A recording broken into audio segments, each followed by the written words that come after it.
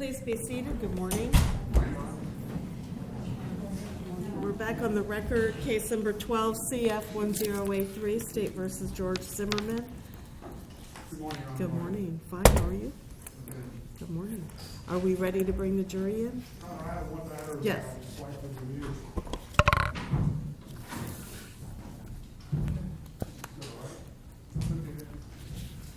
As the court is well aware, we did file a motion in limine to exclude improper opinion evidence, and we have felt at certain points, and I know we've addressed it already before the court. I know there's a motion in limine that the court granted. I wanted to provide the court with some case law, additional case law on that subject matter. The two cases I want to cite to the court are Jackson v. State, found at 107 Southern 3rd, 328, and then also Tumblin, Tumblin, found at 29 Southern 3rd, 1093. Thank you. And I'll give the court a minute to. I've highlighted the pertinent part. It's on Jackson, it is on page 13 of the opinion, under head notes 3 and 4. Could we set some time to address this? It's not right in the middle of my cross-examination, because I've just now seen the cases and don't even have the motion in front of me. Well, the motion had been filed and ordered on. This is just the case law. Let me take a moment.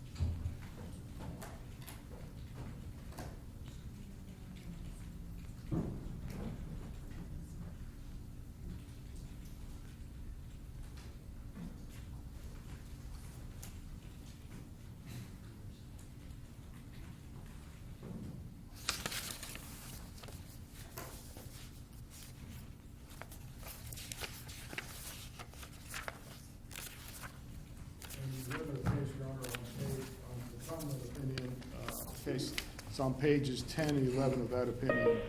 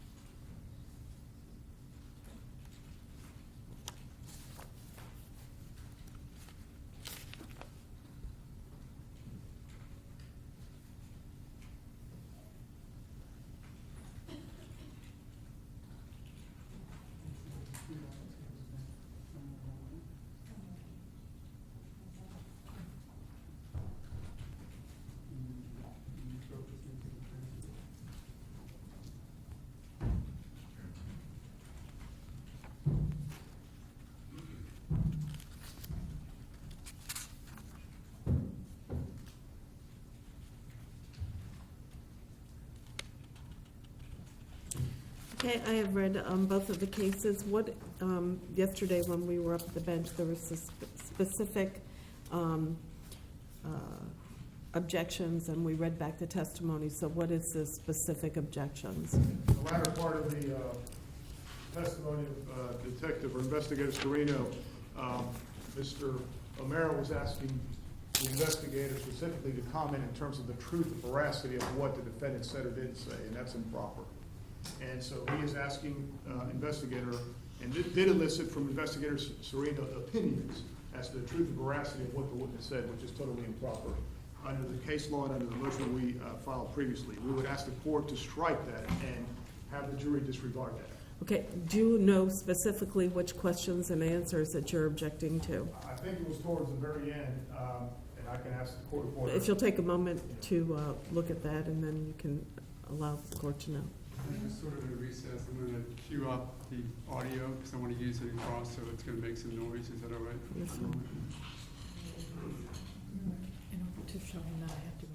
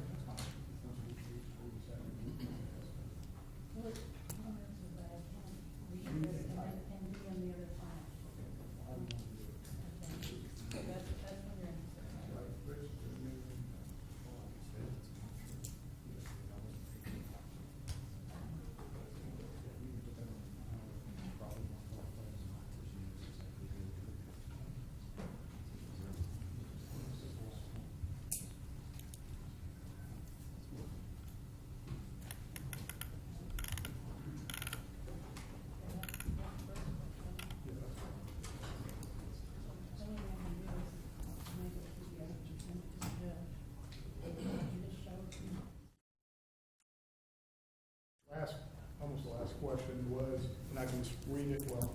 Okay, go ahead and read it.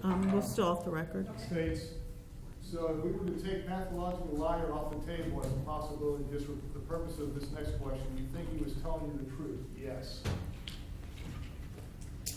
Okay, response? Now we're back on the record. Let me know when you're there. Okay, thank you. Hold on.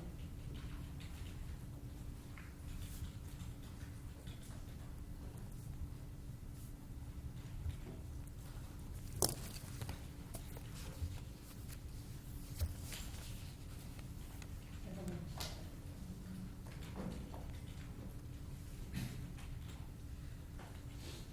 Okay, go ahead, thank you. I would ask that I be given some time not only to review the state's case law, but to come up with my own to respond properly, rather than trying to do it now, since I've just now truly haven't even read those. To the extent that you want at least a partial response right now, this is the chief investigating officer who was interviewing the witness and who himself took on a challenge interview to attempt to identify whether or not this witness was telling the truth or not. When within the context of a challenge interview, within which the whole premise is to determine veracity or truthfulness, I think that since this person took that on, then he can now tell what he believes to be the result of that context interview. I'll give you a moment to read Supreme Court of Florida case Tumlin, T-U-M-B-L-I-N versus State, found at 29 Southern 3rd, 1093.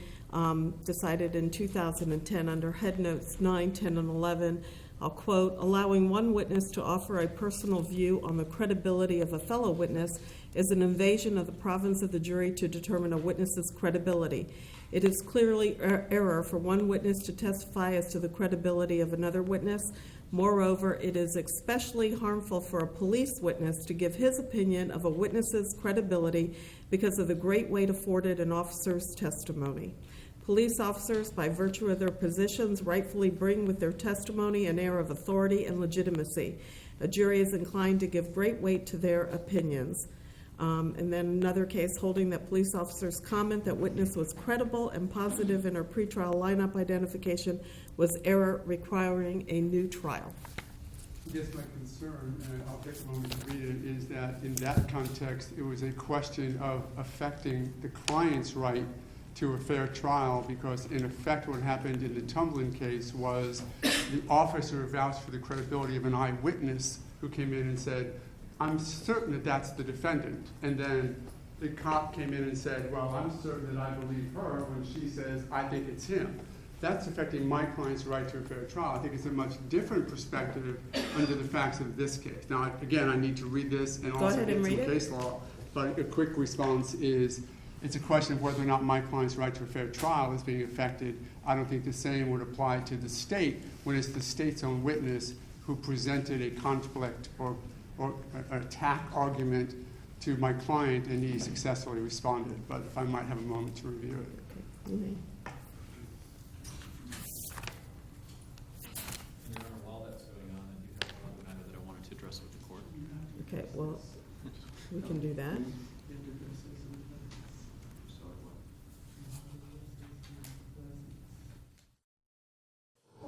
Controversial is. Okay, well, just one second. In the Jackson case, which is also Supreme Court of Florida, 107 Southern 3rd, 328, decided November 2012 under Head Notes 3 and 4. Generally, a witness's opinion as to the credibility, guilt, or innocence of the accused is inadmissible. Allowing one witness to offer personal view on the credibility of a fellow witness is an invasion of the province of the jury. Cites to the same cases, but in this case it was the opinion as to the credibility, guilt, or innocence of the accused. Correct, so not given by a police officer, an adverse witness. That was another witness where it Well, was if you read further down, it cites to Pausch, P-A-U-S-C-H versus State, 596 Southern 2nd, 1216, that holding that admission of officer's statement expressing his disbelief of the defendant's story and accusing her of lying and committing the crime was reversible error. Again, I don't think that's the facts that we have here. Well, because they're opposite. He's testifying as to the truth and veracity of your client's statement. Okay. Just need a moment to Go right ahead.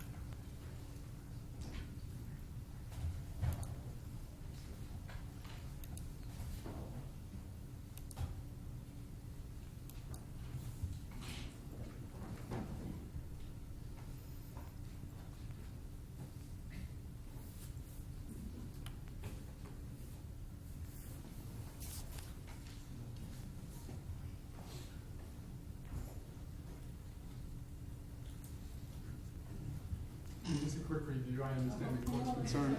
I'm sorry. Go ahead. A quick review. I understand the court's concern, but I really would like an opportunity because all of these cases are where that testimony is coming in against the defendant, and it's a question of whether or not that affected the defendant's right to a fair trial.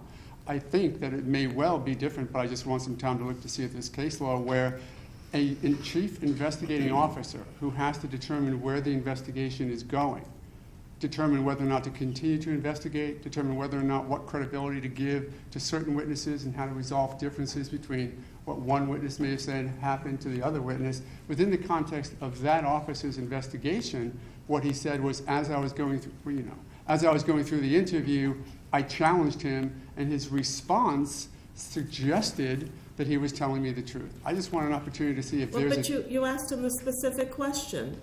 Was he telling you the truth? I said, did you think he was telling you the truth? Yes. Well, it's the same difference. Well, again, I understand the court's concern and the state's objection, but within the context of an investigating officer charged with the responsibility to make exactly those determinations, whether or not he believes him, whether or not he's going to arrest him, whether or not he's going to charge him, whether or not he's going to believe one witness over the other, that is exactly what an investigating officer has to do in the context of his investigation. And if the question would have been answered, no, I thought he was not telling the truth? And it would be out there. Your Honor, He could have asked it that way. He could have answered it that way. Your Honor, our position is that these cases are right on point. The state is also entitled to a fair trial, and these cases are right on point as to this issue. Mr. O'Mara, on behalf of his client, cannot claim that because the officer said, his belief at that point that he was telling the truth, that should be admissible. As the court noted, if the defendant has said he's a liar, or in fact, I believe he's guilty because ABC and all that stuff, that's improper. And we had filed a motion in limine that the court heard back in May. The court ruled on it and granted. And I think the rules should apply, the law should apply to the state and to the defense. Okay, do you have a suggested curative instruction? I would ask the court, read that, have the court reporter read it or read it back, whichever way, and then ask the jury to disregard that and that is improper comment by a witness as to the truth or veracity of another witness, in this case, the defendant.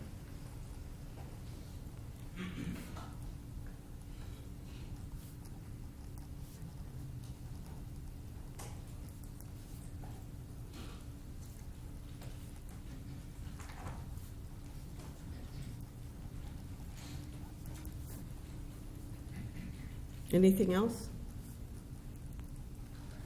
No, Your Honor. Is Detective Serino here? Oh, you had another matter you wanted to take up?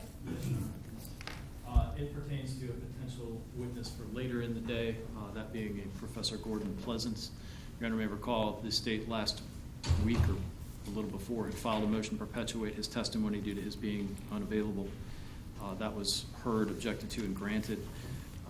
We scheduled the deposition to perpetuate for the last night that he would be in town, which was, I think the motion was granted on a Monday morning, and he was set to depart Wednesday morning, so we set the deposition and noticed it for Tuesday night.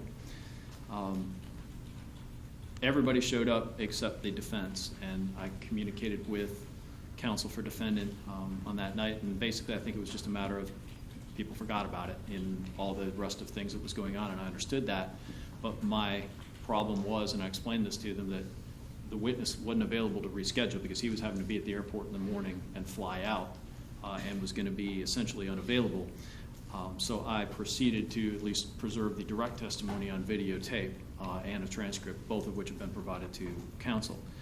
The witness indicated that there would be sporadic availability perhaps for video conference type testimony. He is traveling through the New Mexico desert, I believe, on kind of a hike, and is occasionally reachable by cell phone, or if we leave a message when he gets to a next destination, sometimes he can find enough service to call. Yesterday I managed to reach him via that method, and Mr. West informed me last night that they were not going to be stipulating or agreeing that the perpetuated testimony could or should be admitted, and therefore they wanted the witness, if he was going to testify, to have to do so, I guess, by video link or some other such. He is not available to do that today for sure because he is in transit, he said, across a couple different states and given the environment. He may, once he arrives tonight, be able to locate a place to be available tomorrow morning, even though he's a couple time zones away. But he can't guarantee me that. He just believes that that would be likely. So I wanted to, number one, bring that to the court's attention. Number two, hear how the defense would propose that we handle that situation or issue if there's an objection to what's potentially playing that videotape, and get that out of the way now before we run into it this afternoon when we want to call a witness. Response?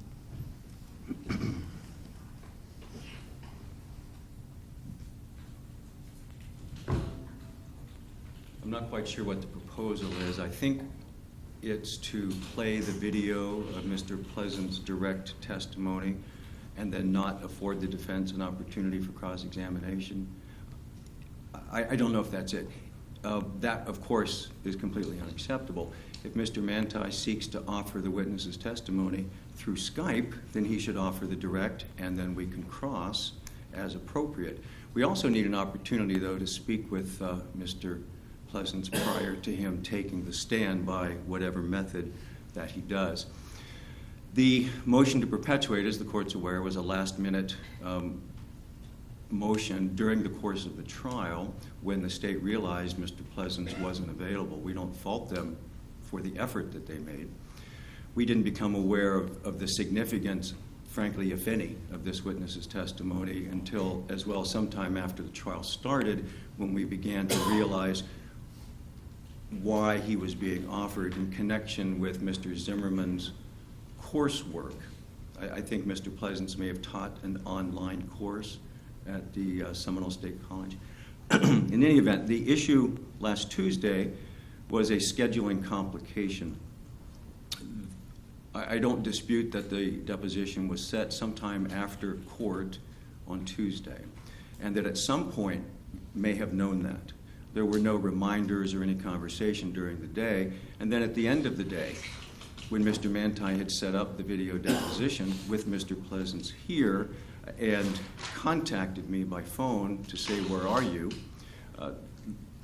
At that point, we had already left the courthouse, but more importantly, Mr. Zimmerman had already been escorted off the property. A motion to perpetuate testimony either requires the accused's presence or a specific waiver, and we were unable to accomplish either of those at that moment. I apologize to Mr. Manti, and here we are today. As the court's aware, we've been working full days and then some, and of course, there's lots of work to do at night and on the weekends. With this witness's unavailability, I think we should target when he is available, give us a chance to talk with him, and schedule his testimony by Skype if he's otherwise allowed to testify. We have no objection to that. We have no objection that the court place him under oath as opposed to him being in the presence of a notary, wherever it is where he testifies. And we have no objection if at some point when he testifies it's out of order. Okay, response?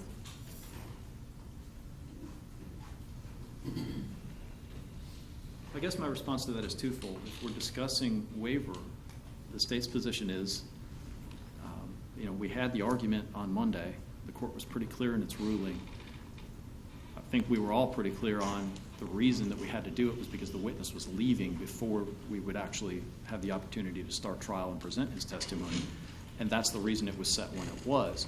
So from the state's position, number one, for whatever reason the defendant and his counsel didn't show up, we think that should constitute a waiver of the right to presence.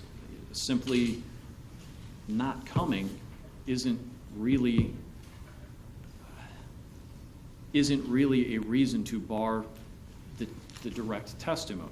My proposal, my counter-proposal is that we play the direct, and there was one exhibit that he identifies during the direct and that I intended to introduce.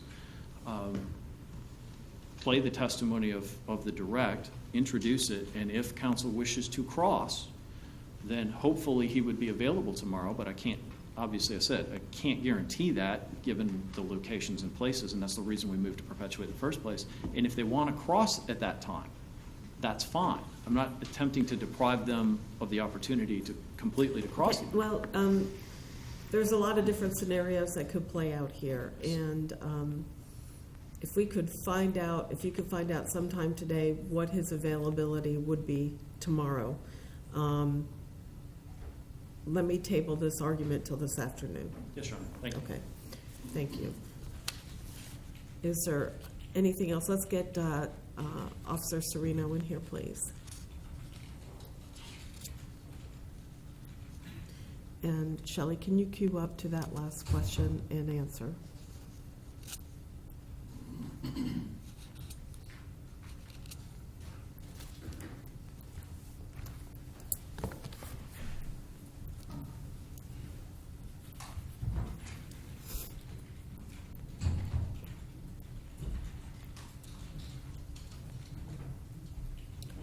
Are we ready to bring the jury in?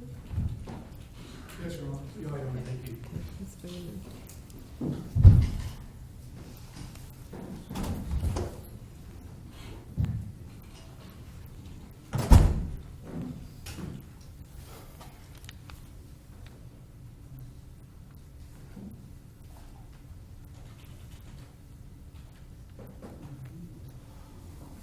Just that one question. That one question and answer, yes. I think it was like taking the hypothetical out of it.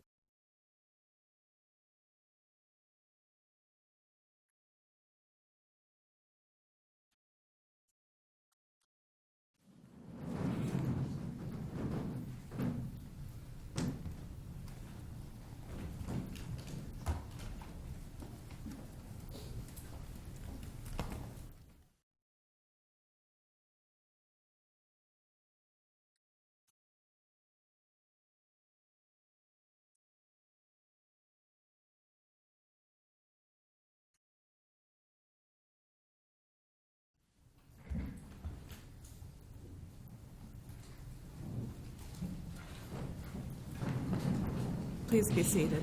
Shelley.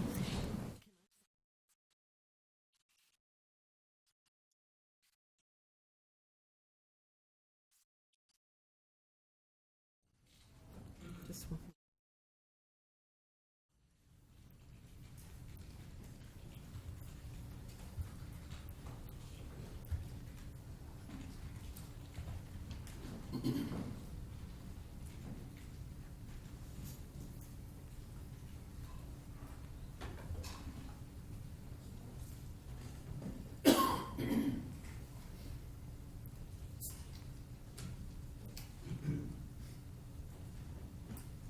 Ready?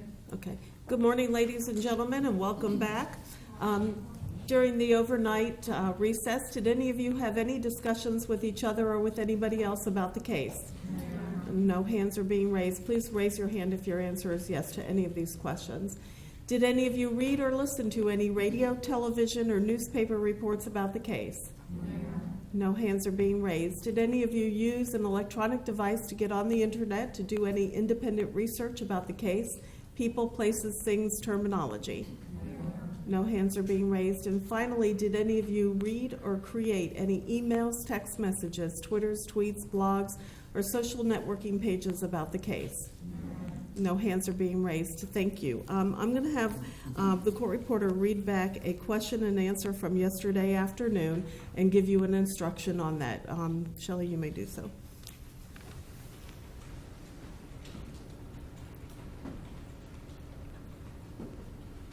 Question was, so if we were to take pathological liar off the table as a possibility, just for the purpose of this next question, you think he was telling the truth? Answer, yes. Okay, ladies and gentlemen, my instruction to you is that that is an improper comment by a witness as to the truth and veracity of another witness, and you are to disregard the question and the answer. Thank you very much. Mr. O'Mara, you may proceed. Morning, officer. How are you? Good morning, sir. Fine, thank you. When we were talking yesterday before break, we were talking about we agreed to use the term challenge interview, correct? Yes, sir. And we were talking about the context of that challenge interview, right? Yes, sir. Some of what you challenged him with in the context of that interview.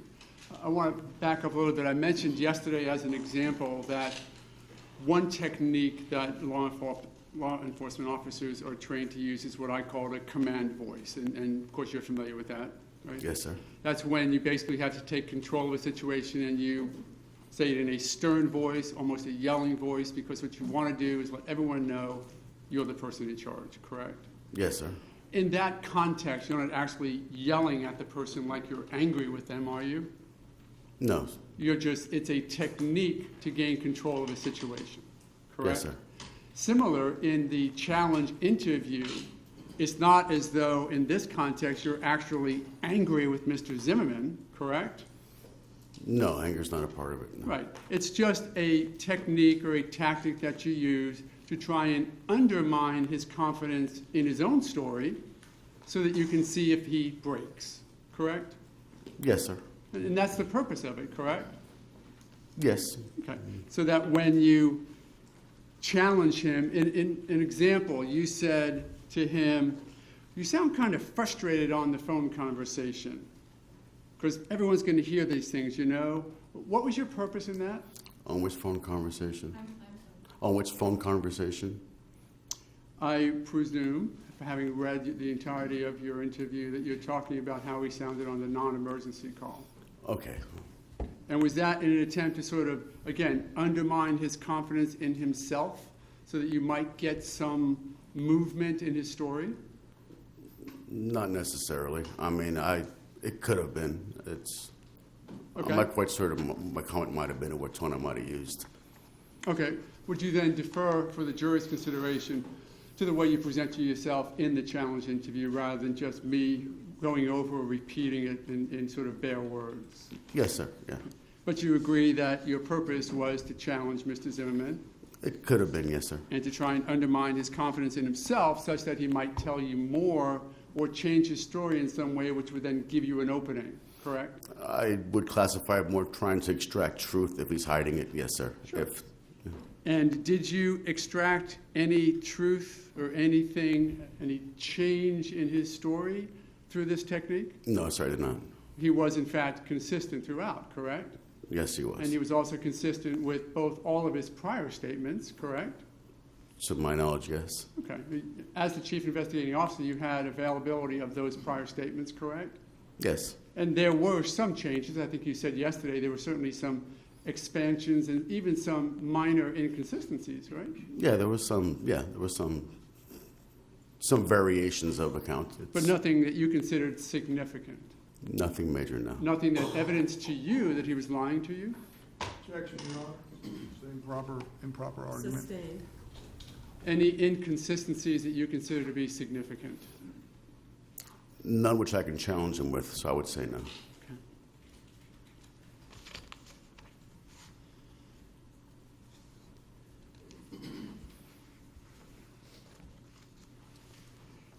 With some help, hopefully this will work, I'm going to play with you a portion of the tape that you heard yesterday. I understand that I'm going to play it. If you can't hear it, I'll play it a second time. I believe this is a part to focus you on the investigation where you are playing for Mr. Zimmerman the 911 call, which has the screams in the background, to put it in context. I'm going to try and get the volume correct, Your Honor, so I may need a couple of tries. Oh, I'm sorry. It is 182. It is the... Okay. And is it a male or female? It's a male. And you don't know why? I don't know why I'm yelling out, but I don't. Did you hear, Mr. Zimmerman? I'd have to hear it again. Sure.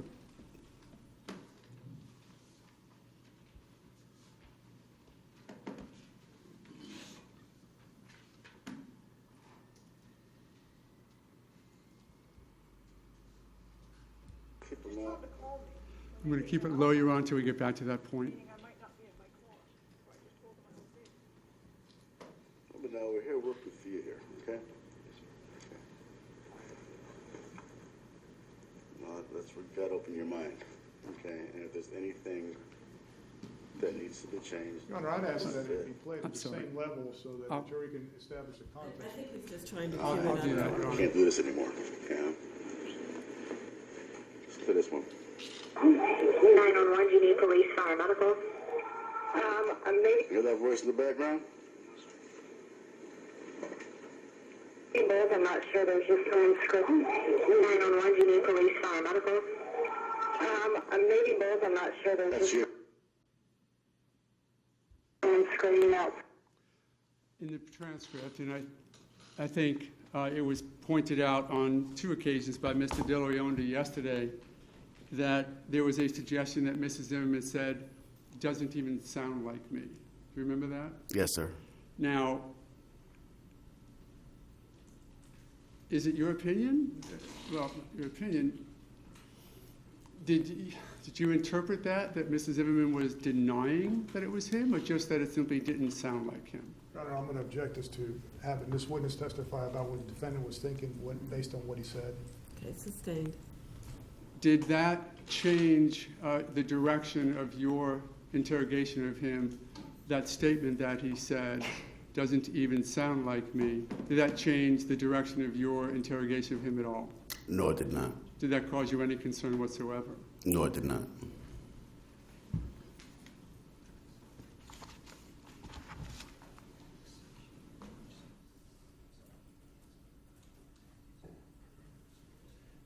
If I might just have a moment, Your Honor. I want to make sure that I get the right portion of the tape. And I think I might need to just play it a moment more.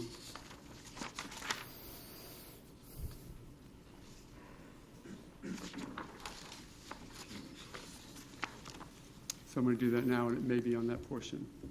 Guide. Hey, what's the address that they're near? 1211 Twin Trees Lane. Twin Trees Lane? Is this in the Twin Lake Homes in Sanford? Yes. Okay. And is it a male or female? You hear Sounds like a male. And you don't know why? I don't know why I'm yelling help, but I don't know.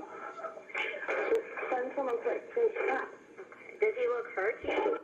Did you hear it then, in the background? What he said? Yeah. Nonetheless, you heard it that night, correct? Yes. And you heard his words being, does it even sound like me? Yes. That didn't change what you did as far as the investigation? No, it did not.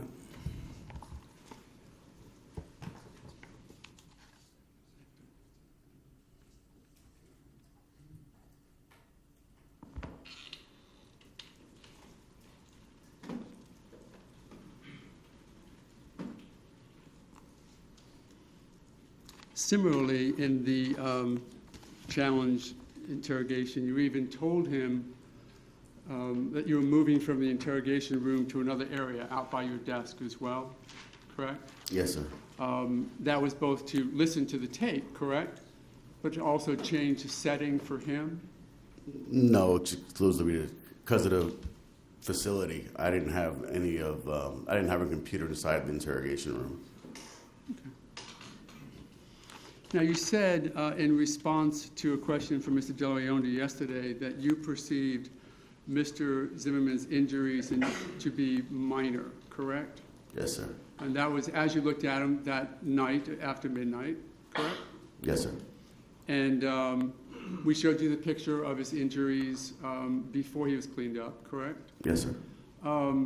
Did he need to have any injuries at all for you to look into the investigation concerning both the crime and any possible defenses?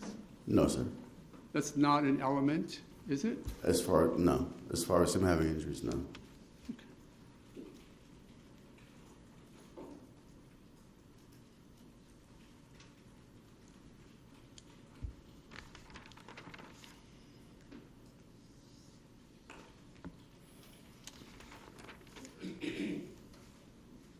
And you saw him on the 27th after midnight, correct? Yes, sir. And then he went to work the next day and then saw you for the 27th in the afternoon for the recreation or the recreation video, correct?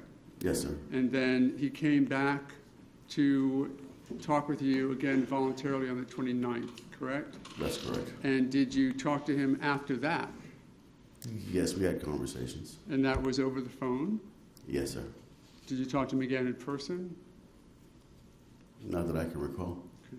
When you spoke to him on the phone, that was in order to, again, sort of forward your investigation of both the crime and any defenses to it, correct? I believe he contacted me, but yes, the ultimate goal would have been to forward the investigation. And in all of his communications with you, even after the 29th, he was cooperative? Yes, he was. Answered whatever questions you had for him? Yes, he did. Presented himself to do whatever it is that you wanted him to do? Yes, he did.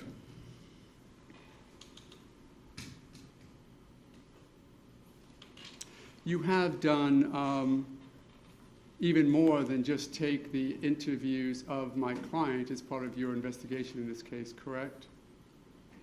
Yes, sir. From other aspects of the investigation, yes. Met with other witnesses? Yes. You met with Tracy Barton, correct? Yes, I did. At your office?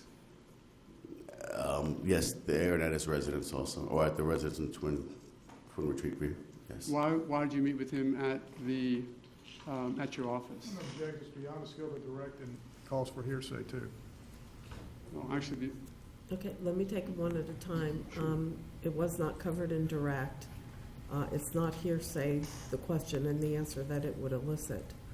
I have to sustain on wasn't covered in, may I respond? yes, you may. I would just allow a little bit of leeway for this, the chief investigating officer in the case, to ask him what else that he has done in doing exactly his duties. Well, you could do that in your case.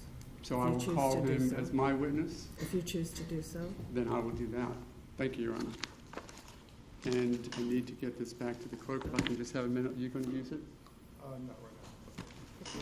Redirect it.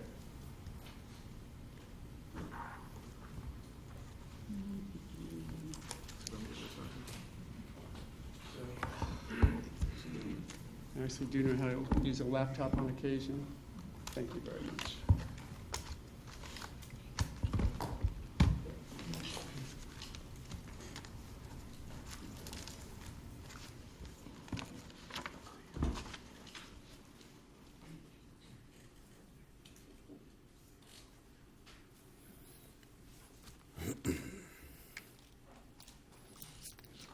Good morning, sir. Good morning, sir. I'm not going to ask you to the opinion of anybody or to guilt or innocence. You understand that's improper, and I can't ask you that. Yes, sir. My question is, Let me object, Your Honor, as to that non-question of this witness. Nothing but a comment on your previous ruling, which is inappropriate. Okay, sustained. Mr. O'Mara, on behalf of the defense counsel, asked you some questions about anger and disdain. Do you remember that, about ill will, hatred, all that stuff? Yes, Do sir. you remember him asking you a series of questions regarding that? To somewhat, yes, sir. Okay. Specifically asked you about your interview with the defendant, that you had reviewed it, and also Investigator Singleton's interview, and whether you found any evidence of hatred, spite, anger, disdain, ill will. You recall a series of questions regarding that? Somewhat, yes. Okay. I want to play something for you, sir, if I can figure out how to do this. Just use this drop down. Okay, got those them all there. Oh, okay. Our first play from you from the non-emergency call that defendant made. Okay. These assholes, they always get away.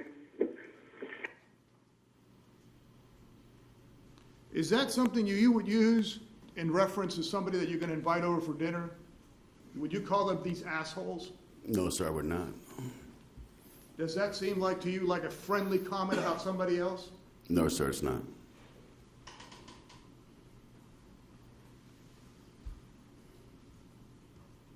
Okay, how do I do it again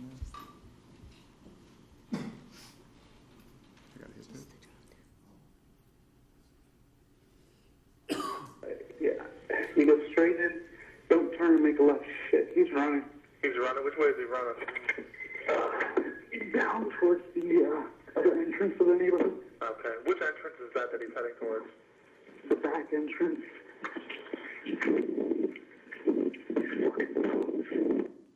Did you hear that last comment the defendant stated, and pardon my language, these fucking punks?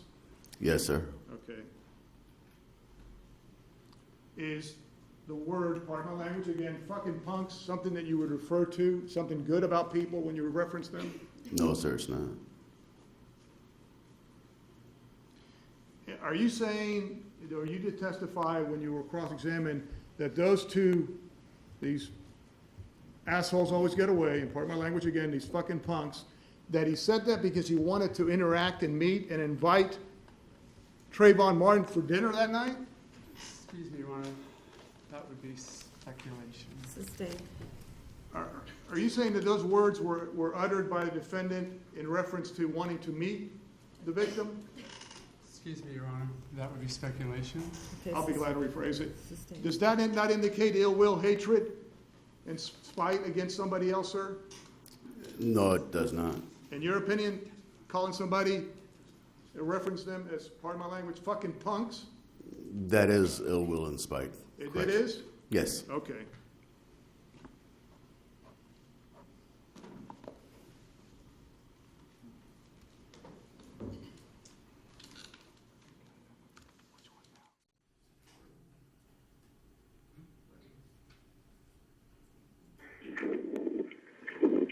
Are you following him? Yeah. Okay, we don't need you to do that. Okay.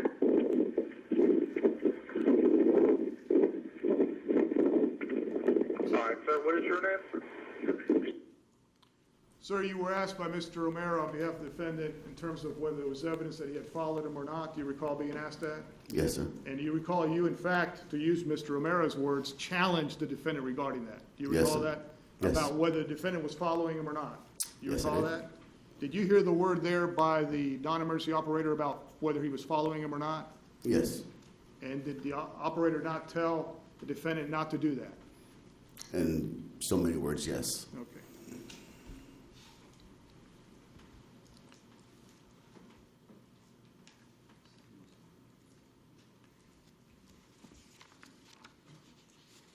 In your interviews and review of Investigator Singleton's interviews, Would you mind taking that off the screen?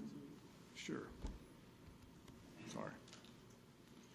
In your interview and review of Singleton's interviews, did the defendant in your interviews of him too, did he ever say he was excited? You want me to rephrase the, I'll be glad to rephrase it. I apologize.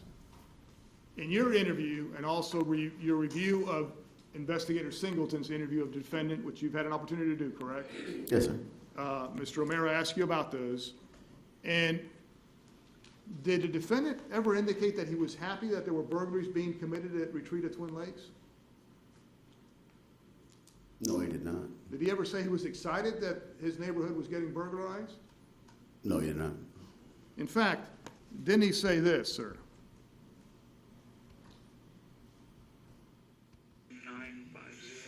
This is the correct one? Okay. So you live at 1950 Retreat View Circle.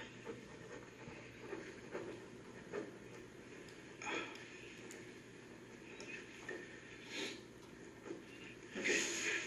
I'm just gonna keep quiet and you tell me the story. You tell me what happened tonight, okay? Just tonight? Yeah, or whatever led up to this. Anything you wanna tell me about what happened and why it ended up, what it ended up to where this boy got shot. Okay. The neighborhood has had a lot of crimes.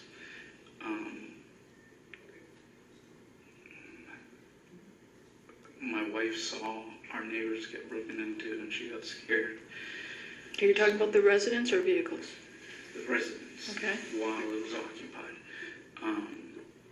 So I decided to start a neighborhood watch program in my neighborhood.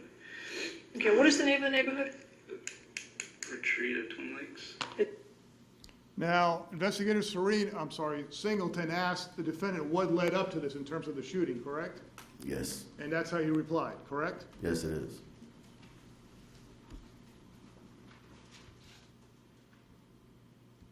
Watch. Neighborhood watch, okay. With Wendy Dorval, Sergeant Hertz, and Officer Buchanan, and I'm the coordinator. And there's been a few times where I've seen a suspicious person in the neighborhood. We call the police, the non-emergency line, and these guys always get away. Okay. What made them suspicious? You recall hearing that in terms of Investigator Singleton asking him, the defendant, about what was going on, and he's stating, as he stated there, that they always get away? You Yes, recall sir. that? Yes.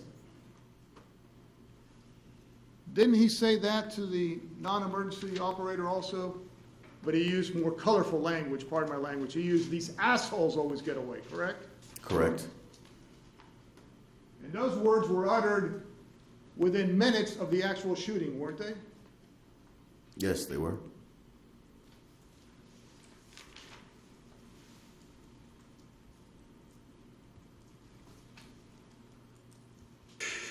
I had called before, and the police had come out, but these guys know the neighborhood very well, and they would cut in between buildings and lose. You're saying these guys, who are these guys? The people committing the burglaries. So you've seen more than one person, like, looking suspicious and doing these burglaries? Yes, ma'am. Okay.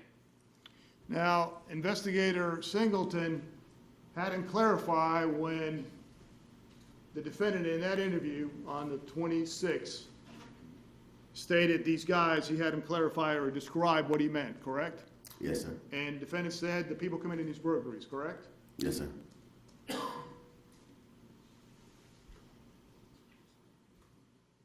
And then to the non-emergency operator earlier that evening, when he spotted Trayvon Martin, he made reference to, using more colorful language, pardon my language, "these fucking punks," correct?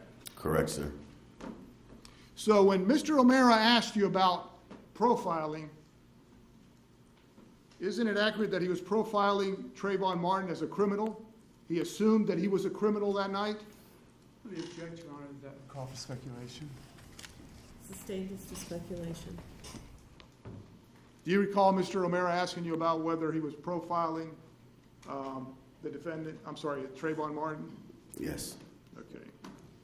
If somebody were to believe that another person is a criminal, could that be a form of profiling? The objection, Your Honor, that would be either speculation or irrelevant.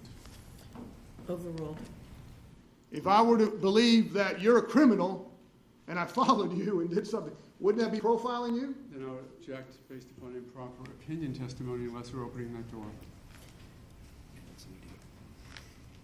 He can testify if he knows in his experience as a law enforcement officer. As long as we're going to his opinions, fine. Let me make sure it is clear. If I were to believe that somebody was committing a crime, could that not be profiling that person, believing? Object, Your Honor, leading. Overruled is deleting. Do you understand my question, sir? Yes, I do. It could be construed as such, yes. Construed as such, yes.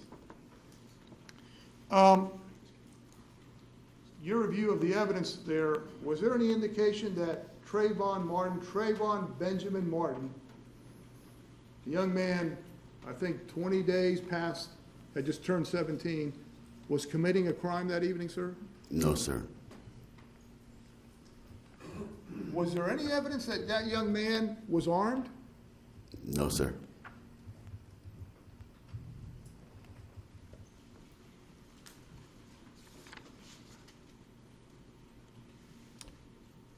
You were asked by Mr. O'Mara several times, and I think he made reference to your last interview being a challenged interview, I think.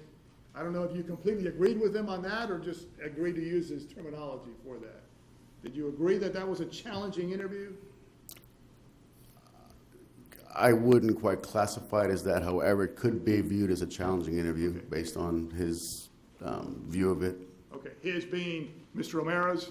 Yes. Okay. Let's assume for purposes, let's call it a challenge interview, but you know what I'm referencing to? Exactly. Your last interview with the defendant on February 29th. Yes, sir. Okay. And Mr. O'Mara asked you whether there was inconsistencies or not. Yes, sir. Okay. And I want to play certain parts of you where I believe you at least questioned him about whether he had said something inaccurate before or said something different. Do you recall that? Yes, sir. And I want to ask you about these, if I could.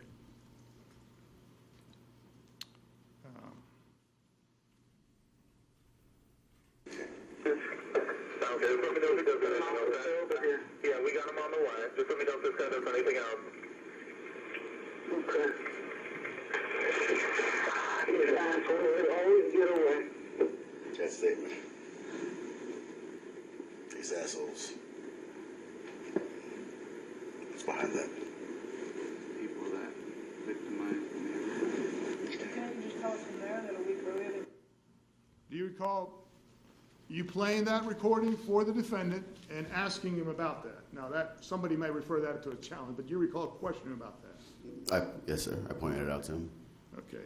And he made reference to, when he made reference to, pardon my language, these assholes as people who commit crimes, correct? Yes, sir.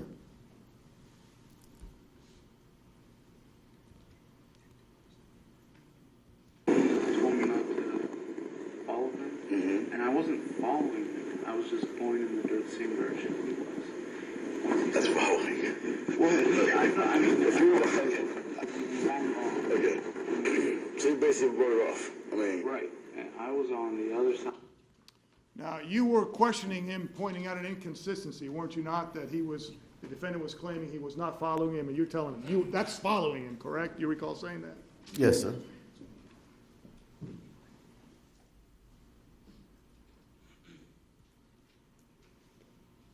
Concern is also this.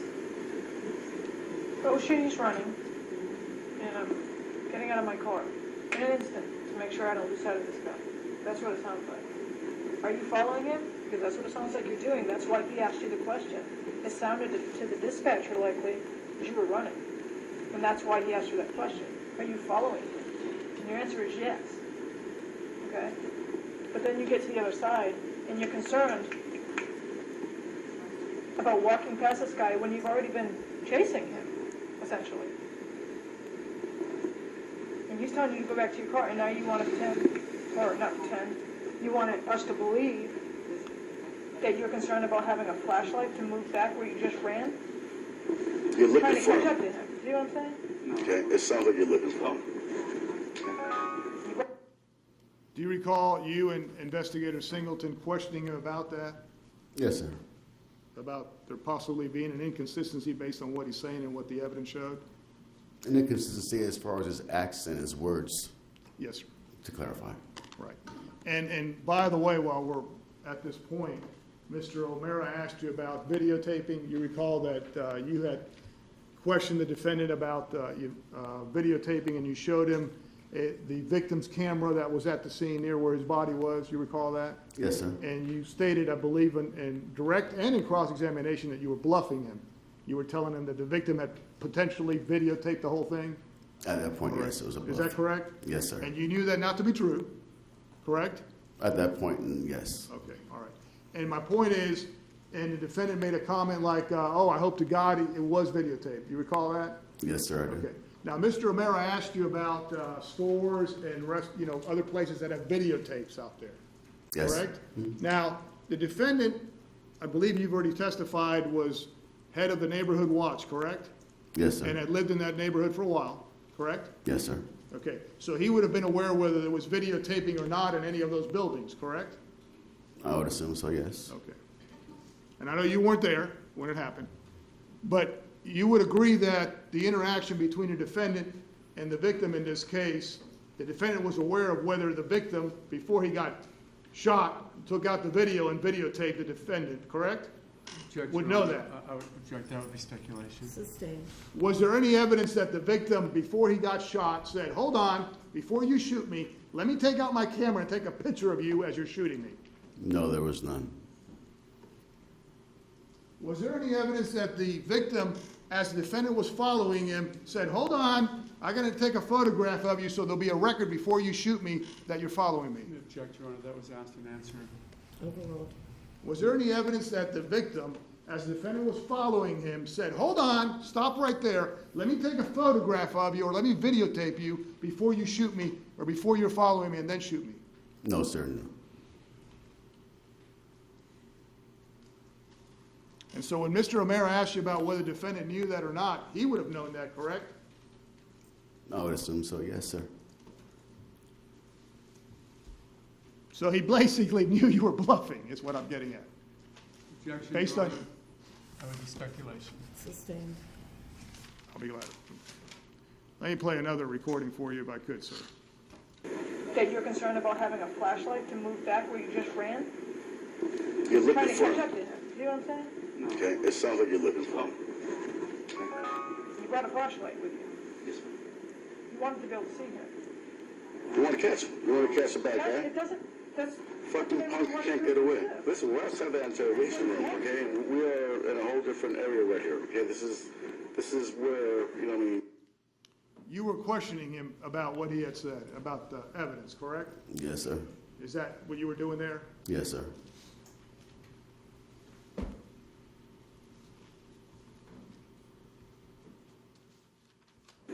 Can you recall?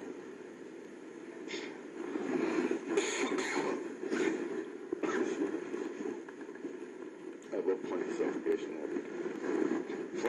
Prior to you shooting him, he was on you, correct? Okay. And you were able to reach into your holster? Okay. You shot him at point blank range. He was on top of you, right? And although that young, nobody came out to help you, and I can't pinpoint where you were smothered. That's the problem I'm having. And nobody's saying they saw him smothering you. People were saying they saw you on someone on top of you, but they didn't see about the smothering part. So. When we're listening to the screaming, it doesn't sound like there's a hesitation for screaming. It sounds like it's continuous. Some of people knows, it's gonna stop. But we don't hear it stop. We don't hear. You recall you and Investigator Singleton challenged, to use Mr. O'Mara's words, challenging him about whether he was being smothered or not? Yes, sir. Okay.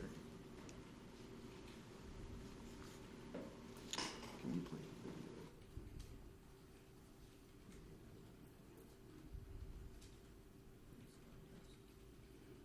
A moment, Your Honor.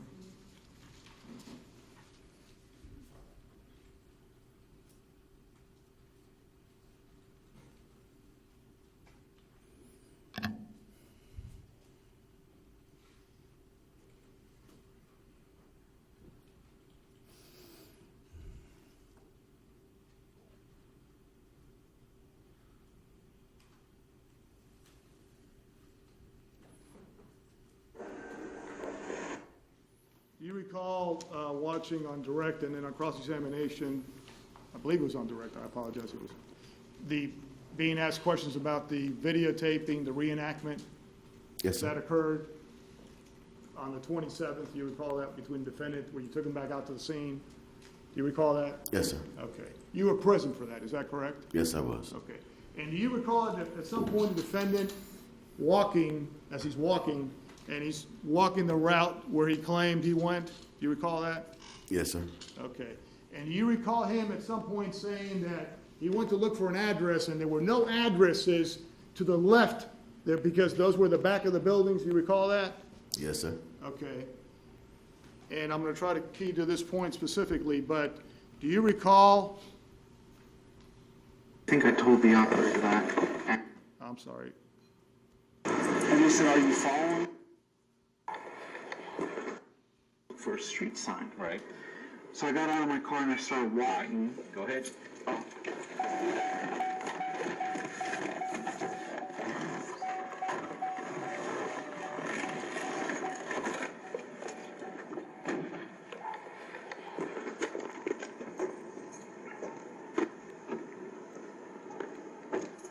I was still on the phone with non-emergency and I started walking. Okay. Down this way. And because I didn't see a street sign here, but I knew if I went straight through that's Retreat View Circle, and I could give him an address because he said, just give me the address of the house you're in front of. Okay. And there's no address because these are the back of the houses. So, Do you recall that testimony, sir? Yes, sir, I do. Sir, do you recall? I said, I don't know an address. And again, they asked me where he went, what direction he went in, and I said, I don't know. And then I thought to get out and look for a street. Right there on that corner lived Miss Lauer. You recall that? Yes, sir. You get back in the photographs. I want to show you a photograph of the front of Miss Lauer's residence. Isn't there a numerical address right there in the front of her house? Yes, there is.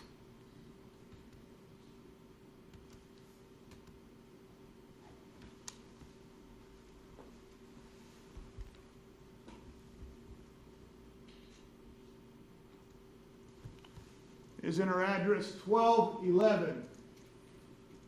Sir? Yes, sir.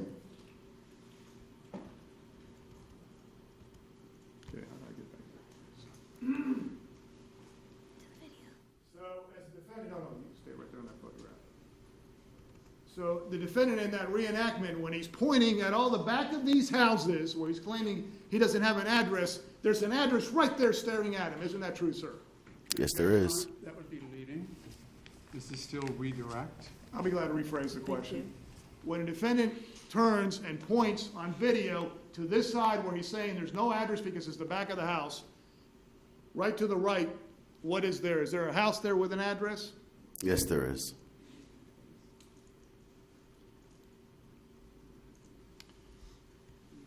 Go to the aerial exhibit.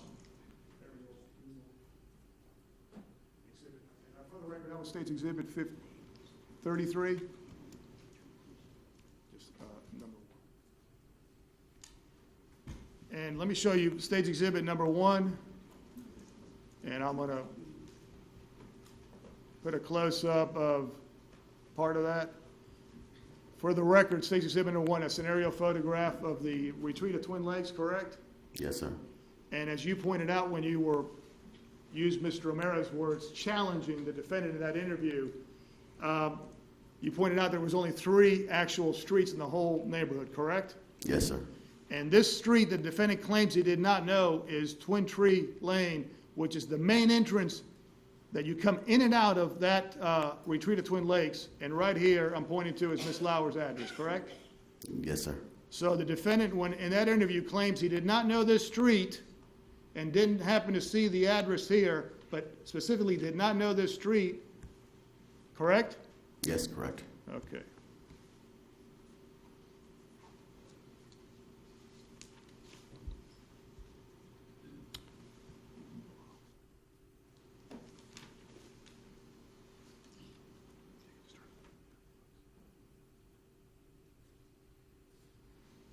Thank you, Your Honor.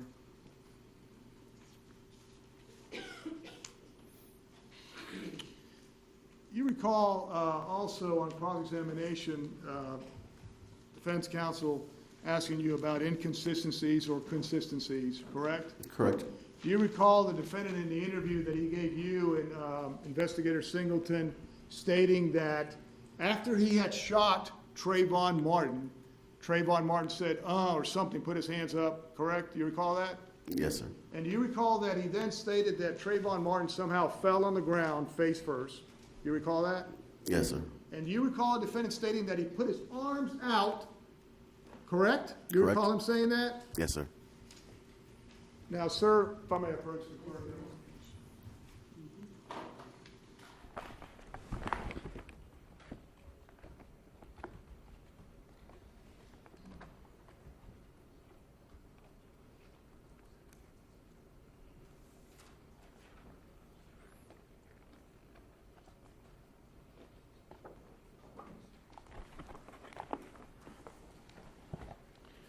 Do you recall, sir, that one of the first, in fact, the first person that actually came out before the officer was a person named Manalo, Joe Manalo? Yes, sir. Jonathan. I'm sorry. Jonathan Manalo, Manalo, I apologize. And may I approach the witness, Your Honor? Showing you State's Exhibit 77. Do you recall that he took some photographs out there?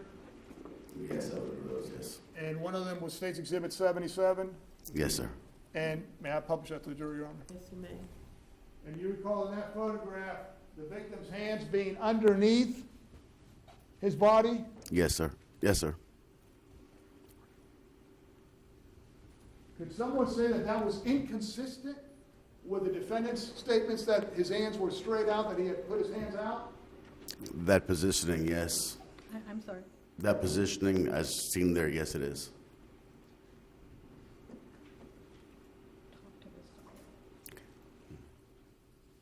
In that interview that you conducted, or Investigator Singleton conducted, the defendant didn't say, I put his hands out, and then after I put his hands out, I put him back in, did he? No, he did not.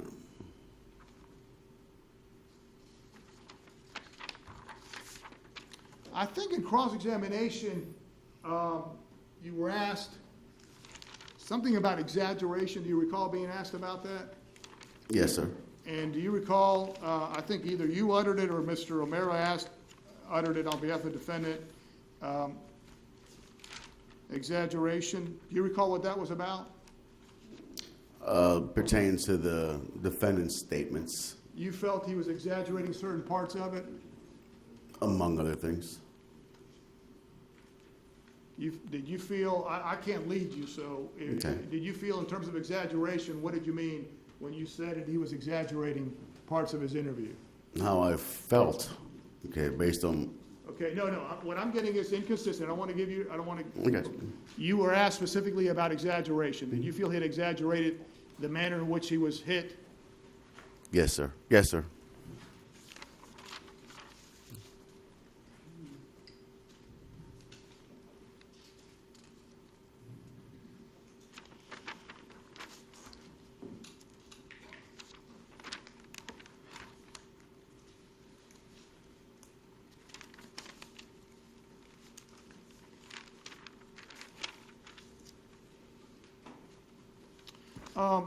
Regarding your interview with the defendant on February 29th, was your investigation still ongoing? Yes, it was. Okay. Had you, at that point, and even further, had you gotten any results back from FDLE regarding the analysis done of the clothing or anything else regarding that, sir? No, sir, I had not. Had you gotten the medical examiner's report or examination in terms of final findings regarding that? No, sir, I had not. Had you gotten any results regarding possible DNA? No, sir. Had you gotten any results in terms of the ballistics, the firearms, the trajectory, the stippling, whatever evidence regarding that? No, sir. Had you spoken to a girl or lady that was speaking to the victim on the phone at the time or right before the time that this murder happened? No, sir.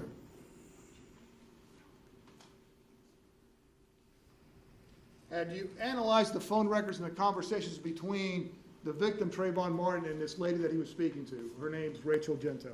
No, sir. Had you seen the 7-Eleven video? No, sir, I had not.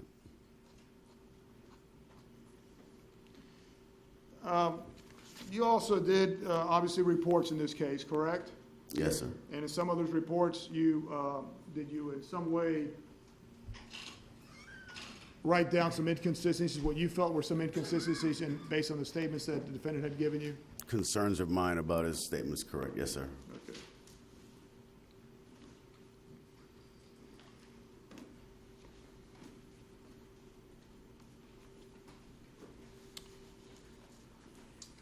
You mentioned at some point or you were asked about the size of the individuals, correct? Mr. Martin and the defendant, correct? The physical sizes? Yeah, I'm sorry, the victim. Yes. And I think, did you describe, I apologize if I got it wrong, did you describe the victim as a skinny kid or something to that effect? Yes, sir, I did. Would you classify the defendant, when you came into contact, as a skinny kid?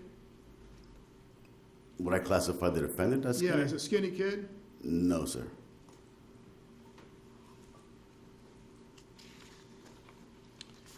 Would it be fair to say the bottom line, sir, is that after February 29th and after a later date, the investigation was turned over to somebody else, is that correct?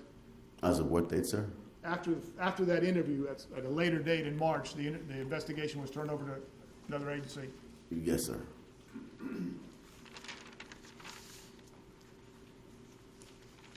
So, Mr. O'Mara asked you about phone calls that you had, telephone conversations with the defendant, do you recall that? Yes, sir. Okay. Was your intent to eventually, if you could, attempt to interview the defendant again and challenge him, I guess to use Mr. O'Mara's words? Absolutely, yes, sir. If I can have a moment, Your Honor. Yes, ma'am. I don't have any further questions. Thank you. Any recross? Oh, a bit, yes, Your Honor. Let's now go through some of the areas that Mr. Delariante talked about. Starting with, and again, I'm going to give a blanket apology for using some curse words, but when they exist in the case, they exist in the courtroom. So Mr. Delariante was wondering whether or not you would use the term assholes in inviting somebody over for dinner. I think he said probably not. However, would you agree that if you were talking to somebody about something that you've used the word assholes probably thousands of times in your life? I have used it. Okay. Yes. And sometimes it's just used as just a slang term. Would you agree? Yes, sir. when Mr. Delarianda said those words to you, I think he said, assholes, didn't he? And that's on Yeah. approximate. Yeah. Did you hear my client say that word, assholes, on the tape? We can play it again. I heard him say it. Okay. He didn't say it with the screeching voice that Mr. Delarianda did he? No, sir. He just sort of said assholes, right? Yes, sir. Did that, the way he said it, not the way Mr. Delarianda just said it, let's put that aside for a minute and speak more importantly about the way my client said the word assholes. Did that give you any cause for concern as to the way he said it? No, sir. Didn't show any ill will or hatred or spite when he said these assholes always get away? Did it? If I may, not towards the individual. It seemed like more of a generalization. Sure. Right. And of course, he was generalizing a little bit, correct? Because you know from your investigation that he was a bit frustrated that his neighborhood was being assailed by burglars, right? That's how I You interpret knew it. that. Yes.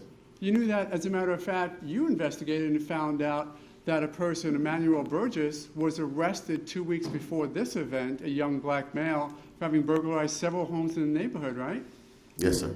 Late teens, tall, thin, just been arrested, right?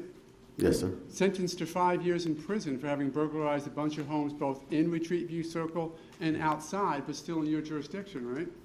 I wasn't involved in that, but yes, sir. But you found that out, and looking into everything that you were looking into to see what's going on in the neighborhood, you knew not only had Emmanuel Burgess been arrested 2 weeks before for burglarizing, but that there were a lot of other burglaries in that same neighborhood, right? Yes, sir. Were you concerned that he was concerned about that? Did that cause you any concern that somebody who involved themselves in protecting the community, being on neighborhood watch, would be concerned about a bunch of burglaries in the neighborhood? Him being concerned, if I may, is one thing. As far as my personal feelings towards his actions the night of is a little bit different. Sure, and we'll get to that in just a moment. Okay. But talking specifically to the issue of calling them these assholes always get away, were you concerned that he used the word assholes? No, sir. And you've used it yourself? Yes, I have. And not in a necessarily derogatory way, correct? Just as sort of a slang term?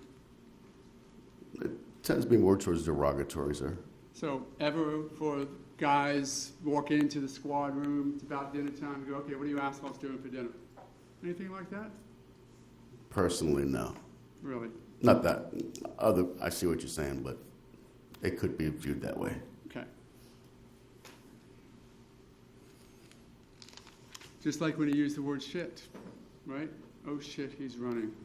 Yes, sir. Any concern with that slang term? No. Don't suggest that that evidences any hatred or ill will on his behalf, do you? As I interpret that, that was said with the infliction as a sense of urgency. Yeah. As if Because- something was happening bad. Right, because he was just running away, correct? Yes. And then let's talk about fucking punks. Were you here for John Guy's opening? Did you hear it? No, sir. Oh. When Mr. Zimmerman said the words fucking punks, did he say it in a screeching, loud, aggressive voice the way Mr. Delarianda just recounted it to you? No, sir. Do you know why Mr. Delarianda yelled it at you? To stress a point to emphasize. Right. But you heard it on tape, correct? Yes, sir. And how was it said on tape? It's said as more as a matter of factly, as far as these assholes always get away. It's or fucking punks. Yeah. Right. Might show some frustration, correct? Yes. Okay. Frustration based upon the fact that other people in the neighborhood who have burglarized the place seem to get away on occasion, right? Yes. And in that sense, you said that there was no evidence that Trayvon Martin was doing anything wrong, correct? None whatsoever. You don't know that, though, correct? No, I do not. Right? You know that whatever he may have been planning to do just wasn't completed, correct? I wouldn't know. I wouldn't know. There was no evidence to suggest that at all. Matter of fact, there was a type of a tool found in the area where Trayvon Martin may have been hiding, wasn't there? Approximately 5-6 days after the investigation at the scene, yes. When you went back and you looked in the bushes and you found, what was it? It was a piece of an awning belonging to, it was, I believe it was a piece of a window,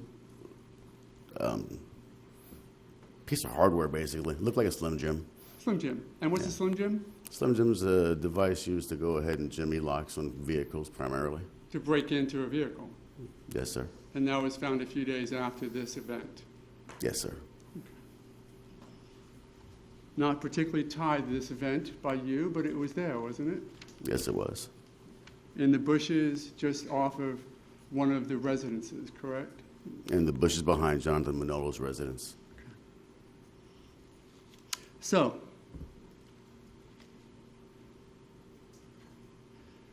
would you suggest that the focus be on how Mr. Zimmerman stated the words fucking punks as opposed to the way Mr. Guy did in opening or Mr. Delarounda just did in your questioning? I can't speak for Mr. Guys, but Mr. Delarounda, it was different. Okay. Now, he also asked you that you were questioning Mr. Zimmerman on the fact that he was following Trayvon Martin, correct? Yes, sir. And Mr. Zimmerman said? Words along. He said yes, right? He said, wait a minute, were you following him? And in the interview, his word was yes, right? In one of the interviews, He yes. acknowledged to you that he was following him at one point, correct? Yes, sir. Anything wrong with following somebody like that? Let That me ask you this way, anything illegal? Objection, I've asked that he be allowed to I'm sorry. answer the question. I'll let him answer that one. repeat it, please. Anything, did you think that there was anything wrong with him following him to see where he was going? Legally speaking, no. Okay. Matter of fact, it was, and you heard the non-emergency call, right? Yes, sir. Okay. And it was twice on that the non-emergency operator asked Mrs. Zimmerman, tell me if he does anything else, Yes, I believe that was said. right? Yes. Does that indicate that he wants him to keep an eye on him? Yes, sir.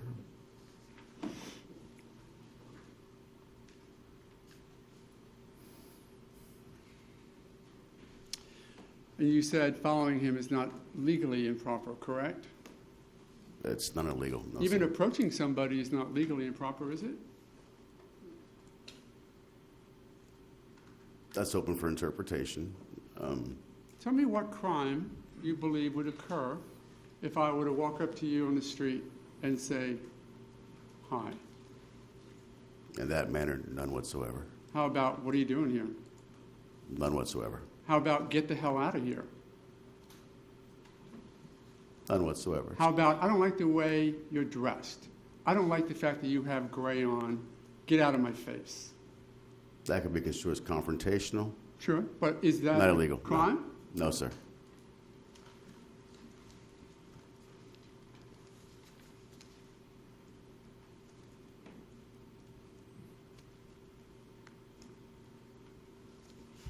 And when this operator who said twice, tell me if he does anything else, then says, are you following him? What does Mrs. Zimmerman say? He says yes. And in your investigation, is there anything at all to suggest at that time that Mr. Zimmerman continued to follow Mr. Martin? At which point, sir? At the point that the officer said, or the non-emergency operator said, we don't need you to do that, and Mrs. Zimmerman said, okay. I would say yes, there was. And what evidence would you have? His end location. Sorry? His end location, the location where the incident ultimately ended. Okay. So the fact that, may I approach the witness, Your Honor?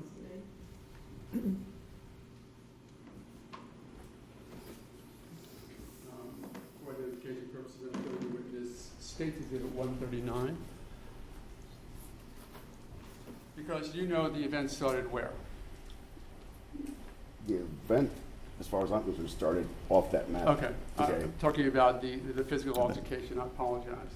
My understanding from, what's your understanding as to when Mr. Zimmerman got to this area, what path he took? You understand? Please do. Could you face forward? Yes. Okay. My understanding of the interpretation is he's coming this way. He walks. So I got a pointer. Okay. He walks, per his statement, all the way over here. He says he doesn't see him. He says he doesn't see him. Okay. And the altercation, physical altercation, started right there, approximately. Okay, great, thank you. So, with that as context, then,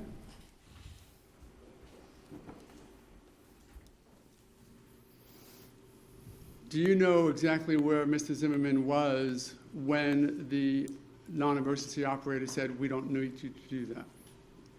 Based on his statement, he was at his vehicle, which would have been, I believe, off of that or wherever he parked it.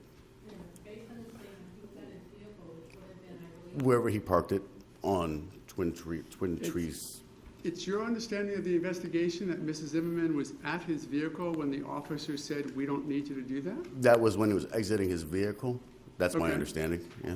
Okay, and then how many seconds went forward as he was walking before that conversation occurred? Objection. I'd have to, Facts, not in evidence, terms of walking. Sustained. How many seconds?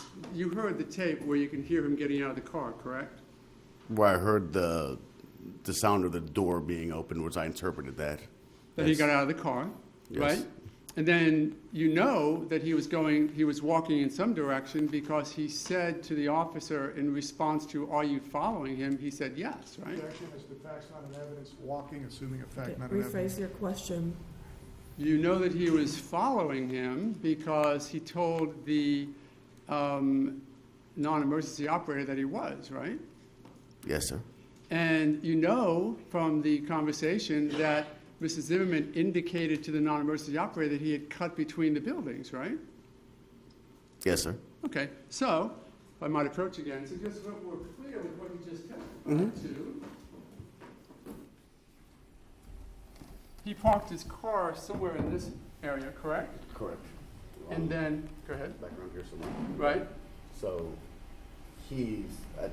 I'd have to hear it again, obviously. Could but you face forward? yeah, I'd have to hear it again, obviously, but somewhere very shortly thereafter leaving his car, that's when it was asked, are you following him? Okay. And he said yes. And Mrs. Zimmerman had indicated that Mr. Martin had gone between the buildings. He was out of sight, correct? Yes. Yet, you testified a moment ago that pursuant to Mr. Zimmerman's statement, he had gone down to Retreat View Circle, correct? Well, that was his statement, but as far as him having a visual on when he might have got out of the vehicle, I really don't know. I can't say. It wasn't there. But he could have seen him at any point which way he was running. Am I making myself clear? I mean, Well, the jury can decide that. I'll try to walk Okay. you through a little bit Yeah. more. So my question a little while ago was whether or not you had any evidence to support any contention that Mr. Zimmerman continued to follow Trayvon Martin after being told not to. Do you have any evidence to support that? I would answer, I have information, yes, that there was, just based on where we located Trayvon and the fact that the altercation happened after his conversation. That's my interpretation. Let me that, ask yes, you there this was way. some Let me ask it this way. Do you have anything to contradict Mrs. Zimmerman's statement that he walked the rest of the way to Retreat View Circle and was coming back towards his car when the interaction, whatever it was, between Trayvon Martin and him occurred? Nothing tangible, no. Go intangible on us then. So what do you mean nothing tangible? What do you have, if anything? And the circumstances and the totality of the whole thing that I'm looking at, as I interpreted it, when he says follow, walking behind, trying to find a direction, I construe that as follow. He was trying to do something in the same direction where Trayvon was going. He was trying to see where he was. As far as the word follow, as my report may indicate, I mean, it's, but it's open for interpretation. And as your report indicates, there's nothing to suggest that Trayvon Martin went straight down Retreat View Circle, towards Retreat View Circle. He went between the buildings, correct? According to statements made by Mrs. Zimmerman. According to statements made by your client, yeah. And of course, all of those statements, including Mrs. Zimmerman saying that he was attacked by Trayvon Martin coming from that area as well, correct? Correct. Anything to contradict that? No, sir.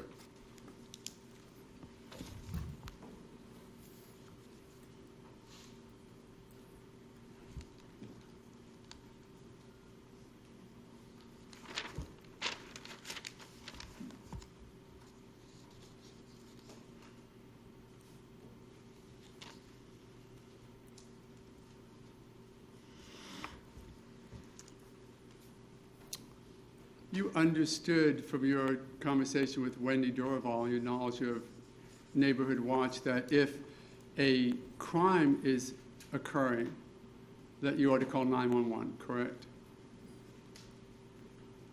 I don't recall talking to Wendy Dorval about it, but I may have. But yes, that's what you do. So if it's just a concern, like a suspicious person, you dial non-emergency, correct? Yes, sir. And if it's an actual crime occurring, you dial 911. If those are the instructions, yes. And which one did Mrs. Zimmerman dial? The non-emergency. Evidencing, would you agree that he was not concerned that a crime was actually occurring, just that he was concerned about somebody being where they may not supposed to be? Yes, sir. And in your experience and knowledge, did you think it was inappropriate for Mrs. Zimmerman to call non-emergency when he saw Trayvon Martin hanging out between two homes, in the rain, in the dark? Objection as to calls for speculation on his part as to whether it's. Sustained. You want to ask him for Rephrase your his, question. okay. In your opinion, I don't want you to speculate as to what, but in your opinion, was that an appropriate, from law enforcement experience, was that an appropriate occurrence for him to contact non-emergency based upon seeing somebody who he didn't know at night in the rain between two homes, not walking away, just standing there? My objection is to assume that those facts are accurate and truthful. The jury, Okay, you can answer the question. That would be reasonable to Reasonable, call correct? non-emergency.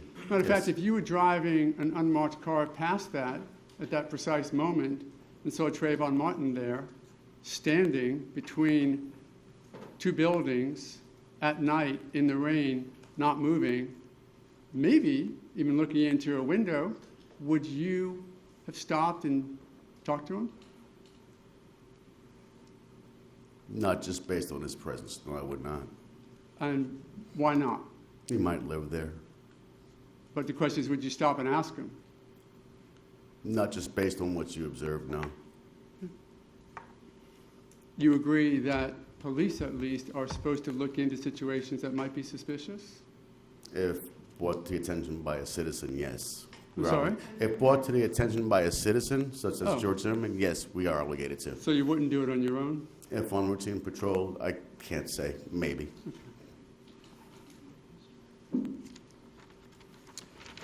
Mr. Dolorionda asked you that if you had found out whether or not Trayvon Martin was armed, correct? Yes, sir. Do you also realize from the investigation, presuming for a moment that Mrs. Zimmerman's story is completely accurate, and that he did in fact receive the injuries to the back of his head at Trayvon Martin's hands, that Trayvon Martin was smashing his head, hitting his head against concrete, correct? Yes, sir. Do you consider that to have armed himself with the concrete? Yes, sir. So, though he may not have been armed when he was walking, he certainly armed himself with something that could cause great bodily injury or death by hitting the head against concrete, correct? Yes, sir.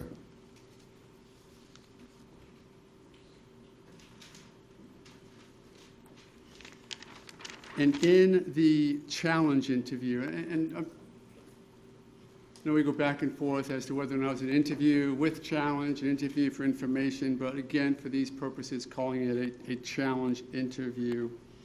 Mrs. Zimmerman stated to you that his concern was that there were people who are out there, quote, victimizing the neighborhood, right? Yes, that's what he said, yes. And do you believe that his basis for that thought or even that feeling was well-founded?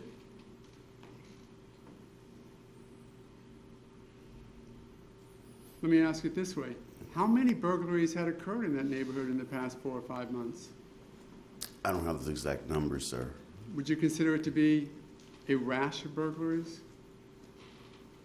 It would depend how many we're talking about. I don't know. Well, limiting to the extent of what you looked into. I know you looked into Emmanuel Burgess, and he was arrested a couple of weeks before. And Yes, there were sir. other burglaries that you were aware of, correct, within the last few months before this event? I'd have to refresh my memory as far as the number, as to consider it a rash of burglaries. To consider it a rash of burglaries or a crime spree, but I guess in his mind, yes. And of course, burglaries are what occur when the people are not at home, correct? Repeat, please. A burglary that we're talking about now are those where the people are not at home when the crime occurs, correct? Correct. It's called burglary of an occupied dwelling or a home invasion when somebody's home, correct? Yes, sir. And that happened here as well, didn't it?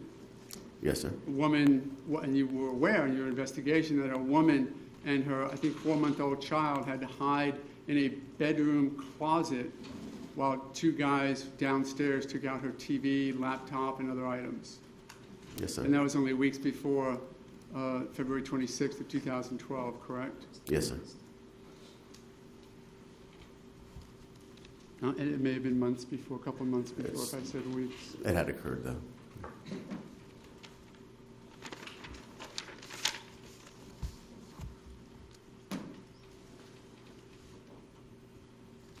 Concerning the videotaping, and I can put you back to the tape, my memory, and tell me if I'm wrong, was that when you were bluffing Mr. Zimmerman about the idea that Trayvon Martin may have had a phone, that was videotaping things.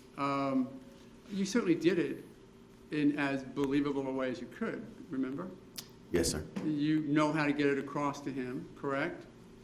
Yes, He sir. seemed smug, as though he already had made this decision. Well, you can try and bluff me if you want, but I know he didn't have his phone out. Was there any of that came across to you? No, sir. In this challenge interview, was that exactly what you were looking for to see? Partially, yes. And none of that came across to you, did it?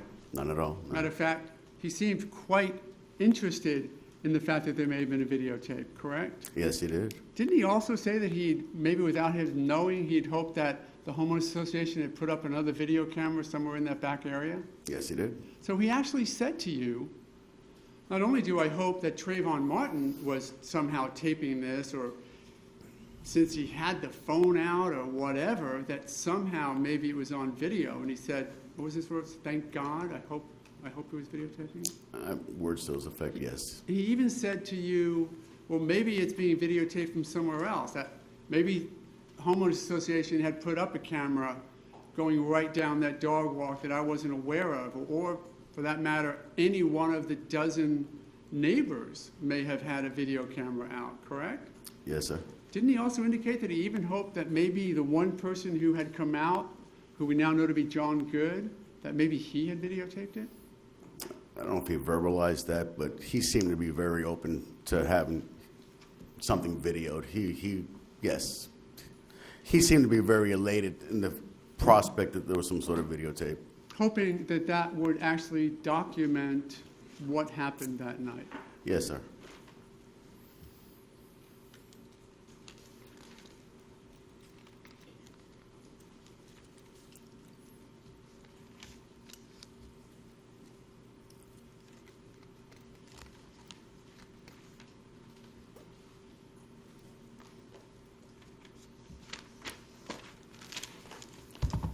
Another challenge that you did, just a moment for my own, another challenge.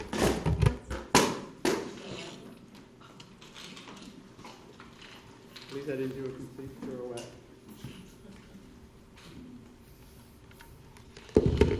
And I said, excuse me first. Thank you.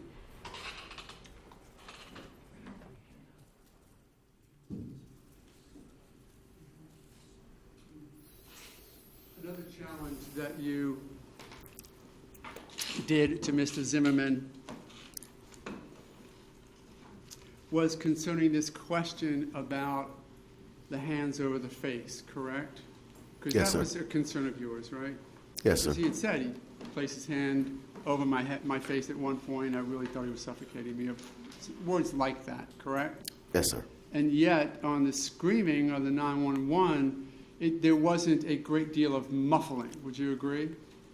No, sir, there was not, yes. And had there been muffling, then it would have even been perfectly coordinated with what Mrs. Zimmerman told you, because then the suffocating, muffling would have shown up on the tape.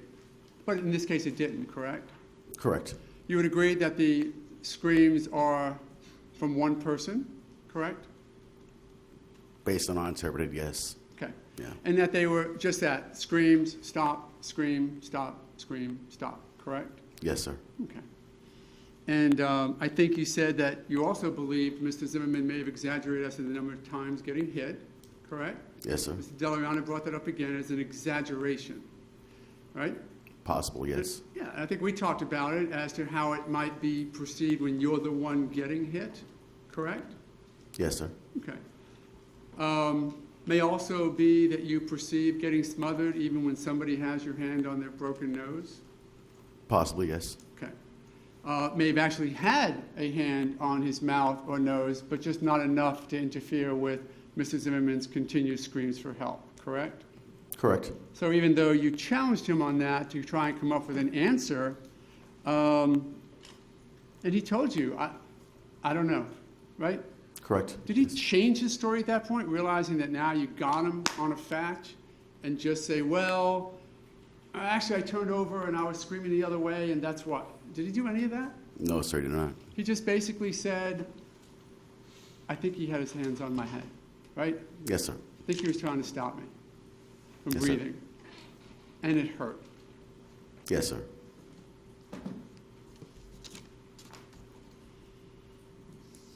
And just so we're clear in that regard,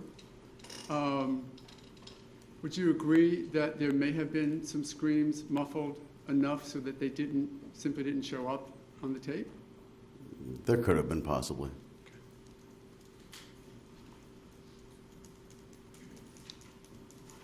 With that last challenge, call it the suffocation challenge, was there anything in that challenge of Mrs. Zimmerman that you thought then was problematic?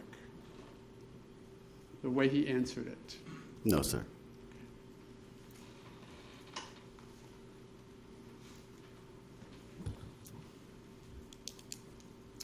Now let's talk about the video where Mr. Zimmerman seems, maybe for the second time, to not notice Miss Lauer's number on the right-hand side, correct? Yes, sir. And as he's walking you through it, again, voluntarily doing what you wanted him to do, right? Yes, sir. He sort of looked over and he said, I didn't see anything here, correct? Yes, sir. And obviously, had he looked to his right, if he had been in that correct spot, and had he not been blocked by the tree that the jury has seen from another picture, then he might have seen, or could have seen, Miss Lauer's numbers, correct? Yes, sir. Would he have seen them if he had just started walking by and just got past Miss Lauer's, the front door right there? Is there any number on the side of that building? No, sir. Okay. So if I might carefully approach Your Honor again. Just so we're clear on, again, States 139. This is Miss Lauer's, and front door here. Number is sort of on this side. Yes, sir. So Facing the street. Right, facing out this way. Yes, sir.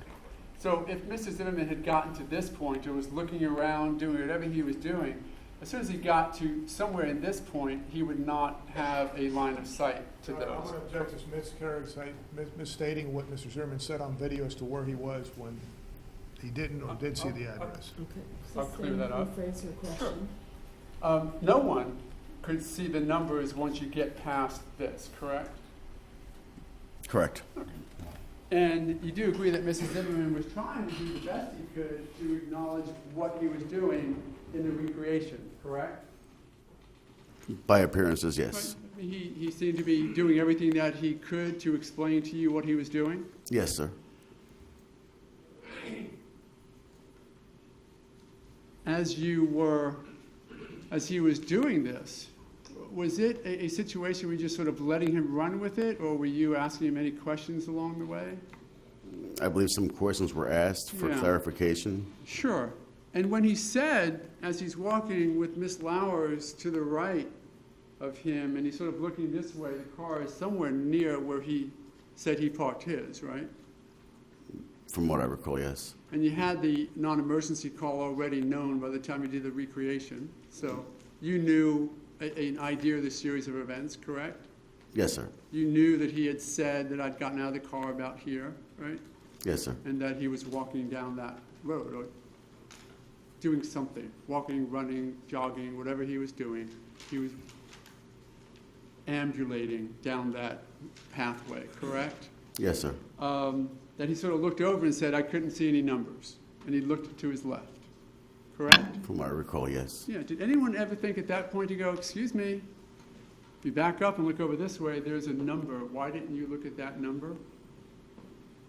If it wasn't mentioned, no. We were, Did you ever do that afterwards? no. Did that seem, in the context of what he was trying to explain that happened to him that night, that ended up with what it ended up with, that that was some type of active deception to you? I didn't interpret it as such, no. Okay. I mean, it doesn't make a lot of sense in your mind that he couldn't remember the name of the street, correct?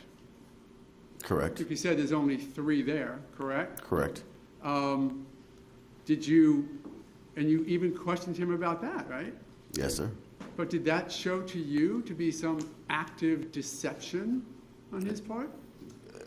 The fact that he couldn't remember the 3 streets could have possibly, yes, it did raise flags and concerns. Okay. And did that lead to any concern? I mean, you addressed it in this confrontation interview, correct?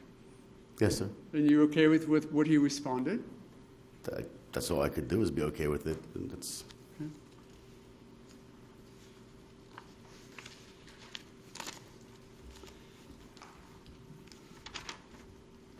And then you were questioned about a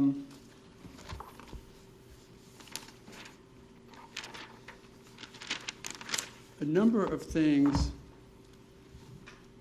concerning the investigation. So I want to talk to you about some of those. okay. The medical examiner's report. You had a chance to review that, correct? Yes, I have. Okay. And the medical examiner's report and its findings were consistent with Mrs. Zimmerman's story, were they not? Yes, sir. Okay. As far as how he shot him, correct? Where he shot him? Yes, sir.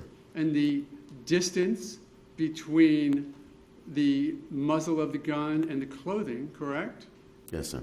And also that there was a gap of a few inches between the clothing and Mr. Martin's chest, correct? Yes, sir. Evidencing that though the muzzle of the gun was up against the chest, up against the shirt, that the shirt was not up against the chest, that there was a few inch difference, Yes, sir. right?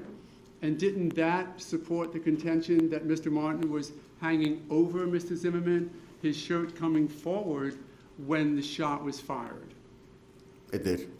right? Yes. Because had he been standing up, as I am now, the shirt would be up against the chest, probably, right? Probably, yes, And sir. if I lean over, my shirt is going to fall apart from my chest a few inches, and that seems to be how it was, correct? Yes, sir. The medical examiner's report, however, does not support a contention, an allegation, that Mr. Zimmerman pressed that gun against Trayvon Martin's chest before he fired it, does it? Not from the one I Matter read. of fact, the known evidence completely contradicts that type of a suggestion, doesn't it? From what I understand, yes. So no pressing of the gun against the chest, was there? Not based on evidence that I've read, no.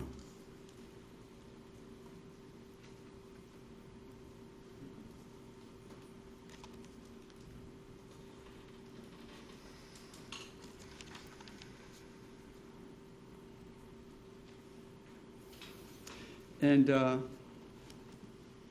You saw the 7-Eleven video since, right? Though I think Mr. Delaronda suggested you didn't have it then. You've certainly seen it since. I don't think I viewed the video itself.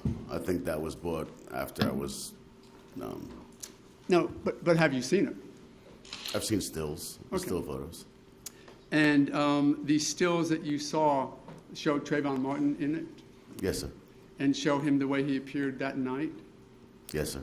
So when you say that certainly in the autopsy photograph that you wanted to show Mr. Zimmerman, which again was part of the challenge interview, correct?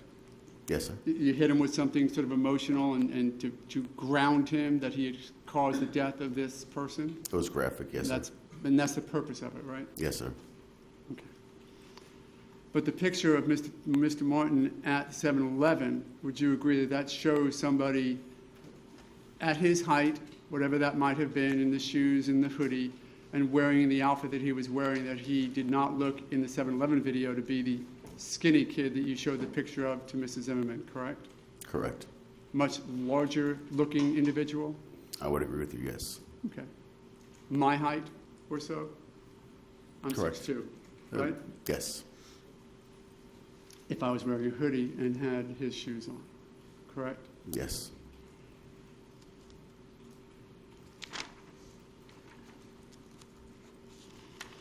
So when you talk about relative size, although I think you said that Mrs. Zimmerman, not today, but back then, wouldn't come across as a skinny kid, correct? Correct. When you look at the actual height differential, there was quite a height differential, wasn't there? Yes, there was. And therefore a reach differential? Yes, sir. You know what that means, right? Yes, I do. What is that? The reach is measured arm to arm, sideways.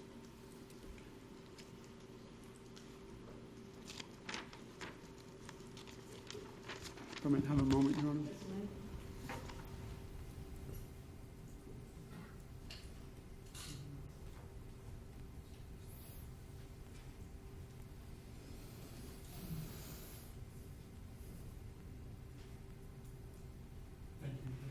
Thank you. Any redirect?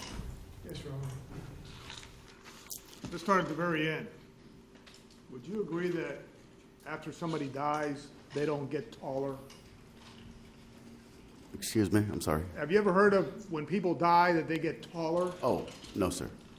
So you're not disputing if the medical examiner were to say they measured him on a table that Trayvon Martin was only 5'11". You're not disputing that, are you? No, sir. I mean, you're not trying to tell the jury that after Trayvon Martin died, he grew to be 6'2", No, are sir. you? No. I mean, have you ever heard of that? Somebody dying and growing taller? No, sir. Okay. And by the way, Mr. O'Mara asked you, I want to make sure I understood your answer. Are you saying that in Seminole County, it's against the law for somebody to wear a hoodie at night? Objection, Your Honor. That is a mischaracterization of the evidence and my question. Okay, I think you need to rephrase it because you started. Are you saying that it's against the law for a person to wear a hoodie at night? No, sir. No, sir, I'm not. I believe in your investigation and your interview with the defendant that he had a phone, correct, that night? The When defendant? when he observed the victim, Trayvon Martin? The defendant had a cell phone, Yes, he right? did, yes. You didn't find any evidence that the defendant, when he's claiming he's seen the suspicious activity, videotaped or photographed the suspicious activity that he claims the victim was doing. Let me object, Your Honor. Was there any evidence of that? Just a second, what's the objection? Outside the scope of recross, unless we're opening up that new area. No, overruled, it's not opening it up. You were asked about videos, right? Was there any evidence to indicate that when the defendant claimed that the victim was committing a crime or was about to commit a crime, that he videotaped it since he had a phone with the ability to videotape or take photographs? Did he ever do that? No, sir. You were asked about this item that was found behind some bushes. Isn't it true that was part of an awning that Mr. Manalo had there? As part of his house, yeah. Right? There was Awning, no yes, evidence sir. to indicate that was used as a tool or a Slim Jim or anything like that. None whatsoever.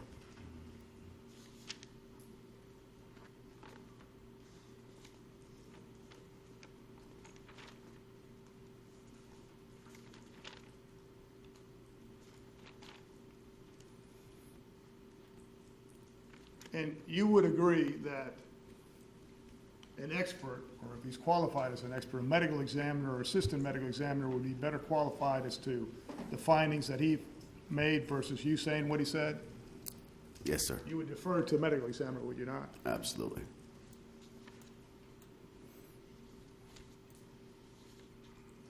Mr. O'Mara asked you some questions about the burglaries that were being committed out there at Retreat Twin Lakes that you investigated or determined there was some, right? Yes, sir. And that the defendant had made calls about them, right? Yes, sir. Okay. And I think Mr. O'Mara referred to it as a black male, right? At least one of them he referred to. Did you know whether the other individuals he had called on were black males or not? From what I recall researching, yes. From what I recall researching then, yes, they were. Mr. O'Mara asked you a bunch of questions about the word, pardon my language, asshole. And did I understand you correctly to say that that is a derogatory term in describing somebody or referring to somebody? In my opinion, yes.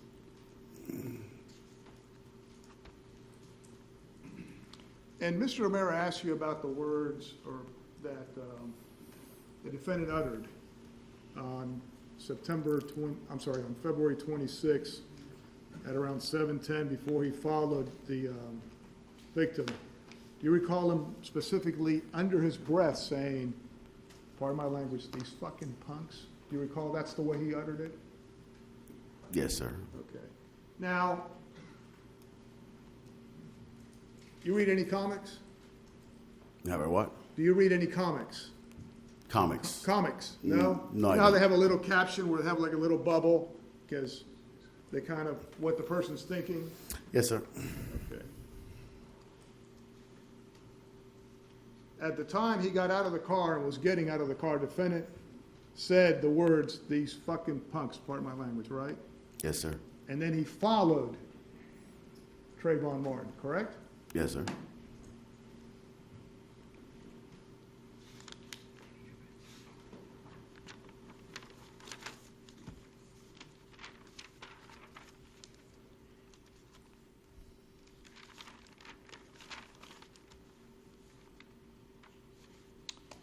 Mr. O'Mara asked you a few questions about suffocating. Do you recall being asked questions about that, suffocating? Yes, sir. Now, a defendant claims that the victim was suffocating him, correct? Yes, sir. Okay. Did you find any evidence of blood on the victim's hands? None that I'm aware of. No, sir. And there was evidence that the defendant was bleeding, especially on his mouth, right here on his mustache. He had some, right under his nose, he had some blood, correct? Yes, sir.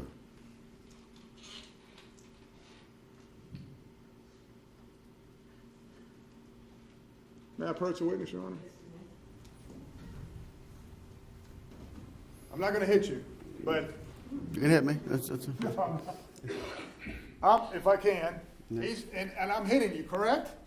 That's what the defendant's claiming, that I'm suffocating you and I'm not going to put my hand in your mouth. that's fine. Would you have your hands like that, just like this? Or would you be fighting me? I'd be fighting you. I would fighting you. Make sure you got that.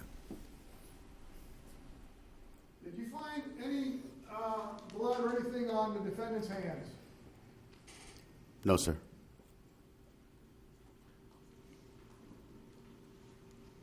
You were also asked about the witnesses and stuff. And if I may approach the witness again.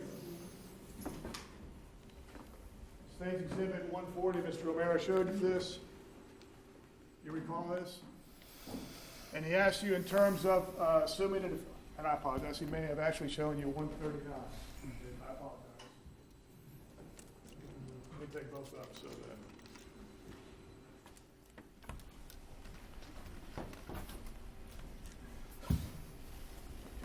139, he asked you about assuming the defendant's story is correct in terms of where the altercation had, et cetera. Yes, sir. Did you have some evidence that possibly there was something going on behind these houses here, the Bahador's house?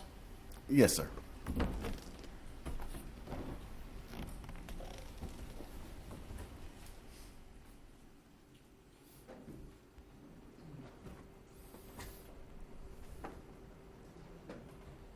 You were asked about the hoodie at the 7-Eleven. I'm not aware of, but what law states that an individual can't go into a 7-Eleven with a hoodie? Is there some law that I missed? No, sir.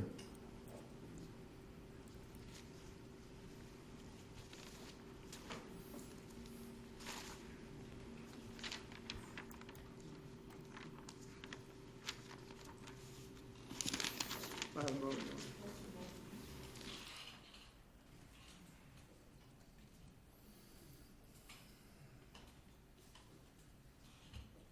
And finally, you did not have the phone records in terms of Trayvon Martin or Rachel Gentels, right, the lady you did not know he was talking to determine whether it was accurate based on when the defendant's phone finished or not. No, sir, I did In not. other words, you didn't have the defendant's phone records either, did you? No, sir. And I'm talking about in the February 29th interview. I apologize. I was assuming that, yes. Thank you. No further questions. Thank you. You know, we've been here almost 2 hours this morning on cross, redirect, recross, re-redirect, and now you're seeking to re-recross. I will give you 5 minutes. It's the state's witness, and the state will then have another 5 minutes on redirect.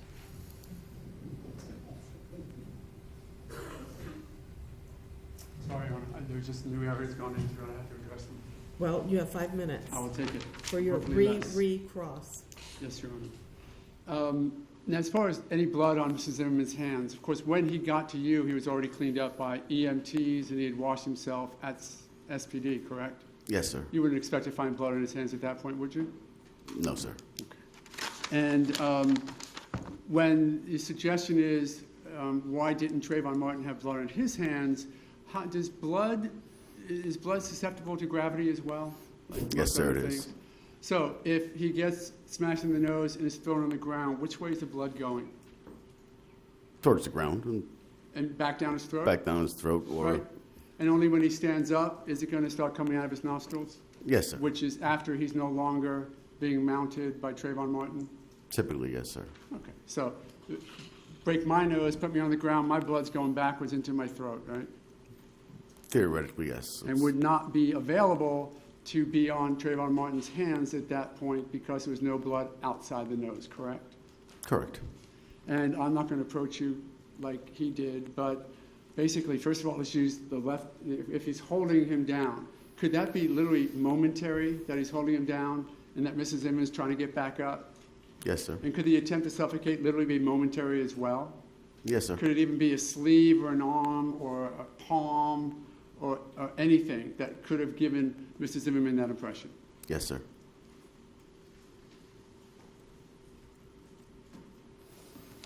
Thank you, Your Honor. Thank you. You have, I think I'm only going to ask 2 or 3 questions. thank you.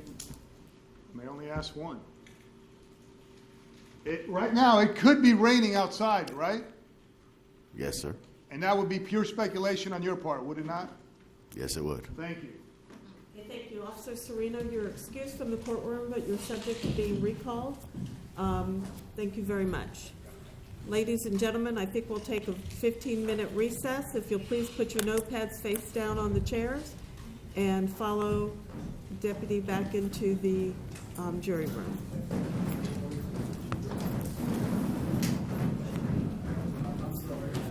As they walked out, you didn't release him from the Sorry.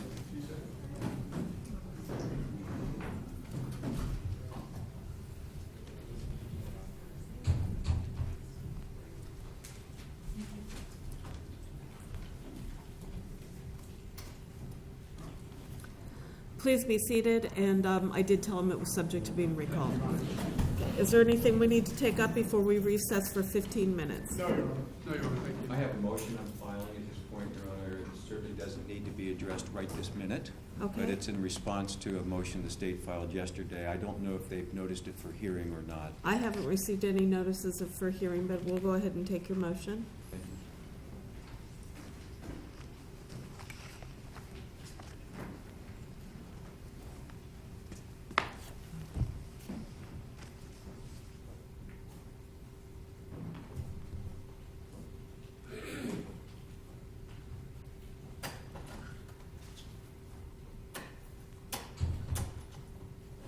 We'll be in recess.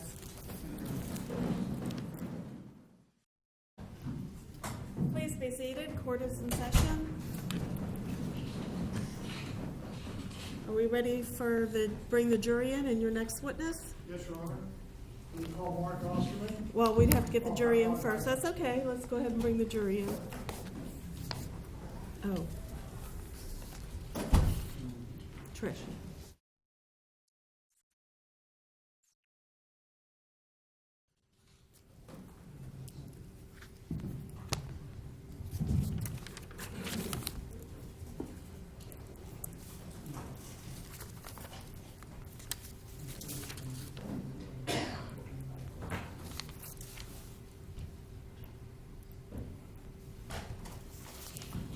Jury's present, Your Honor.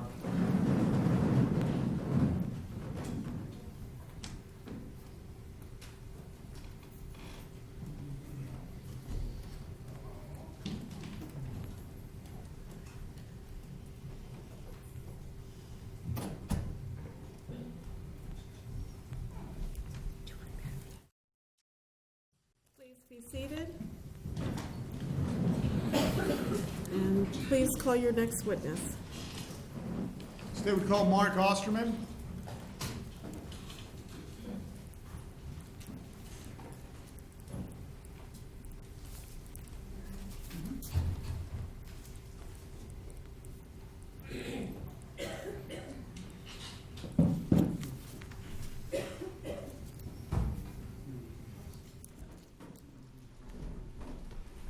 Raise your right hand, please. Do you solemnly swear or affirm that your testimony in these proceedings will be the truth, the whole truth, and nothing but the truth, so help you God? Yes, I do. Thank you.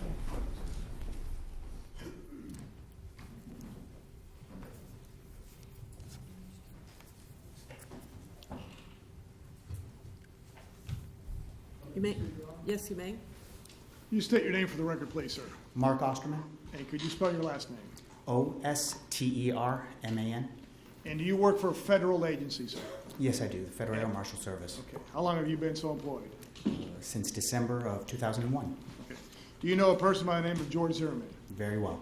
Okay. And is he seated here in the courtroom today? Yes, he is. See, the person just stood up. Yes, he is. Your Honor, the record reflect the witness identified defendant, George Zimmerman. The record will so reflect. And how long have you known him approximately? At least 5 years. Okay. And you knew him back in February of 2012, is that correct? Yes, I did. Okay. And would you consider him a very good friend? Best friend I've ever had. Okay. I want to draw your attention to February 26th, February 27th, the evening of February 26th, 27th. Did you get a call and you end up responding to the retreat at Twin Lakes? I did.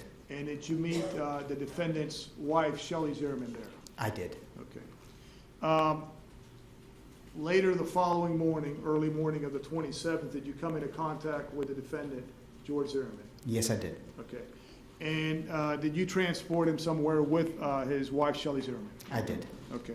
Did he make some statements to you regarding what he alleged happened regarding the shooting he was involved in? Yes, he did. Okay. And did he specifically state that that Sunday night, the 26th, he had was going shopping at Target? Correct. We object, Your Honor, leading. Okay. If you could, tell us what the defendant told you, and let me set the setting if I could. You were with yourself, and I believe you were driving, is that correct? I drove myself. Okay. You I referring apologize. before? I've got to rephrase the Go question. right I ahead, sir. apologize. Confused on my part. When Mr. Zimmerman, the defendant, was telling you something about what happened, he was in the car with you, is that correct? That is correct. And were you driving? I was. And was his wife, Shelley Zimmerman, in the car with you and him? She was. Okay. And did he make some statements regarding what had happened regarding the shooting? He did. Okay, if you could tell us what the defendant said regarding what he alleged happened. George said that on that Sunday night, he had left his home, as he did every Sunday night, to get lunches for the week. And as he was going to go to Super Target, which is really, really close to his home, he was going to, he just drives out of his neighborhood, and I think it was dark that night. And on his way there is when he observed someone in a black hoodie and someone who was looking like someone he had not seen before. And he knew most of the people in his neighborhood. So he had observed someone walking through the neighborhood with a hoodie on, looking either into windows or looking into around residences and such. All right, let me interrupt you if I could. Did he describe the individual he said? He did. How did he describe him? Tall, about 6 foot, and about slender, Okay. slender build. And he stated the person was doing something, you said? He said walking through between two sets of townhomes, when you look to your left and right, you would look into windows. You wouldn't be in a position really to look into either the front door or such, but it was side windows. Yes, sir. Did he further describe the individual by race or ethnicity? Well, at that time, he knew that he was a black male. Okay. I apologize. I interrupted you. You said, what else did the defendant tell you regarding what happened? He said then when he realized that the person that was walking through the neighborhood was someone he didn't know, he didn't recognize, and someone who usually looks through a neighborhood while it's raining, it's suspicious, because a lot of times juveniles will walk through neighborhoods, or people who are suspicious will walk through neighborhoods while it's raining because you get less people walking around, walking their dogs, or just taking an evening walk. So someone who might want to be a little more suspicious, if they're acting suspicious, they'll do it when it's dark and when it's raining. And that might have been a trigger, he had said to me. Right. Okay. What I want to do is focus as best you can in terms of what you recall him saying as opposed to... I'm sorry. No, that's all right. Yeah, he said he observed what is now, we realize is Trayvon, walking between the two buildings. And then he came down and he observed him, thought it was suspicious, and then he was going to call the non-emergency number for the Sanford Police Department. Did he state that the individual that we're referring now as Trayvon Martin starts toward him and came under the light, and so he was using his phone? Correct. George was using his. I'm sorry. Did you mention George was using his phone or Trayvon? What did he say? I was never told by George that Trayvon was using his phone. I'm sorry, that George was. George, I apologize. Correct. George Okay. Zimmerman was using his phone. Correct. He dialed the non-emergency number, and he wanted to make sure that he called that line instead of the 911 line. Did he say the person you know now as the victim, Trayvon Martin, approached this car? Walked close at this point. Okay, what does he say about that, if you could? Walked down to the street, about where, because George had remained in his vehicle, and Trayvon had walked down, I guess down to the sidewalk area, walked a little further away, walked back a bit, and then George had, I believe, pulled into the front of their clubhouse and parked his vehicle there and waited for Sanford Police to arrive and Okay, does make he say, contact. I apologize, I interrupted you, sir. No, I'm sorry, just Okay, did he say that the person you now know is Trayvon Martin? When I say he, I'm talking about the defendant, George Zimmerman. Right. That he walked up to the passenger side window and stood there for a moment, then goes to the front of the car, comes around to my window on my driver's side, then towards the rear of my car, then walks away? Yeah, it was walked around at the vehicle, very in a close proximity, and I think they looked at each other, George had said. Okay. Did he, the defendant, then say that at some point then he lost sight of the person you now know as Trayvon Martin? Yes, briefly.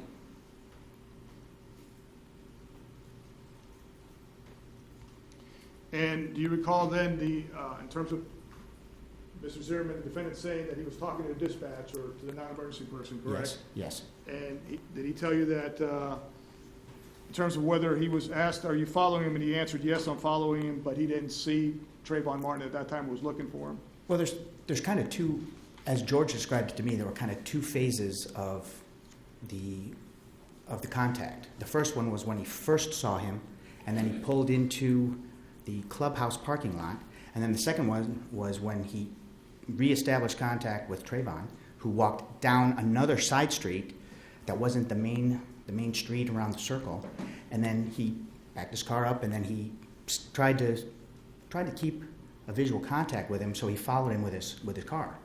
And he didn't get out of his vehicle until he lost visual sight of him. And then do you recall the defendant telling you that the officer or the dispatcher, I use officer just because they're with the police department, saying to the defendant that we don't need you to follow him, and he said, okay? Correct. That was at the point where he had already gotten out of his car first. And as he described to me was there were two reasons for getting out of the car. First, he didn't know the street. I guess he was on that center street. It's a smaller street.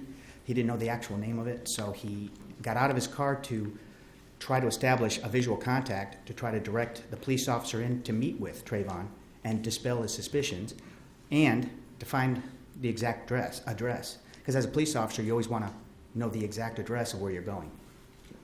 All right, and then he told you, I'm sorry, the defendant, I apologize for using pronoun, that he started walking and then he put his phone somewhere? He put his phone in his pocket after the dispatcher told him they didn't need him to follow him, so he was going to walk back to his vehicle. Okay, and then he said something happened at that point? He told me that as he was walking back to his car down the dog path, that Trayvon had confronted him, had walked towards him and confronted him, and they had a verbal. Okay, and what do you recall a defendant telling you that Trayvon Martin told him, and what did he say in response? He cursed. I'm not going to curse here today. He said, do you have a problem? And then he used a curse word. All right, now, you wrote a book about this, right? I did. And you wrote a book and where you quoted what the defendant, George Zimmerman, told you, correct? Correct. And do you recall in that book writing, do you have a problem, that's what he said Trayvon Martin said? Right. Correct. Okay. And you didn't put in that book anything about a curse word at all? I believe I did. You did? Okay.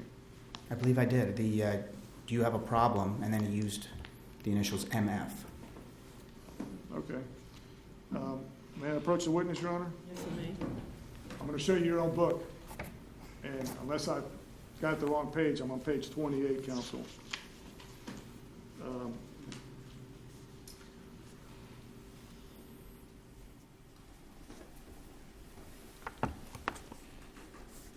Just to refresh your memory. Correct. Correct. And don't read from it, this Okay. is to refresh your memory. All right. Yeah, he had told me that, do you have a problem? And then the curse word, it was taken out of the book because it was pretty graphic. And I didn't wanna- Okay, so you on purpose, you took it out? I think the publisher had Okay. asked that not be put in. Because you put on there, do you have a problem? And then Mr. Zimmerman, that you said, replied, no, I don't have a problem. Correct. And it was But you believe the words were actually what now, that the defendant said? MF. Okay, so these juries have heard, so just for the record to be Okay, clear. I just He don't- said, do you have a problem, motherfucker? Correct. Okay. And then the defendant, Mr. Zimmerman, said in reply, no, I don't have a problem. And then Mr. Trayvon Martin replied? You do now. Okay. And the defendant claimed that Trayvon Martin, was coming at him at that time?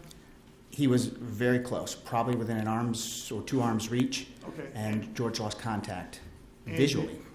And I apologize. Okay. I I'm sorry, go interrupted ahead. you. Go right ahead. No, he, as George was reaching down to get to his phone to reestablish contact with the dispatch, that's when physical contact happened. So the defendant told you that he has these words with Trayvon Martin, Correct. and then he said that he went and reached for his phone in his pocket. Correct. Looked And so- down. I'm sorry, he looked down. He looked down to reach to get into his pocket, And at that point is when Trayvon Martin hits him? struck him in the nose. Okay. So the defendant claims he looked down, and that's when Trayvon Martin hit him. Well, he looked down, got his phone, and he said as he looked back up, he lost visual contact for maybe a second. To get his phone out of his pocket, he went like this, and as he looked up, the punch came squarely in his face. So did the defendant say he took the phone out or left it in his pocket? I don't remember that. Okay. I don't remember. And then what did the defendant claim after he claims the victim hit him in the nose? He stumbled backwards and found himself on his back, Okay. partially on the grass, partially on the sidewalk. Did he say what the victim, Trayvon Martin, was doing at that point? He moved forward and got on top of him. Did he describe to you how he got on top of him? His knees were up somewhere near his chest or up near his armpits, Okay. and he was beginning to punch him. Okay, so the defendant is claiming that the victim straddled him, I guess? Correct. and his knees were up in his ribs and near his armpits, correct? Correct. And he began punching him. That's what George said. And I apologize, he began punching Trayvon Martin. Okay. Trayvon began punching George Zimmerman. I'm sorry, then I got it backwards, sorry. The That's defendant's claiming he's on the ground, And Trayvon Martin is straddling him. Was punching him, And- George. I'm sorry. I apologize, Mr. Officer. I'm sorry. He said that he was on his back, and Trayvon Martin straddled him and began punching him in the face. But the way he described Trayvon Martin straddling the defendant, he claims that you said his knees were up to his ribcage or armpits, is that correct? Somewhere around there, correct. Yes, sir.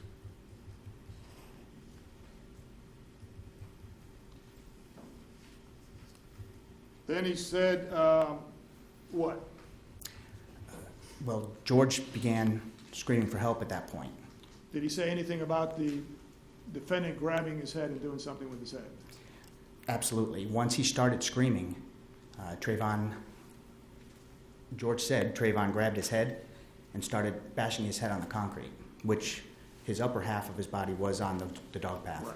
In fact, I think you quoted Mr. Zimmerman, the defendant, saying that he was 8 inches from the grass, correct? About, as George was explaining it, this upper half of him, somewhere of this where it was still on the concrete, where the rest of his body was on the grass. And I think your quote is, I noticed that I'm about 8 inches away from the grass, correct? Correct. And then does Mr. Zimmerman, defendant, tell you that I tried to maneuver the body just enough to get my head onto the grass?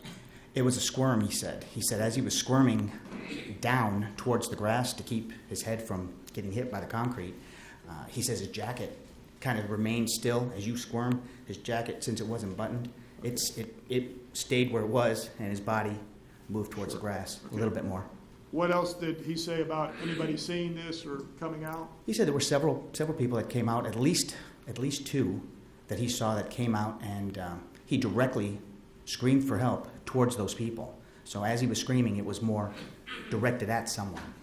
And did he say one of the individuals that came out was a man, and he yelled directly at him, and the man just went right back in? He stated he was going to call 911 and he wasn't going to get involved. And did he say then there was other individuals that saw this too, correct?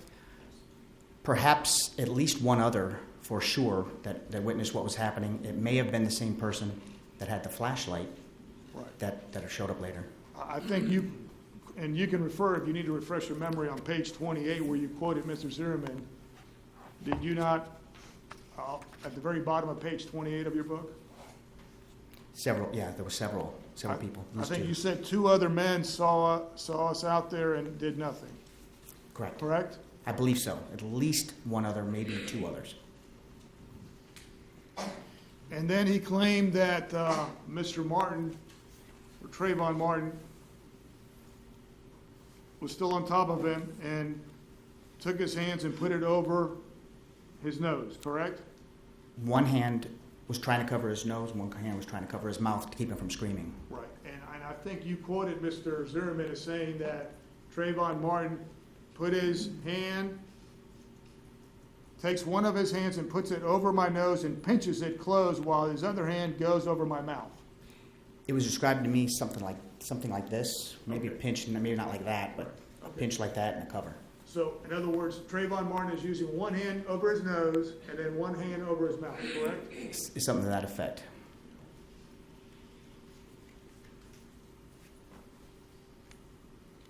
And then, what does Mr. Zimmerman, the defendant, say happened then? He said that because his jacket rode up a bit, that perhaps with the inside of his leg, he felt or looked down and saw that he had a holster and a firearm. Okay. Before the defendant said that, did he say that he desperately got both of my hands around the guy's one wrist and took his hand off my mouth long enough for me to shout again for help? Right. That was the main thing he did with his hands, was to try to clear his mouth. Because with his mouth free, he could scream and he could breathe. Okay. So the defendant is describing to you that Trayvon Martin's got one hand pinching or going with his nose, and then he's got the other hand over his mouth, right? Trying He can't breathe or Correct. Have I got that right? Correct. And then the defendant is claiming that he took his hands and removed at least one hand off of Trayvon Martin. Off of his own mouth. Okay. Defendant's claiming that he never hit Trayvon Martin at that time, or never just knocked him off of him, right? That was not described to me. Okay. And then the defendant told you he had a brief control of the wrist, but then he said, I knew when he felt the sidearm at my wrist with his leg, correct? Say that one more time, sir? For a brief moment, I had control of the wrist, but I knew when he felt the sidearm at my wrist with his leg. That's when he let go of the other hand let go, and he said that he went for the gun. Okay, did he Grabbed say for it. Trayvon Martin went for the gun, correct? Grabbed for the gun. Okay. And I think you quoted him as saying he took his hand that was covering my nose and went for the gun, saying something at that point, correct? He did. He said, what words did he utter?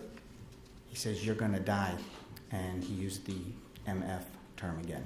I'm sorry, I don't like to curse in front of ladies. And for the record, he used the word, you're going to die now, motherfucker, correct? That is correct. And then I think you got the defendant quoted as saying, somehow I broke his grip on the gun when the guy grabbed it between the rear sight and the hammer, correct? Could have been the leather, could have been the gun. Well, I think you quoted him on page 29, and refresh your memory if you need to, Correct. as, under quotations, somehow I broke his grip on the gun when the guy grabbed it between the rear sight and the hammer, so. That's where the leather strap is, though. That's what holds the gun in. So the defendant is claiming that the victim actually grabbed the gun, That was my understanding, that he grabbed the gun. That would have been the only place that was available to grab. And then he said the defendant, managed to get the gun in his hand and raised it towards Trayvon Martin's chest and pulled the trigger, correct? Unfortunately, yes. And then he claims after he shot Trayvon Martin that Trayvon Martin sat up and he heard him say, you got it, okay, you got it, something like that. Correct. And then that Trayvon Martin pivoted 90 degrees and fell face forward onto the grass, and he scooted from under him. Correct. And the defendant claims he didn't know he shot him. He didn't know he struck him, correct. I'm sorry, struck him. Correct. In fact, the defendant went on to tell you that he thought Trayvon Martin, I know he wasn't calling him Trayvon Martin. I understand. I think he referred to him as the guy or whatever. Might try to get up again, so after putting his gun back in the holster, he jumped on top of Trayvon Martin and pinned him down, correct? Correct. And then he said a man approached him out of the darkness and First thought it was man the was police, not. correct? First man was not a police officer. The second was.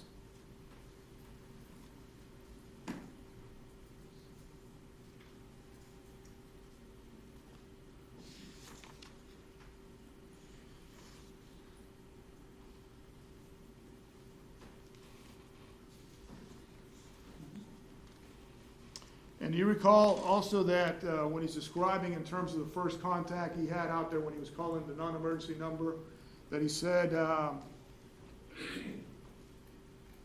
we need you to get to a place where you can see him in terms of observing Trayvon Martin? Right. Well, he had said that he had to get somewhere where he could observe Trayvon or observe any subject that's in his neighborhood to be able to direct police officers to them. So whether he actually, whether the dispatch actually said, we need you to move to where you can see them, I'm not sure if that actually was what occurred. But he had said that his instructions from Sanford Police, whenever they came to their complex, was always to get to where you can observe and try not to make contact.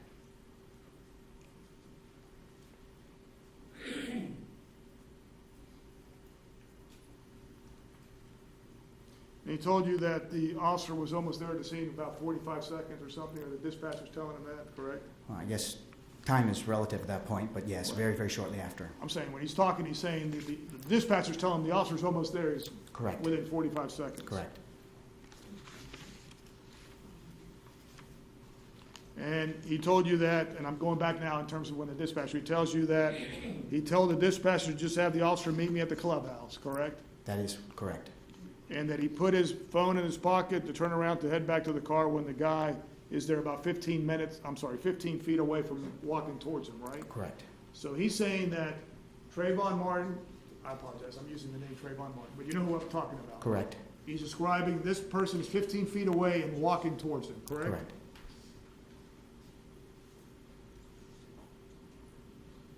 And he says, do you have a problem? And then what occurs? You said he said some other words, MF, but you didn't put it in the book, correct? Correct.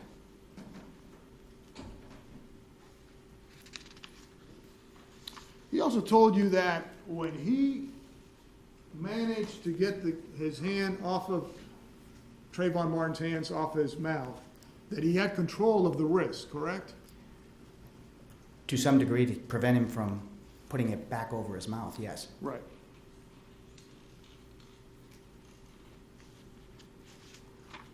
And he told you that the defendant, managed to break the grip on the gun where the guy grabbed it between the rear side and the hammer, correct? Whether it was the gun or the leather casing, or just reaching down there and grabbing something. Right, but I He think, broke the grip of the gun or the holster. now, you didn't refer to the holster when you wrote it down in the book, correct? You just put gun. Correct. Right. Because Okay. the holsters, that's exactly the place where the holster holds the firearm in place. So whether it was actual firearm or holster, I didn't see a difference. If someone grabs a hold of the holster or grabs a hold of the gun, their intent is probably the same. And the defendant's telling you then that he shot at Trayvon Martin, but he didn't know whether he struck him or not. He thought Correct. the shot went wide, correct? He did say that.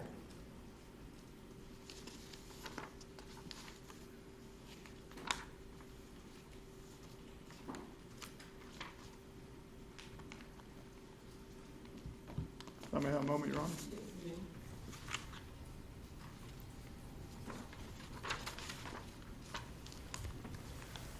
I don't have any further questions.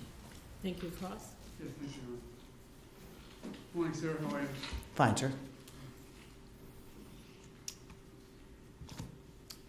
How long have you been in law enforcement?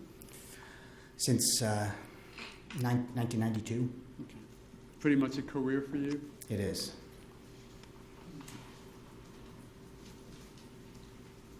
And you enjoy doing what you do? Very much.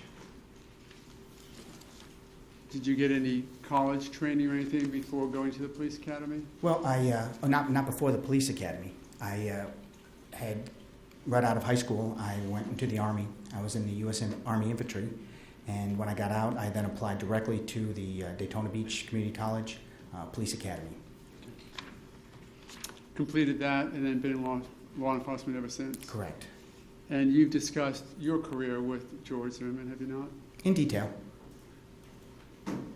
And it was actually you who assisted him when he decided that he needed a firearm, correct? That is correct. And did he tell you the reason why he wanted to get a firearm? He asked whether he should or shouldn't to start with. Okay. And I recommended that he should, that Yeah, anybody who's a non-convicted felon should carry a firearm. That's your sort of life philosophy? That's my opinion, correct. Being armed is better than not being armed? The police aren't always there. And you then encouraged him to do that? I told him if he wished to go and go to a place that actually trains for the concealed weapons permit and to get that training. Which you know that he did, right? He did do. And that he actually got his concealed weapons permit? I believe him and his wife. Okay. And then they need to decide what weapon that they should or he should purchase, correct? That is correct. And did he seek your counsel in that regard? He did. And Object is to beyond the scope of direct. Sustained. okay. Let's focus then a bit more. How long did you know George? About 5 years. Oh, at that time, it was about 4 years at that time. Okay. And I think you said he's your best friend? Best one I've ever had. Would that affect in any way your testimony here today, that he's a good friend of yours? Well, not as far as the truth is. So you're going to speak the truth, good or bad, for Mr. Zimmerman. Correct. And as part of that friendship, you were contacted on the night that this event happened? I was. Okay. And offered your help and I guess helped Shelley, who was going through what she was going through, right? Near hysterical. She had called me she was visiting her father's home at the time when she received a call from a neighbor from Twin Lakes. And then she immediately called me. And both of us got into our vehicle and arrived at Twin Lakes about within 10 seconds of each other. And how upset was she? Indescribably hysterical. She had almost no information to go on because the neighbor, I guess, that called, they had to hang up. So she couldn't get further updates as to George's health or status or what he had. She was, I put my arm around her just to kind of keep her from blacking out, I guess. Because at that point, she had gotten a phone call from somebody who actually said that George was involved in a shooting, correct? She told me that she got a call that said George was involved in a shooting, in handcuffs, and bloody.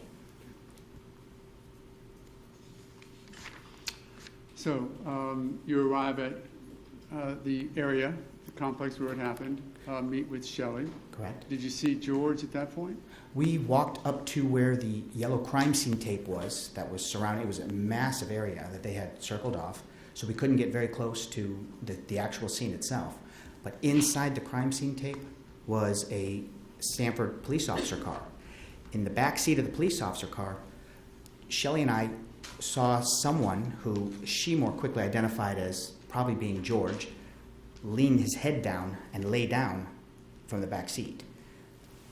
And he supposedly he had laid straight down to where no one could see him. And did you have any contact with him at that point? None. Couldn't get anywhere close. Okay. Then at some point you went to Sanford Police Department, correct? Correct. I drove Shelley over to the Sanford Police Department and we waited in their lobby until he was released. Do you recall about how many hours you were there? Goodness. 2 or 3 a.m. Could have been even longer. What was his state of mind when you finally saw him at 2 or 3 o'clock in the morning? Stunned. He immediately attempted to reassure Shelley, who broke down again once she saw him. Once they got out of the elevator, she went into hysterics, kind of a breakdown, maybe not hysterics, but went into a sobbing breakdown.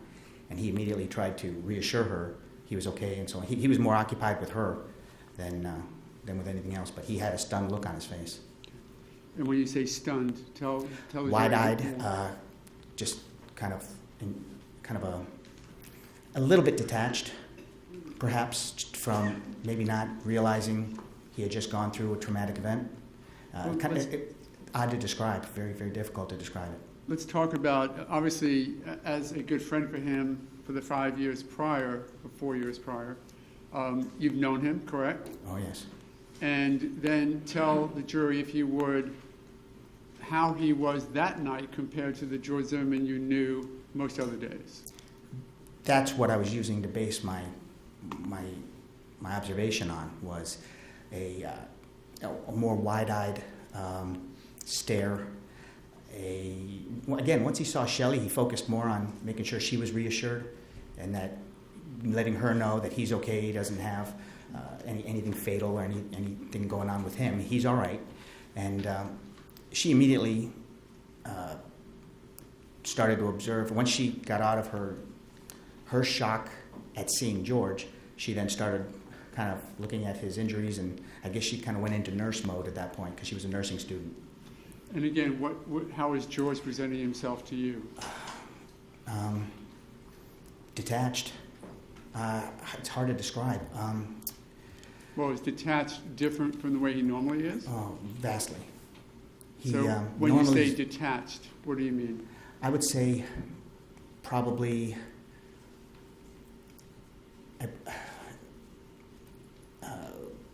when you feel like you've, it's hard to describe, sir.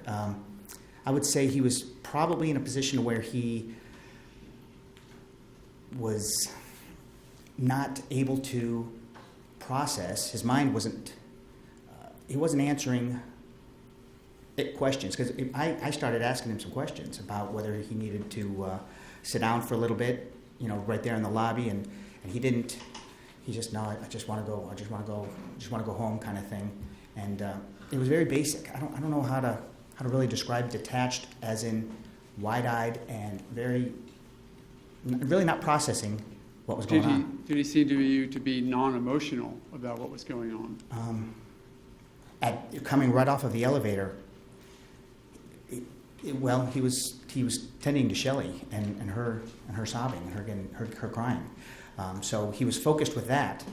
When that went down, when Shelley actually transformed from a wife concerned for her husband to being a nurse, that's when he kind of had a blank stare. And then at some point you guys got in the car, correct? Went to my vehicle, correct. And then let's talk about the conversations that he did have with you. So right. Give us the setting, if you would, as to how this conversation that at some point in the future you relayed as far as your direct examination. So sort of give us the setting for what happened. Okay. We get into my vehicle. Both Shelley and George got into the back seat. I had a four-door vehicle. They both got in the back seat, and Shelley is trying to put an assessment on the injuries that were to George's nose, the back of his head, and he had a swelling on his left side of his head. It was about the size of your fist. It was a swollen area, not really a goose egg, not as pronounced as that, but it was a very big swollen area. I'm sorry, and with his head being his hair being closely cropped like mine, you could see it very well. I guess if he had a lot more hair, he would not have been able to see it as well. But she started tending to that, stating that we needed to get ice on it and such. And when we got stating that she needed to get ice on that part of the swelling, and on the drive from the Sanford Police Department to my home, he explained from start to finish. It took about the whole time that we went from the Sanford Police Department to my home. He explained what had happened that night, because that was the first time we had known any details of anything. Now, as he was explaining it to you, was this sort of as a friend recounting to a friend, or were you acting in law enforcement mode or as friend mode? Well, my wife will tell you it's hard for me to get out of law enforcement mode sometimes, but I like to analyze everything I hear to make sure that it makes sense. But I would say part of his friend also. Okay. So let's start off then, not to belabor it too much with keeping in mind your direct testimony, but let's start with, he first told you he was on his way to Super Target? Correct. Did that seem usual or unusual to you? Every single Sunday like clockwork. And tell me what he said to you about him first noticing who later became known to all of us as Trayvon Martin. He observed Trayvon walking between two sets of townhomes and looking into, I believe there was a window to one where the light was on, and you could see that someone was looking into the window of a townhome. And it was about that time that Trayvon and George made eye contact with each other, and both aware of the other's presence. Okay.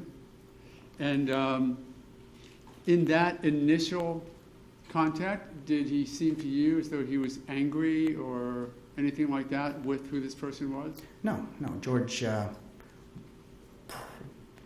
said that he wanted to make sure that he just got with non-emergency dispatch and had them send a police officer. And he told you he did that? Immediately. And of course, you know from your conversation with George that that entire conversation was recorded, correct? Yes, I do. And from your conversations with George, both about this night and other nights, George Zimmerman certainly knows that those phone calls are recorded, correct? Yes. So tell me then, again, he's explained to you that Trayvon Martin is now walking up and sort of near his vehicle at some point? Correct. Came walking from between the townhomes down to where the sidewalk or the road area was. And are you taking any notes at this point, or are you just listening to him download? I'm driving. Okay. So at some point, it became apparent to you that Mr. Zimmerman had stopped his car by the clubhouse, correct? Yes, he did. And that Trayvon Martin then came up towards his car, either looked in a window or walked partially around it? Very close, walked around it, very close. They made eye contact several more times, very aware of each other's presence. During this point, this sort of second eye contact, did George Zimmerman relate to you in any way that he was angry or No. anything about Trayvon Martin or this person who was there? No, not at all. And he further told you that he was still on the phone, of course, with non-emergency, right? He remained on, correct.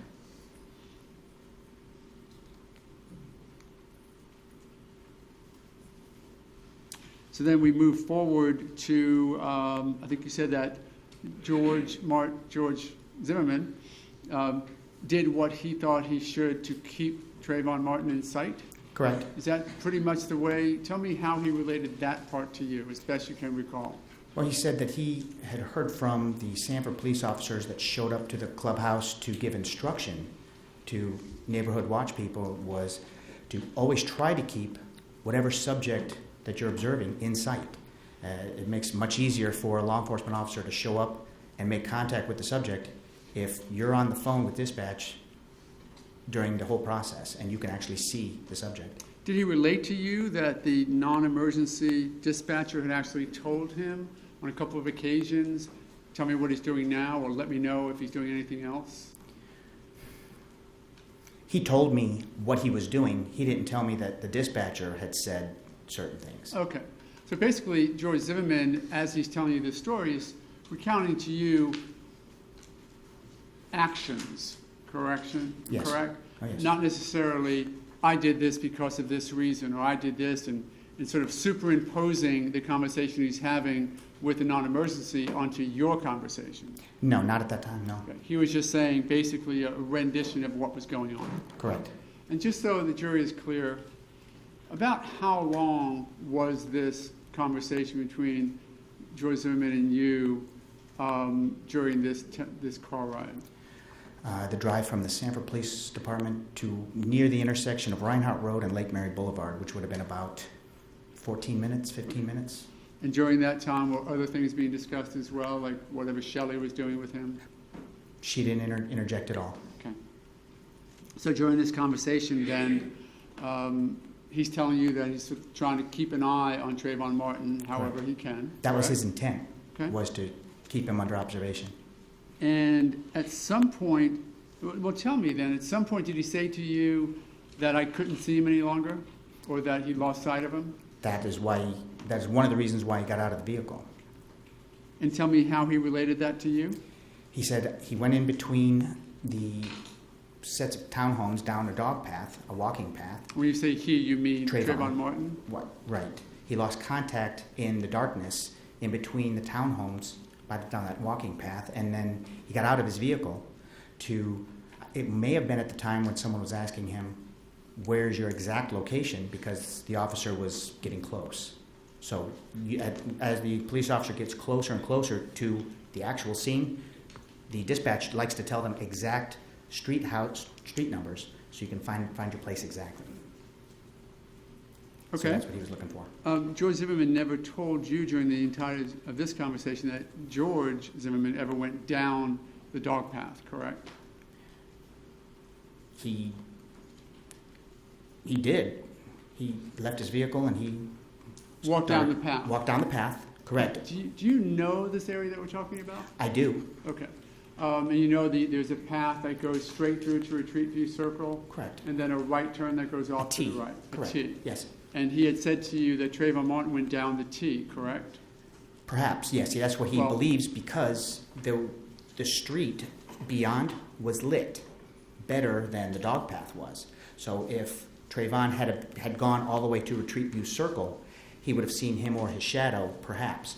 Because he lost sight of him around the time where the T was, he said, I believe he made his turn down that dark dog path area that was not very well lit at all. And tell us the path, if you recall, that George Zimmerman told you he took as he was on the phone. He said he went straight to go through since he lost contact. He wanted to go straight through to get a house number of one Straight of the through, straight on the through path. straight through, not take the right to go down on the T, just to go straight through. and find some kind of a house number, because you want to make sure you get the exact house number, because there was a lot of units there on Retreat View Circle. The exact house number would have brought the police officer faster. I believe that's what his intent was. And he told you that he was on his way back when the altercation began, correct? Correct. And that they said whatever they said to each other, as you testified to.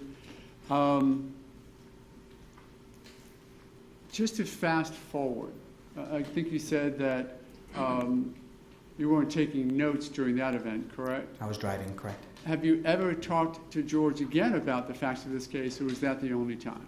One other time, I heard him relay the incident. And when was that? The next morning. Okay, and we'll talk about that in a moment. Okay. During the event in the car, when he said things like, do you have a problem, you do now, or no, I don't, are those, as best you can recall, the words that George told you he remembered from the night before? That is correct. And talking about the actual mounting, when he said that Trayvon Martin had mounted him, I think he said that at one point he was straddling and the knees may have been up as high as the armpits. Is that correct? Could have been. The ribs area could have been as high as the armpits. Well, no, I'm just asking Yes. you, because what I would like to do is have you tell the jury, without presuming or suggesting ribs, armpits, hips, knees, whatever it might be, for right now, just recount, as best you recall, what George remembered of the event and what he told you. Well, I guess during a struggle, I guess the position of his knees and legs would probably change with George squirming. So at one point, I believe they were around his ribs, with George trying to squirm off of the sidewalk and onto the grass. I guess his knees came up a little higher, and that's very possible. Or the other way around, to where it was as he's squirming, once they get closer to the grass, in a fight, I guess, or in a scrap like that, it began at least here with the ribs, where the knees are somewhere in the ribs area.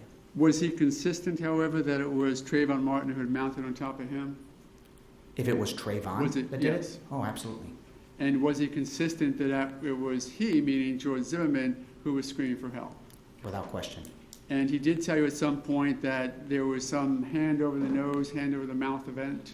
Correct. But it was raining and it was slippery, I'm sure. Did he tell you how long that portion of the overall altercation lasted? 20 seconds maybe, 15, 20, 30 seconds. He didn't mention it. Well, again, I don't want you to No, he didn't mention assume, it. He did but not much- say how long. Okay. Did that, however, as he related it to you, seem to be significant as it was occurring to him, that he couldn't breathe for whatever length of time? Yeah, it was critical. And that somebody had a hand, Trayvon Martin, on the nose that had already suffered the previous injury? Correct. And as he was relating that to you, was that sort of a real focus of his?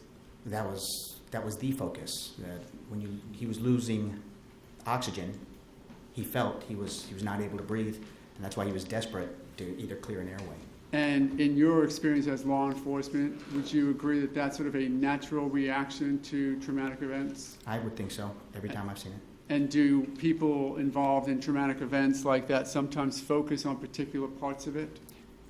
Almost exclusively to the omission of others. For example, a car accident, you might focus on the speed of the car coming at you and completely forget about other cars around you. Correct. Is that unnatural in your experience as law enforcement? No, it's typical. So when you go to a scene of an accident or shooting or just anything that you investigate, do you find in your experience that people often have sort of tunnel vision views of what happened to them? Sometimes very specific, correct. Does that mean that they're lying to you when they do that? Not at all. Why not? It's been proven that is typical. Sometimes they'll focus in on one event to the exclusion of others. How about their ability to just recount events with any particularity at all? I'm going to object this beyond the scope of the direct. I haven't objected previously.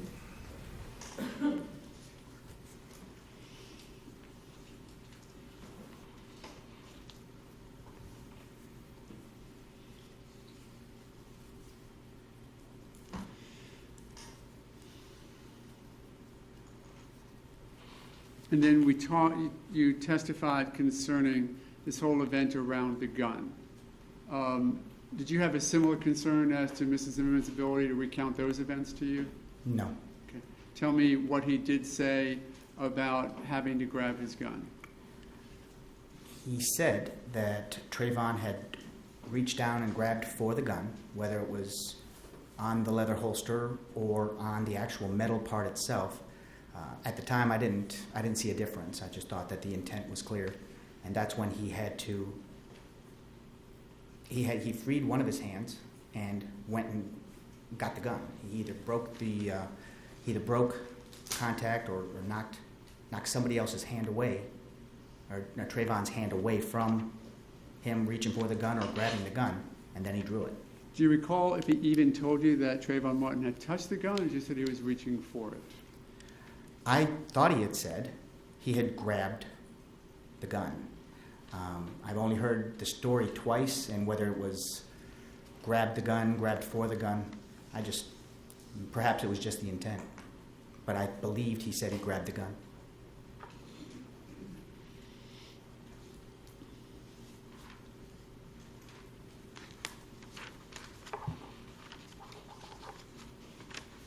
So, and then he told you the rest of the story as you related, correct? Yes, sir. About Trayvon Martin sort of saying something to him. Did that seem unusual to you, that someone shot could still say something? Yes. Oh no, that's very, very common. Unless you're shot in, let's say, the windpipe and in the vocal cords, you would be able to talk for maybe 6 to 8 seconds. Nonetheless, that George Zimmerman said that he had gotten off and actually held his hands out away from his body. He had gotten off of George, laid down on the grass, and George had jumped on top of him to pin his hands down and to, again, try to solicit some help from people that are around. And yet, when he let the hands go, Trayvon Martin may have brought them back under him. Was that the way it was presented to you? No. Speculation. Oh, yeah. I apologize, I withdraw that. Yeah, no. Okay. Did he even did George Zimmerman even know to talk to you about the fact that Trayvon Martin's hands were found back under his body? I did not know that fact. Okay. So he didn't seem to feel any need to explain that away to you, correct? Correct. So now let's talk about your recounting this. Well, you said that you heard a story again the next day. Next morning. Any differences in what we've talked about so far? None. Okay. And who was that discussed with or in front of? My wife and his wife, Shelley. And was it different in any context when it was being discussed then? George looked different. He was not as wide-eyed, and he did not appear to be as in shock the next morning. Now, let's fast forward. How many months until you decided to recount this in a book form?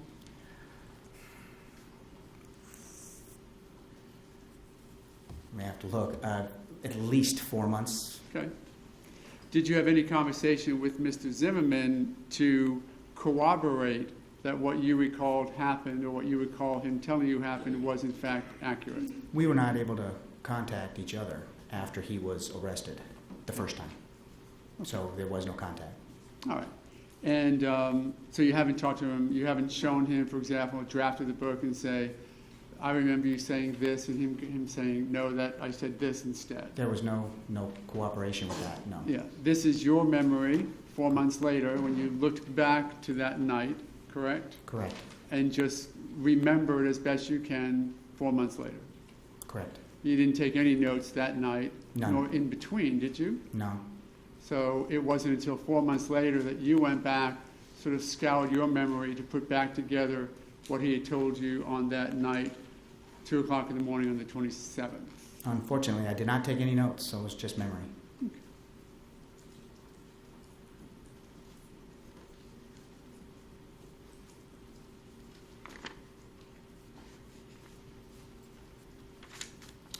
If you had any facts wrong that were conclusively proven wrong by forensic evidence, would you defer to the evidence rather than your memory of it? Without question. If, for example, he told you he shot once and there were 4 shots fired, and you had in your book that there was one, but the forensic evidence supported 4. You would defer to that? I'd support that 100%.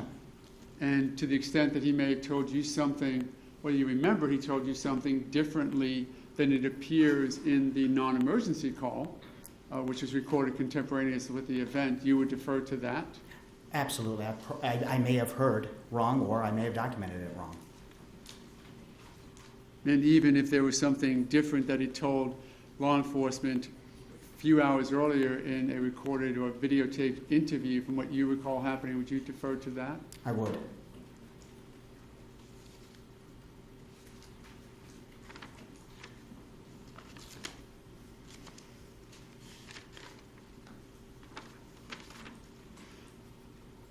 A moment, Your Honor.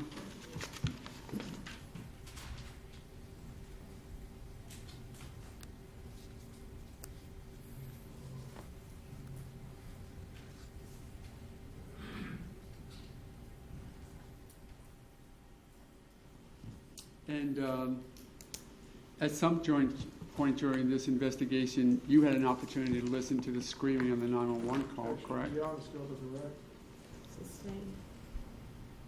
Then no other questions from me. Any redirect? You, as best you could, have testified and have written in your book what the defendant, your best friend, George Zimmerman, told you, correct? Correct. You haven't made anything up to help one side or the other, is that correct? None whatsoever. And as you stated, the defendant never told you that the victim had his hands underneath his body after he shot him. He said he put his hands out, right? Correct. And as you stated, the defendant told you that the victim, Trayvon Martin, grabbed his gun, correct? Yes. Okay. Grabbed for his gun.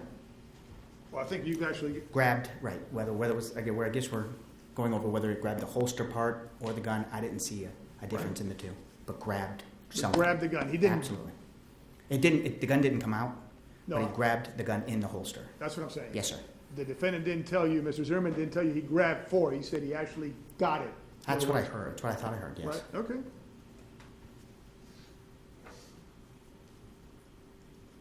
Then he told you, I thought I shot wide, but he might get up, so I put my gun in my holster.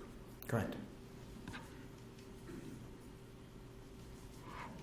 And he said he put the phone in his pocket, turned around to head back, and the guy was right there about 15 feet walking towards him. Correct.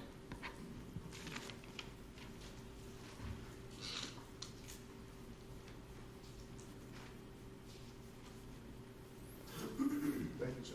Thank you. Very brief, one question in response. As to the reholstering of the weapon, do you recall if he told you that it was reholstered as he got up, if he had it in his hand when he was holding Trayvon Martin's hands down, or even at some point shortly thereafter? He may have had it.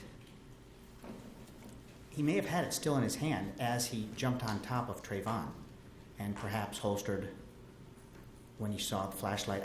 I don't remember specifically when exactly he holstered his firearm. Thank you. Nothing further on. You wrote in the book that he holstered his firearm. He holstered his firearm at some point. Exactly when, I'm not 100% sure whether it was when he got up from, whether he stood up and reholstered, or whether he holstered while still partially on top. Right, you want to look at your book a minute, if you could, page 29 at the bottom. Did you quote him as saying, in fact, I thought he might try to get up again, so after putting my gun in my holster, I jumped on top of him and pinned his wrist to the ground? Correct. Okay, What- was that accurate?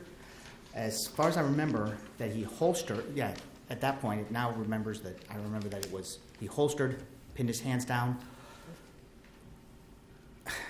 It's what I remembered him saying something like that. Thank you, sir. Thank you, ma'am. Mr. Osterman, be excused. To remain under our subpoena, Your Honor. Okay, thank you. You're excused from the courtroom, but you're subject to being recalled. Okay, thank you very much. Ladies and gentlemen, we'll go ahead and take a recess for lunch. Before you go to lunch, I'm going to advise you that during lunch, you're not to discuss the case amongst yourselves or with anybody else. You're not to read or listen to any radio, television, or newspaper reports about the case. You're not to go on the internet by using any type of an electronic device to do independent research about the case, people, places, things, or a terminology. And finally, you're not to read or create any emails, text messages, Twitters, tweets, blogs, or social networking pages about the case. Do I have your assurances that you will abide by these instructions? Okay, thank you. And with that, put your notepads face down and follow Deputy Jarvis into the jury room.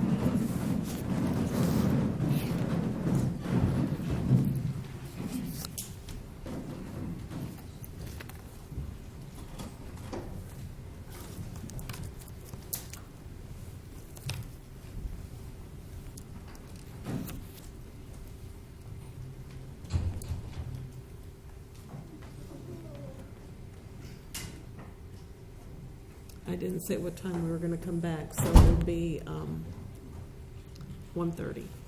Anything we need to take up before we recess for lunch? Okay, thank you all very much. We'll be at recess till 1:30.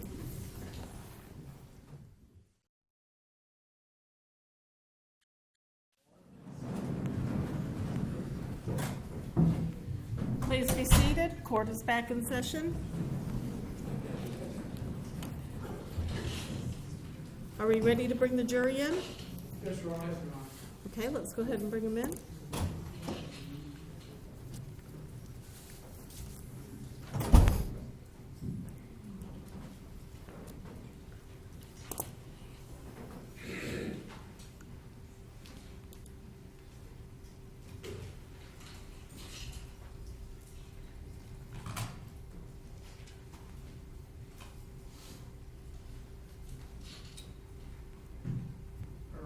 Next witness is going to be actually the plaintiff of the Hannity interview. We had an instruction prepared regarding that redaction.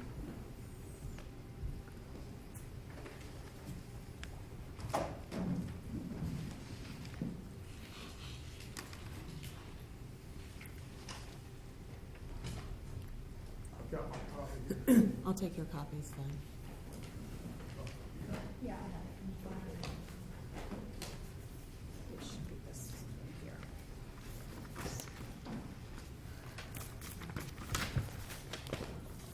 You're welcome.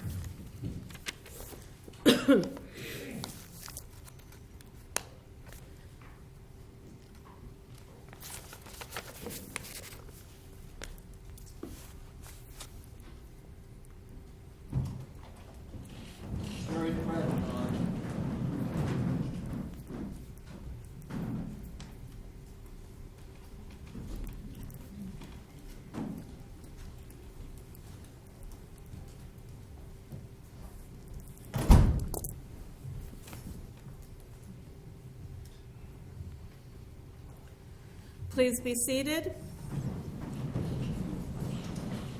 Welcome back, ladies and gentlemen. I hope you enjoyed your lunch. During the lunch hour, if your answer is yes to any of my questions, please raise your hand. During the lunch hour, did any of you have any discussions amongst yourselves or with anybody else about the case? No hands are being raised. Did any of you read or listen to any radio, television, or newspaper reports about the case? No hands are being raised. Did any of you use any type of an electronic device to go on the internet to do independent research about the case, people, places, things, or terminology? No hands are being raised. And finally, did any of you read or create any emails, text messages, Twitters, tweets, blogs, or social networking pages about the case? No hands are being raised. Thank you very much. Mr. De La Rianda? Your Honor, at this time, we would formally play the Hannity interview on July 18th, 2012, and I think there's a preliminary instruction, of course. Yes. Ladies and gentlemen, at the direction of the court, certain portions of the defendant's interview with Sean Hannity on July 18th, 2012 have been excised or redacted based upon legal determinations made by the court. The parts excised or redacted are not relevant, and you are not to concern yourselves with why this occurred or with the content of any excised or redacted portions. You may proceed. Thank you, Your Honor. This one, for the record, states Exhibit 180.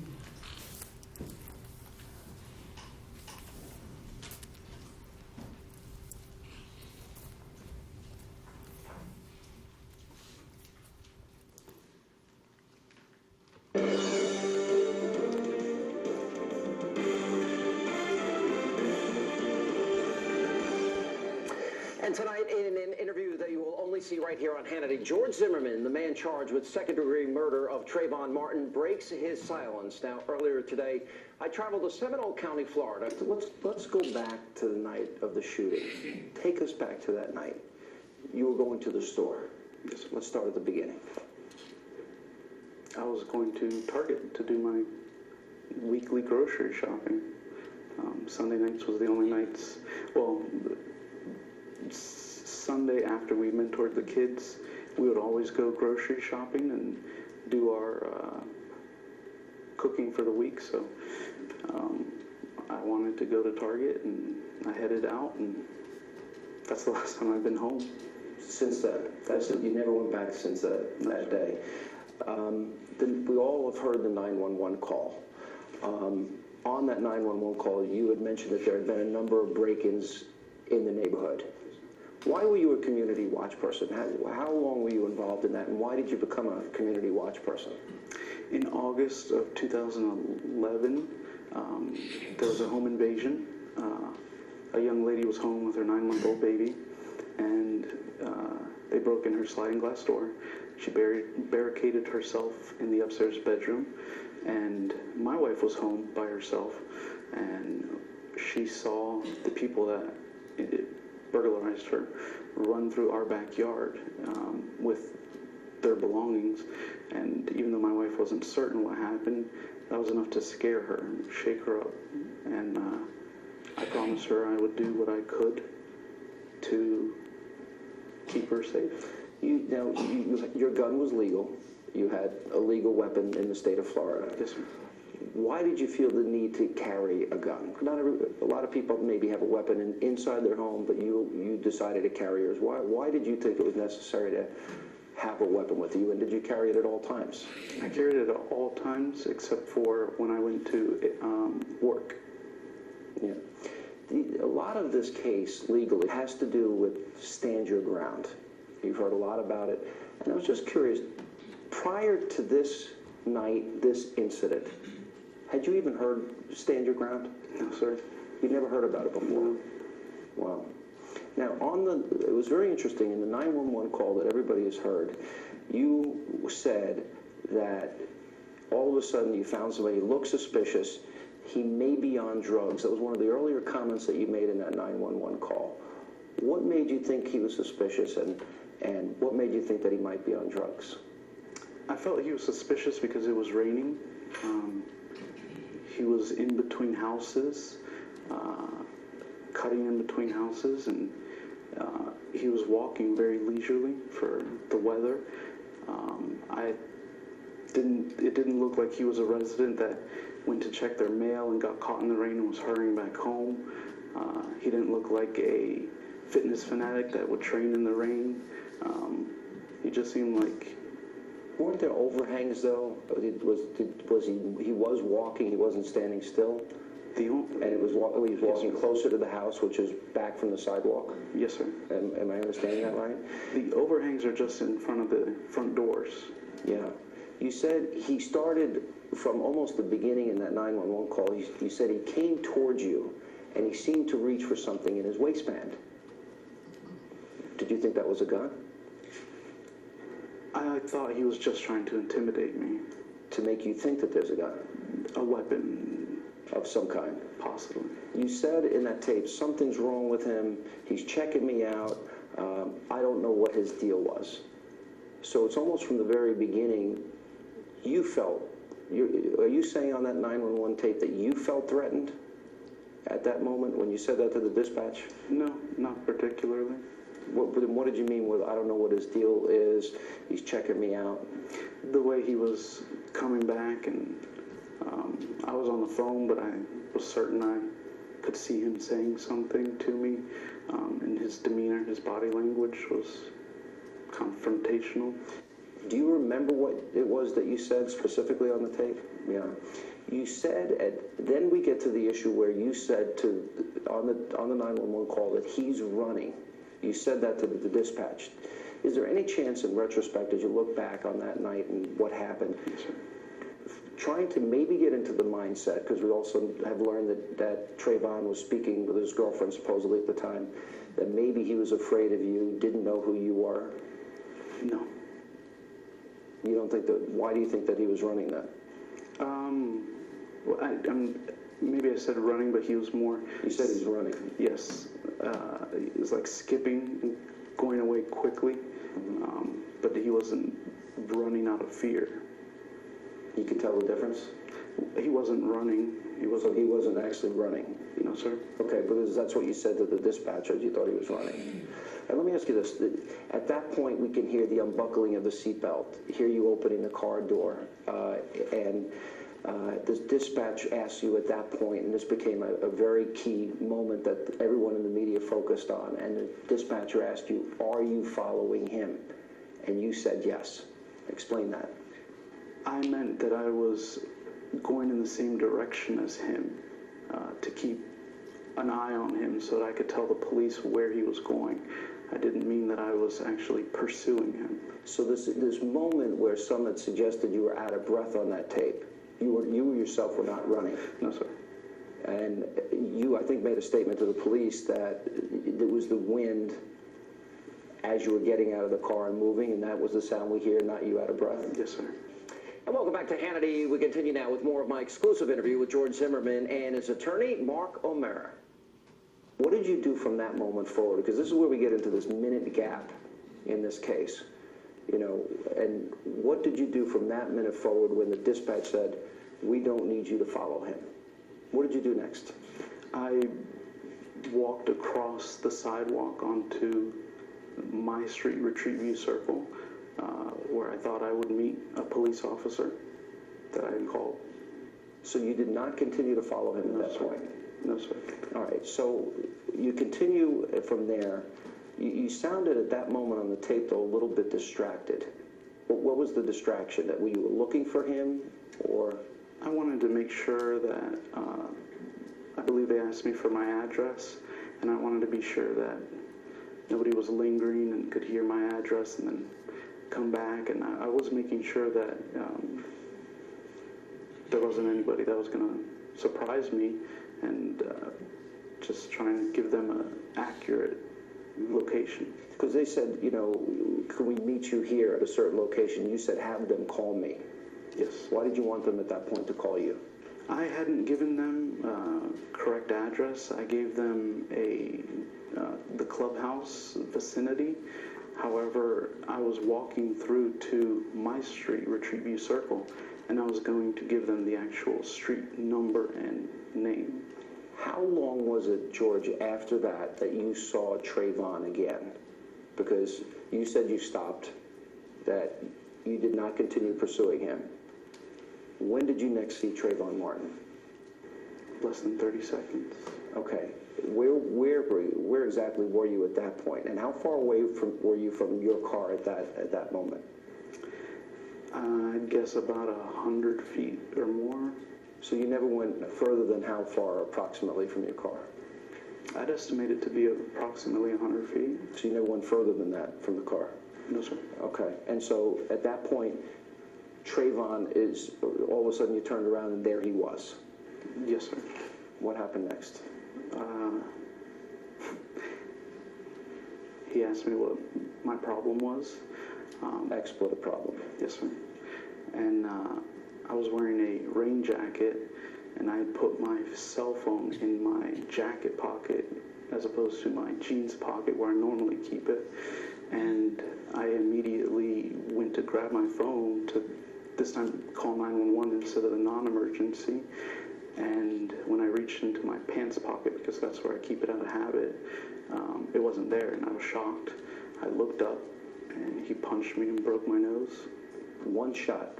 Yes, sir. So he said to you, you have expletive, you have a problem. Those were the exact words he used. You remember it? Do you have a problem? What's your problem? What's your problem? And you said to him, I don't have a problem. Yes, sir. You reached for your phone. I reached for it as I was saying, no, I don't have a problem. And at that point, you just got hit? He was already within arm's length from me. And was that the punch in the nose that broke your nose? Yes, sir. Right there, and you went immediately down to the ground? I don't remember if I went immediately to the ground or if he pushed me to the ground, but I ended up on the ground. do you remember happened from there? Because there were police reports and descriptions that you gave, and that you were a little bit dazed, obviously. And at one point you said that you wanted to stop him from hitting your head on the cement. Yes, sir. Is that what you told the police? Yes, sir. Okay, so after that first hit, what happened next? He started bashing my head into the concrete sidewalk. As soon as he broke my nose, I started yelling for help. So I was disoriented, and he started slamming my head into the concrete. Which is where the lacerations came from. Yes, sir. You said it was like your head was going to explode, was a comment that you had given to the police. Yes, sir. He continued to punch me in the head. How many times would you estimate that he punched you? Several. More than a dozen. And hitting you hard. At what moment did you, because you said you feared for your life, at what moment do you remember when you literally, do you remember when you thought, I may die? Is that, because you said that you feared for your life. Do you remember the exact moment when you felt that? In hindsight, I would say when he was slamming my head into the concrete and I thought I'd lose consciousness. I didn't know what would happen at that point. And how close was the concrete to the grass? Because a big issue is also the grass stains that you had on your clothes.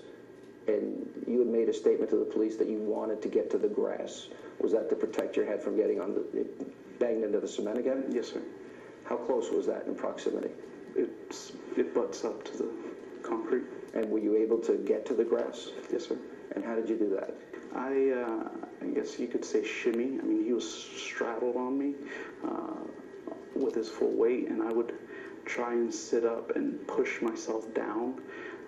And whenever I would sit up, that's when he would take the opportunity to slam my head back down and punch me in the head and continue to hit my nose. Was he talking to you a lot during this fight, during this, when he was beating you? Because you're saying he's beating you and pounding your head into the cement.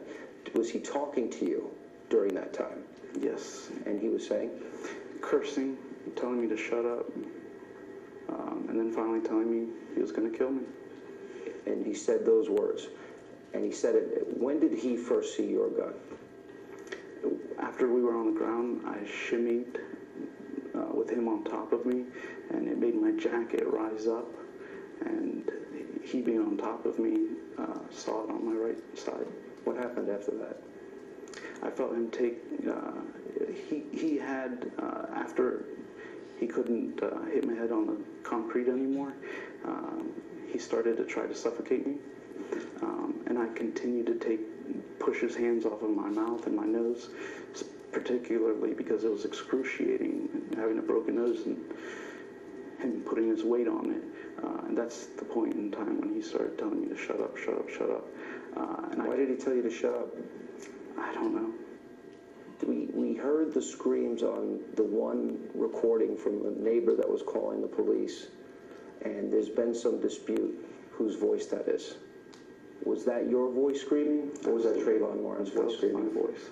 Absolutely. That was your voice? Yes, sir. And the police even said at one time they heard 14 screams. You were screaming that loud? Yes, sir.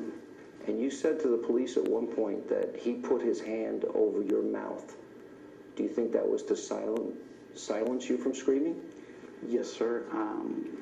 I believe he, from what the investigators told me, he knew that I was talking to the police, and I was yelling so that I believed that the police officer was there and they just couldn't find me.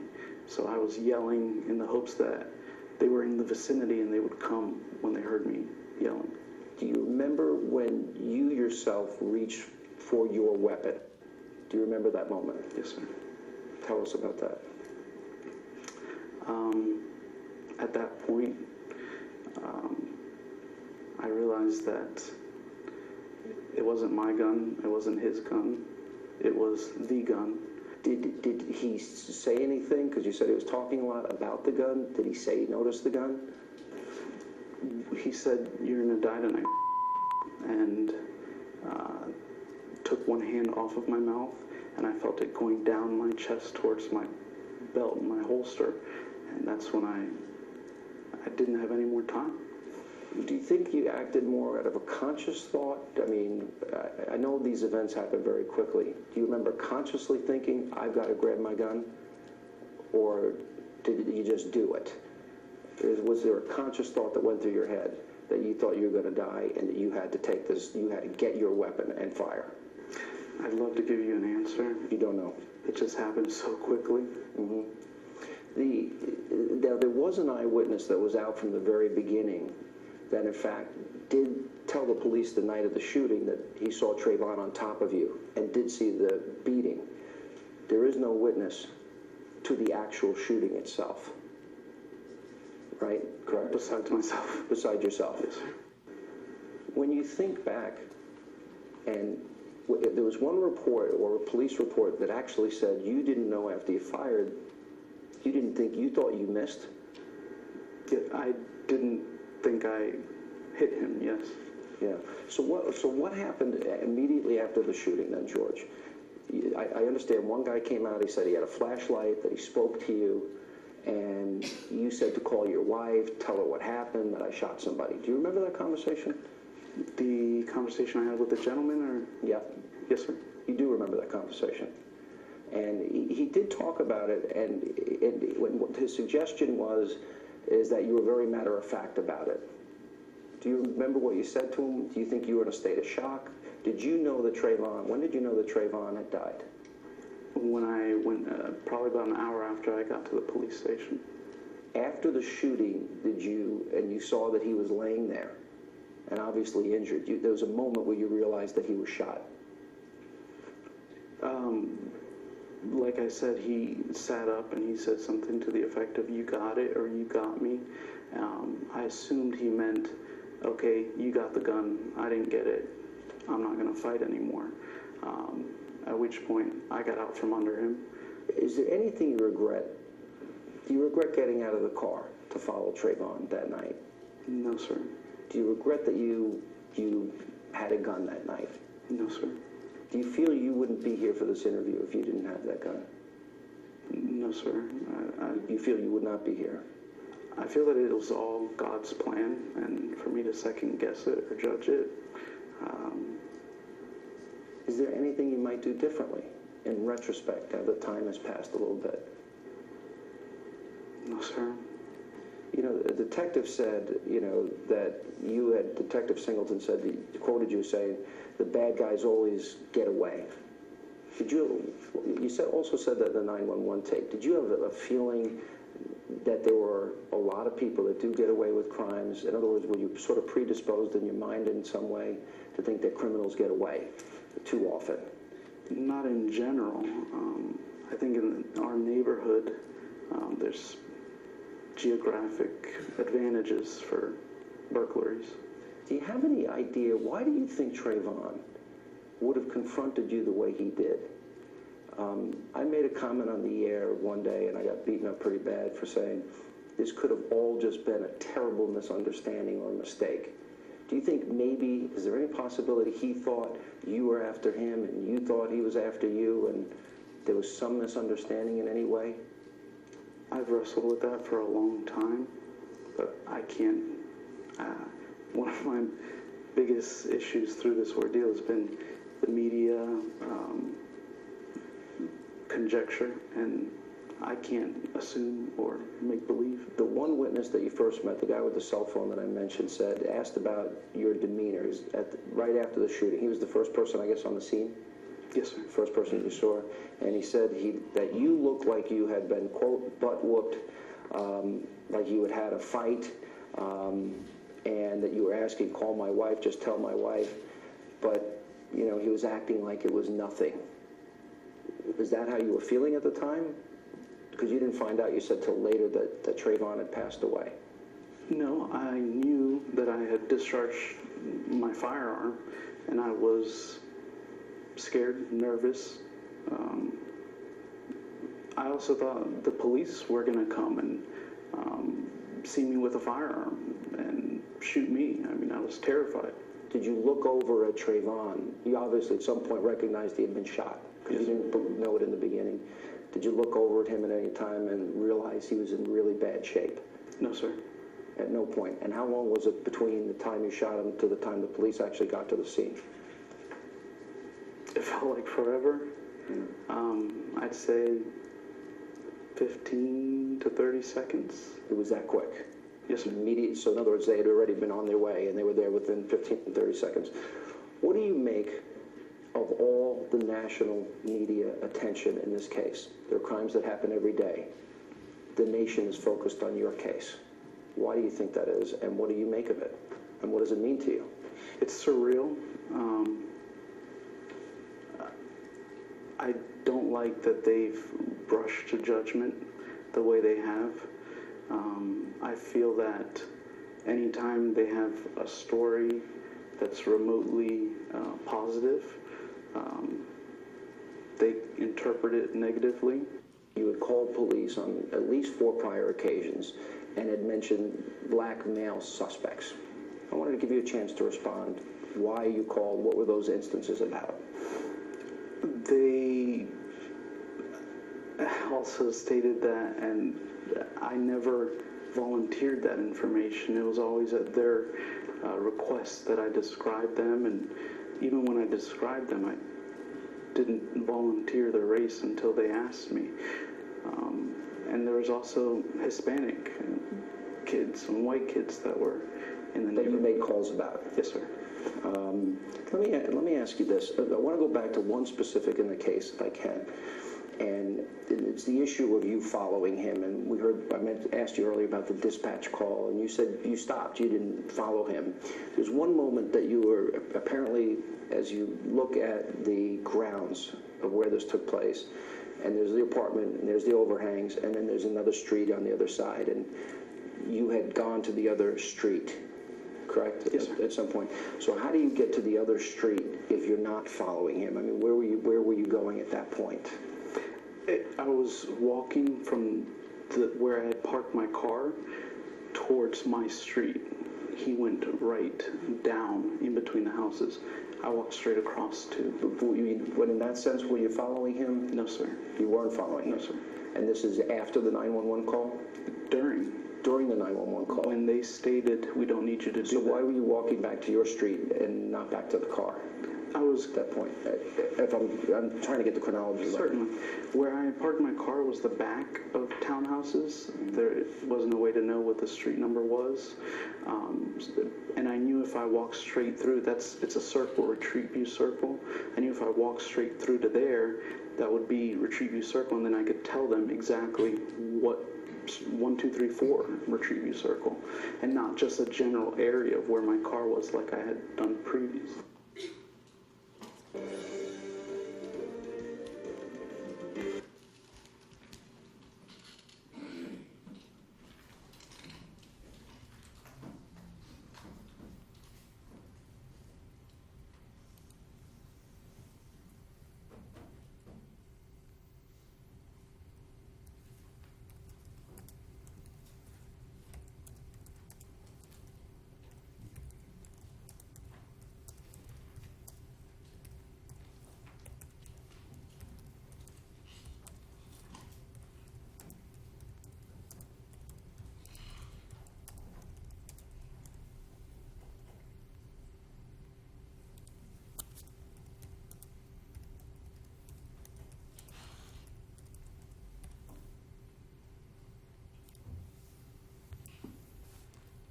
Call your next witness, please.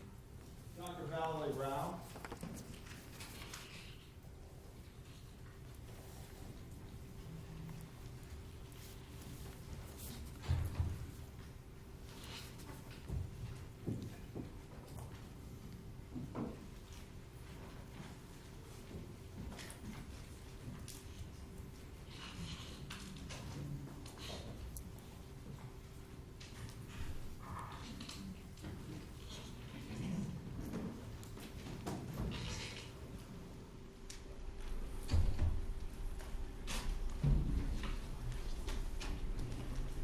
Do you solemnly swear or affirm that your testimony in these proceedings will be the truth, the whole truth, and nothing but the truth, so help you God? I do. Thank you.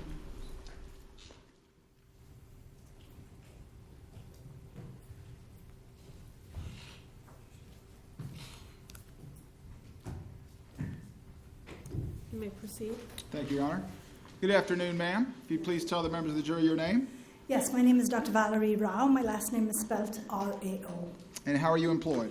I'm the District 4 medical examiner. And what comprises District 4? District 4, we have 3 counties, Duval, Clay, and Nassau. And are you the chief medical examiner in your district? Yes, I am. How long have you been a medical examiner in total? 32 years. And are you also a licensed physician and surgeon? Yes, And how long have you been so licensed in the state of Florida? since 1981. Can you summarize for the members of the jury, please, your educational and professional background? Yes, I got my degree in medicine in 1971, after which I went to London. I spent a year and a half doing pathology at 2 hospitals, one St. Heliers Hospital in South London and the other St. Andrews Hospital in East London. After which I came to the US and I did residency, 5 years totally. 2 years doing clinical pathology at Berkshire Medical Center, Pittsfield, Massachusetts. 2 years doing anatomic pathology in Albany Medical Center, Albany, New York. 1 year doing forensic pathology in Baltimore for the state of Maryland. I'm board certified in anatomic, clinical, and forensic pathology. I then spent a year in Tucson, Arizona, where I did medical examiner work. Sorry. I was medical examiner for a year. 1 year as medical examiner. After which I went to Miami, where I was an associate medical examiner for a total of 19 years. I then took a chief position in District 5, where I was there for 3 years. I went to the University of Missouri in Columbia, where I was associate professor for 2 years, and then came to Jacksonville, where I've been here for about 7 years. And just briefly, what are your duties as a medical examiner? In the state of Florida, we're required to investigate sudden, unexpected, unnatural death, and ultimately to sign the death certificate, the cause and manner of death. What is meant by the term pathology? Pathology is the study of disease in the human body. And what is meant by forensic pathology? Okay, so in forensic pathology, it comes under the umbrella where the sudden, unexpected, unnatural death cases come under the forensic pathologist. And have you ever been qualified as an expert in the courts of the state of Florida in the field of forensic pathology? Yes. Approximately how many times? Hundreds of times. Do you also have experience examining injuries to living people? Yes. And explain what that experience is. Okay, so when I was in Miami, where I was an associate medical examiner, had the opportunity to work there at the Rape Treatment Center for 18 years, where I saw several thousand living patients, examination and treatment of these victims. And what types of injuries would you see when examining those victims? Okay, some of the patients that came were also physically assaulted. So there were injuries that come under the category of blunt force trauma. There were patients that were stabbed, so that's sharp force injury. Some of the patients were strangled but did not die. So we saw this gamut of cases in living patients. And what are blunt force injuries? So blunt force, the term is to distinguish it from sharp force, meaning that the instrument that's being used, for example, a bat would qualify as a blunt weapon. A stick, if I was to bump myself as I came in here on the corner of this table, I would suffer blunt injury if it was severe enough to cause injury. Whereas the sharp force is injury that is caused by a sharp weapon, a knife, a bottle that is broken and then the sharp edge used to inflict trauma. So this is the difference between sharp force and blunt force trauma. Within blunt force trauma, are there different types of blunt force trauma? Yes. And what are those? So the first part of it, let's look at the progression of severity. A bruise, we're talking about a small bruise, is where the skin is intact and the blood vessels under the skin are injured and they bleed under the skin and get what you know as a bruise. The skin is intact.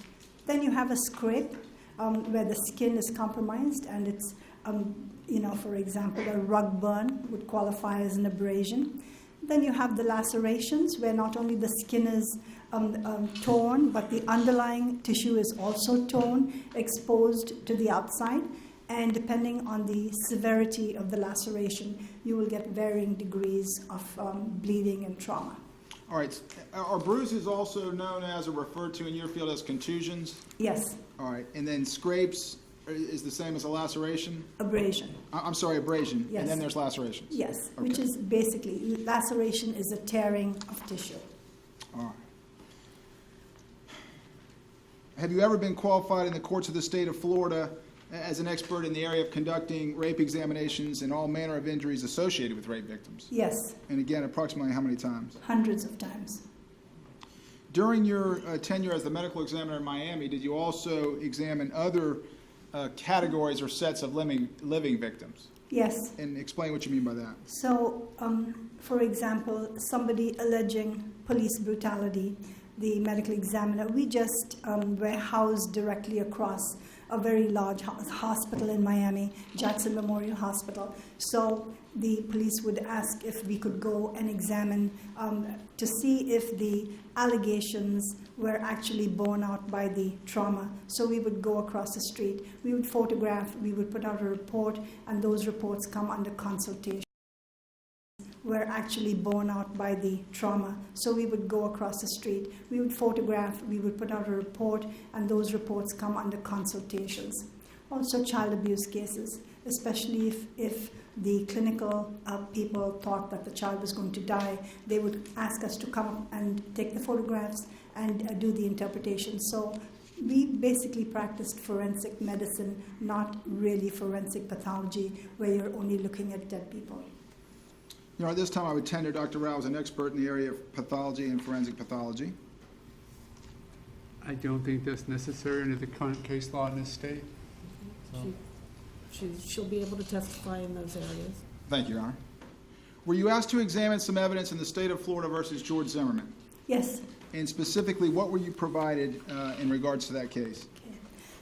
So I was given a whole series of things that I asked for the whatever is available, because I'd like to do the consult, having as much as possible in the database before I formulated an opinion.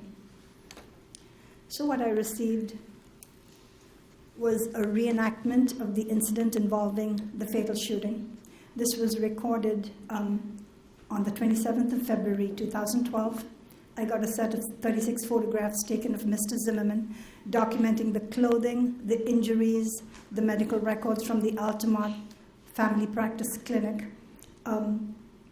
And of course, there were two records from this clinic. One was on the 27th of February, and the other one was on the 9th of March 2012. I got a DVD labeled Sanford PD Lobby and Others. It showed the vehicle going to the police department and Mr. Zimmerman being taken by the police into the department to be booked. A DVD labeled Medical Examiner Report and Photographs. And this included the medical examiner report, the body diagrams, the autopsy photographs. 26 autopsy photographs were taken, the toxicology report, and then a report that states two individuals were involved in a physical altercation in the yard, and one of them fired a handgun and the decedent fell to the ground. And the other items in the same folder were the medical examiner autopsy report, the toxicology report. So this is what I received. Did you also receive two photographs of the defendant at the scene the night of the event? Yes. And when you said reenactment, when you referred to the reenactment, was that an interview where he conducted a walkthrough and led investigators through the scene and explained to them what happened? Yes. After reviewing all of those items, in terms of severity, how would you classify the injuries to the defendant's head? They were not life-threatening. They were very insignificant. They did not require any sutures to be applied to Mr. Zimmerman. So, as I will refer to them, insignificant injuries. Did you observe any lacerations to the back of the defendant's head? Yes. How many? 2. And were those lacerations depicted in the photographs that you reviewed? Yes. They There was bleeding, so I was not able to look at them after they were cleaned, because subsequently when he went to the Altamont clinic, they were covered by Band-Aids.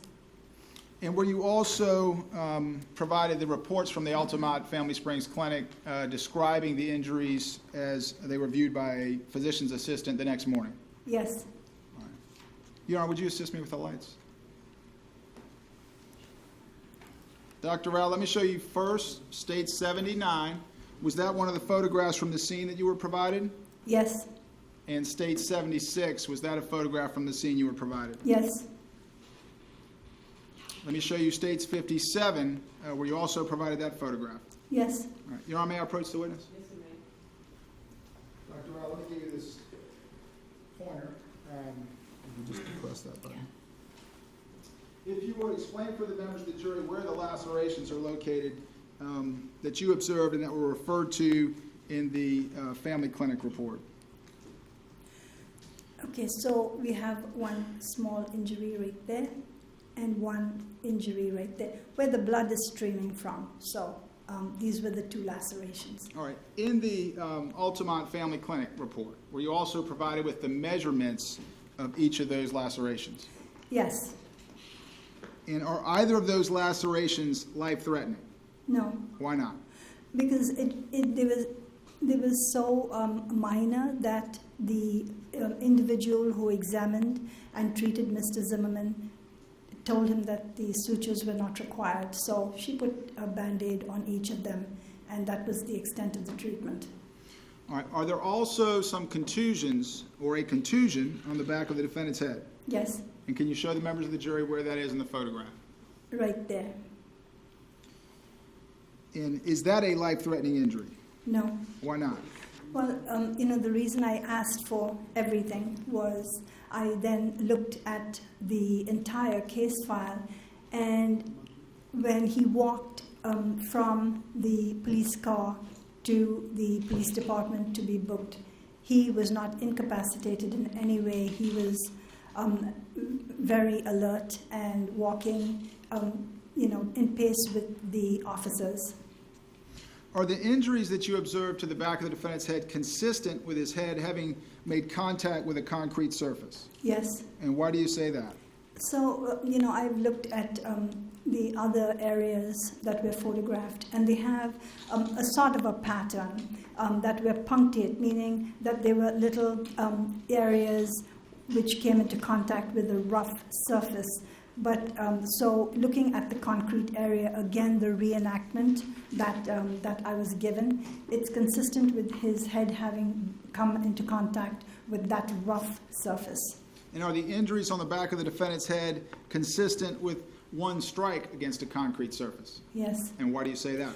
Because if you hit the head one time, it is consistent with having gotten those two injuries at that one time. Because it's an area where it is protruding, because the head is protruding, because the head is a round surface, and so that one impact could result in the two lacerations that you see. And are the injuries you observed to the back of the defendant's head consistent with his head having been slammed repeatedly into a concrete surface? Okay, so I'm going to give you my what I think based on the dictionary definition of slammed is. And there are two definitions from two different dictionaries. Let me object, Your Honor.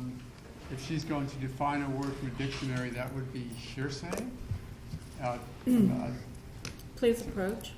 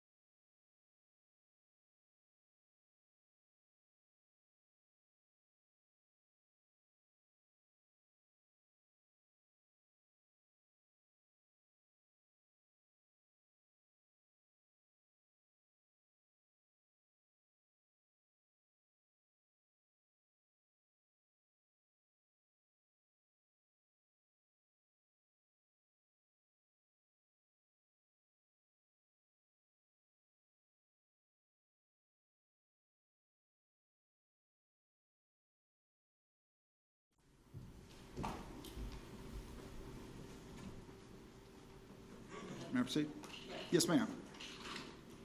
Dr. Rao, using your definition of slamming, your common understanding of slamming, are the injuries to the back of the defendant's head consistent with having been repeatedly slammed into a concrete surface? No. Why not? Because if you look at the injuries, they are so minor that, to me, the word slam implies great force. And the resultant injuries are not great force. What type and extent of injuries would you expect to see if the defendant's head had been repeatedly slammed into a concrete surface? So if somebody's head is repeatedly slammed against concrete with great force, I would expect lacerations. I would expect a lot of injury that would bleed profusely, that would necessitate suturing. And so I don't see that in this picture. All right, let me turn your attention to States 47. Were you also provided that photograph? Yes. And what injuries did you observe in this photograph, States 47? If you would, just describe those for the jury. Okay. So there is a small abrasion on the bridge of the nose right there. It's a very small little punctate at the tip of the nose. Can you circle that with your laser, if you would, or just indicate it? Right there. Okay. And right there. And are any injuries in this photograph life-threatening? No. Why not? He has no loss of consciousness whatsoever. He didn't have to go to the hospital. He went to a clinic. Were there any contusions or abrasions that you noted in this photograph? Yes. All right, can you again show us where those are? Yes. Right there and right there. How would you characterize or classify the contusions, the severity of the contusions or abrasions to his face? Very small. Could all of the injuries that you observe in that photograph have come from a single punch or a single blow? Yes. And why do you say that? Okay, so if you look at the distribution of where the injury is, and let's think that I'm the one inflicting the blow. If I was to punch myself right above here, I would get the injury on the nose and on the few contusions on the forehead. So one blow would be able to inflict these injuries. Are the injuries that you observed to the defendant's face consistent with the defendant having been beaten a dozen times or more in the face? If he was beaten repeatedly but with no resulting trauma on the face, then yes. But if the force is such that you get trauma, then only one time. Did you observe contusions to both sides of the defendant's head? On the sides, yes. Yes. All right, let me show you State 75.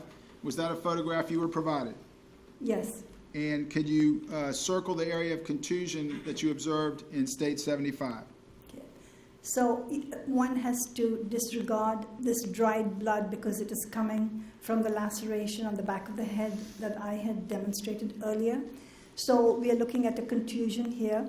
And there are very, very fine punctate abrasions that you need to have a close-up photograph to really see them. And again, explain for the jury or define for the jury what's a punctate abrasion. Okay, punctate means like a little speck, like a spot.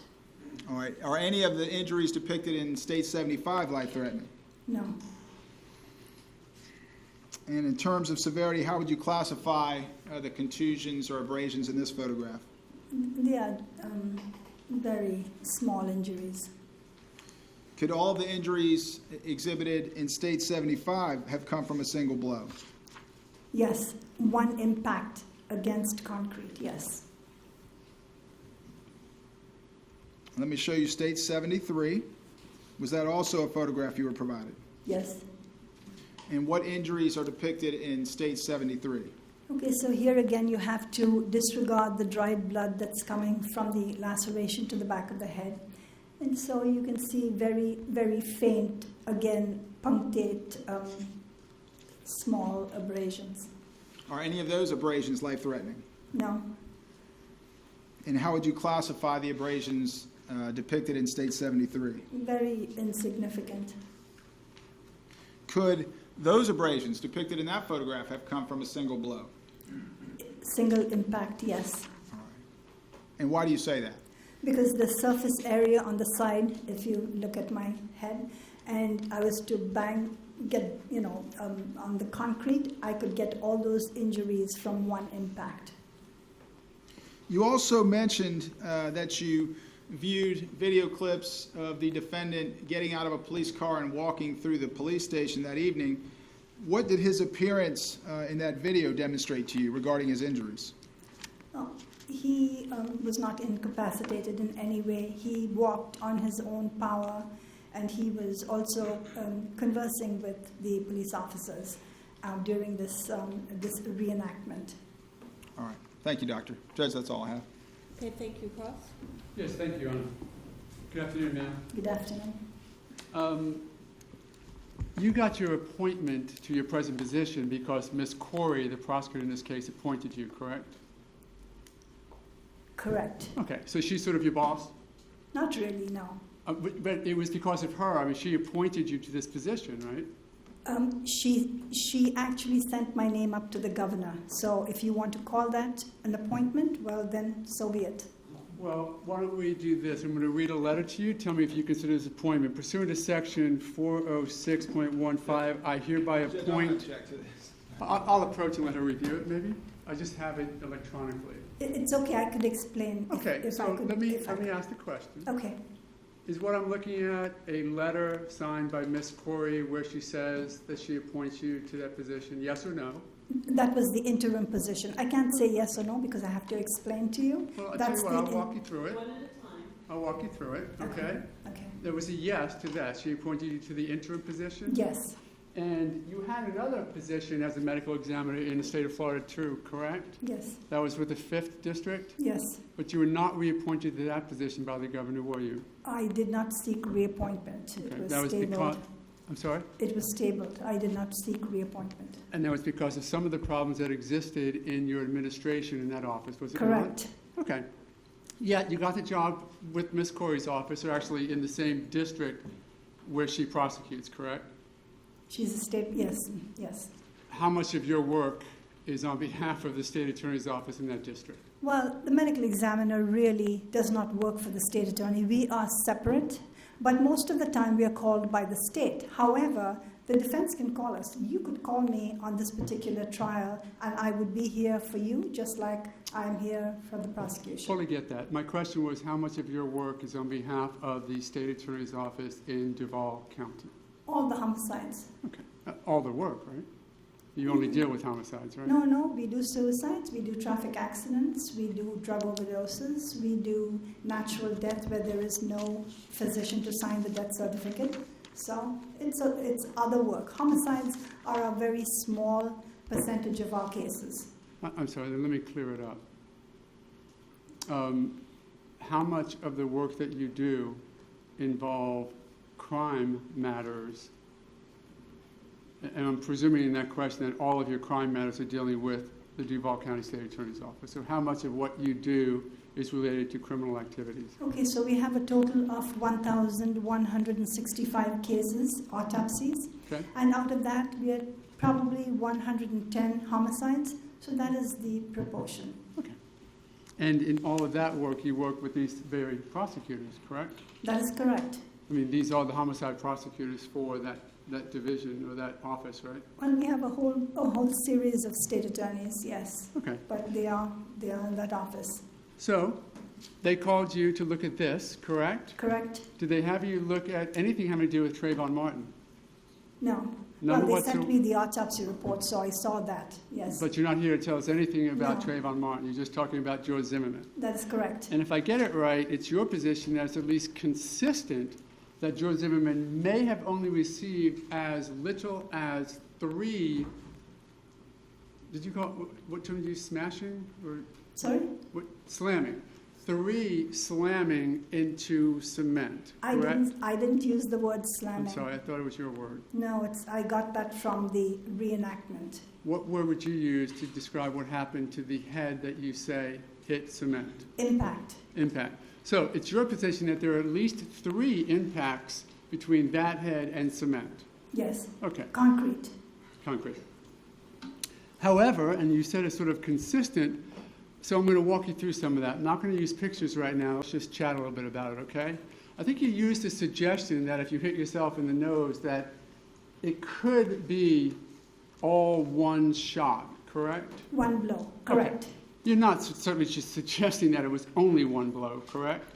No, but Okay. consistent with. And you say consistent with to minimize the number of shots that it could possibly be, correct? Not minimize, but if you gave me another scenario, I could look at that scenario and see if it's consistent. Let me give you this scenario. He gets hit in the nose like this, just like that, but it does not go up here. So here's the first shot, and here's the second shot. How many is that? 2. Consistent with that picture? It could be, yes. Is it any more consistent or any less consistent than the fact that there was one shot? I'm sorry, I didn't get that. I'm sorry. You said earlier that those injuries could be consistent with one shot. Correct. And now I think you may have said it could be consistent with 2 shots. If the way it's depicted like you have depicted, yes. Well, you don't, just so we're clear, you don't know how Mrs. Zimmerman was hit by Mr. Martin, correct? Correct. So you're saying it's consistent with 1, potentially, yes? Yes. And it also is consistent with 2, correct? If the way it was portrayed, yes. Which you don't know. Correct. So could you just say, is it consistent with 2 as well? It could be, yes. Okay. And it could be consistent with 1. Yes. Right? Okay. And it actually could be consistent with another couple of hits with a palm, or, as you said, another couple of hits with a fist that just didn't leave visible injuries. Yes. So you're certainly not telling this jury that Trayvon Martin only hit Mr. Zimmerman in the face 1 time. I'm just telling you what the injuries are and what it's consistent with. Okay. Did you notice in those pictures the cuts on Mr. Martin's knuckle on his left hand, both on the ring finger and a slight one on the pinky? Okay, those are not cuts, those are abrasions. So, because cut suggests sharp force injury, and they are actually where the skin is rubbed off on Trayvon Martin's hand, correct? That was a yes? You did notice them? Yes. Okay. Are those consistent with striking somebody? Yes. So we have some injuries, the only injuries, as a matter of fact, besides the gunshot wound, are 2 injuries on his knuckles, correct? Correct. Curious, since you've had a chance to look at the autopsy, were there any other injuries on Trayvon Martin at all? No. Any bruising injury? No. Any laceration injuries? No. Any punctate injuries? No. So you know for a fact that Trayvon Martin's head or any part of his body was not in contact with cement, correct? Well, I didn't see any injuries. You can have a contact, but without producing trauma that's visible, so... As Mr. Zimmerman could have, correct? Correct. A dozen of them even, right? Sorry? A dozen even, correct? A dozen what? Other impacts. Well, let's get more specific. We've now talked about the potential of 2, you would even admit, let me ask you this. Is there a possibility that with a swat or a hit or a fingernail or something, that even this abrasion on his nose could have been a 3rd? Anything is possible. Well, you're here as an expert, Yes. so I want you to give us your opinion. Is that possible based upon your level of knowledge? Okay, so I will ask this. I know I'm not supposed to ask you questions, Go but ahead. you know. So then the next issue would be that each of the punctate marks on his head could have been caused by, you know, a fingernail scratch, or I mean that would be the next question posed. And we're looking at the preponderance of the evidence and the opinion rendered thereby. So, you know, we can continue this. Let's move on. Let's move on. Yes. But we'll spend a moment on the nose. So you saw on Mrs. Zimmerman's right side there was a protrusion to his nose, correct? What does that mean? I don't know. I'm using the word protrusion. It was the first photograph. Let's go back and see if we can take a quick look at this.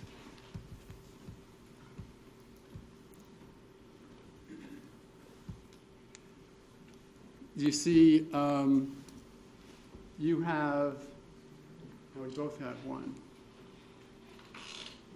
You have a pointer, correct? Yes, I do. You see that spot right there? That's the abrasion, yes. No, right below, that little swelling spot right there? Do you see that? I don't see a spot, but I see swelling, yes. Swelling, I'm sorry. Yes. That swelling to an uninitiated view, actually almost looks like there's a bone over there, doesn't it? But we know it's not, correct? There is a bone, yes. Well, but the swelling is not movement of bone, is it? Or is it? I don't follow that, I'm Let me sorry. just ask you to explain then. What is that swelling on the right side of the nose from? Okay, so that's trauma, injury. Okay. And what happens is the body reacts to it by rushing lymph fluid to it and all this other stuff. It sort of tries to take care of the site of injury or trauma. Yes. And that recedes pretty quickly, doesn't it? Oh, it depends on the extent of trauma, yes. Well, and we know in this case, you acknowledge the trauma and the swelling there, right? Yes. And you notice in the pictures after it that the swelling has receded, correct? Yes. So it does recede after a few hours? Depending on the severity. Here it was not severe, so the swelling rapidly declined. And you know that there was blood coming out of the nose as he was standing up, correct? Correct. Where do you think that that was bleeding from? From inside his nose. And where would that go if he's laying on his back? Where would what go? I'm sorry. The blood? Well, it depends. If you are alive, you would, if it went back in your throat, you would cough it out. Or swallow it? Well, I don't know. Well, I mean, it's going back down your throat, isn't it? Yeah, you'd cough it out. I don't know if you would swallow it, but maybe that's a good suggestion. Okay. So we have the nose injury, one. We have the potential of the injury up here that you identified could be a second shot, correct? It's possible, yes. Well, I mean, if I showed you a picture, let's just say that we did, in fact, have a video. And the video showed a smash to the head, to the nose here, and then sort of an overhand. Let's say that it was an overhand shot. You had a video, or let's say an eyewitness, who saw an overhand shot. Would that be consistent, the overhand shot, with that injury up there? The small bruise? Yeah, right up there. It's possible, yeah. Well, is it consistent? It could be. Okay.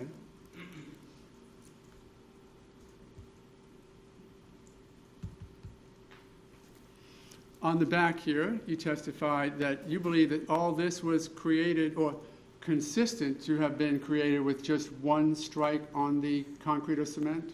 Okay, so all this, I don't follow that. I see 2 lacerations and a small bruise. Okay, you see this laceration? Yeah, You but see this laceration? okay, so, it's being actually camouflaged by the dried blood and the dripping of the blood, but once cleaned, the nurse that examined him said one was 0.5 centimeters and the other one was 2.0 centimeters, which is very small. And so, after it's cleaned and you look at the photographs, you don't see what your suggestion may be that there are a whole series of injuries back there. All right, well, I'm just going to ask a couple of questions about all this. You said, I think, in direct examination that this is consistent with one strike upon cement, correct? Concrete, correct. Concrete. Now, you're not suggesting to some reasonable degree of medical certainty that there was only one strike here, correct? No. So this could, according to where this was, let's identify a term. I'm going to use the term crown, and we know the crown of the head normally is up here. Correct. But I'm going to use crown in a different term for the next few questions, okay? And that means the point that hits the cement. Can we use that term for just a couple of questions? Do you know what I mean by that? Do I do what? Sorry. Rather than the crown, which would be the first thing to hit the ceiling if you stand straight up, I'm going to say that, let's just say that this is where the impact on the cement is, okay? Okay. Now, the head could impact just there, correct? And just hit there, right? Well, if the impact is on the side. Absolutely. Because we don't actually know what part of his head contacted the cement, do we? We know that there are 2 injuries that resulted from the impact. Right. That's a given, right? And they could be separate, right? Except that it's in close proximity, yes. Right. So I could hit a knuckle right there, or I could hit 2 knuckles at a time, correct? So it's according to how it happens, right? What the physics is of how it happens? I'm not very good in physics, but we're not talking about knuckles, we are talking about one surface area. So I can explain just simply, I don't know about what the physics of this injury is. Then let's get away from physics and talk this way. Let's just say that he was hit where, see this line right here? See that line? Do you see me making a line? You mean the area? No. The line I'm making with the laser. Okay. Okay. Let's just say that only that on this side came in contact with the cement. Is that possible?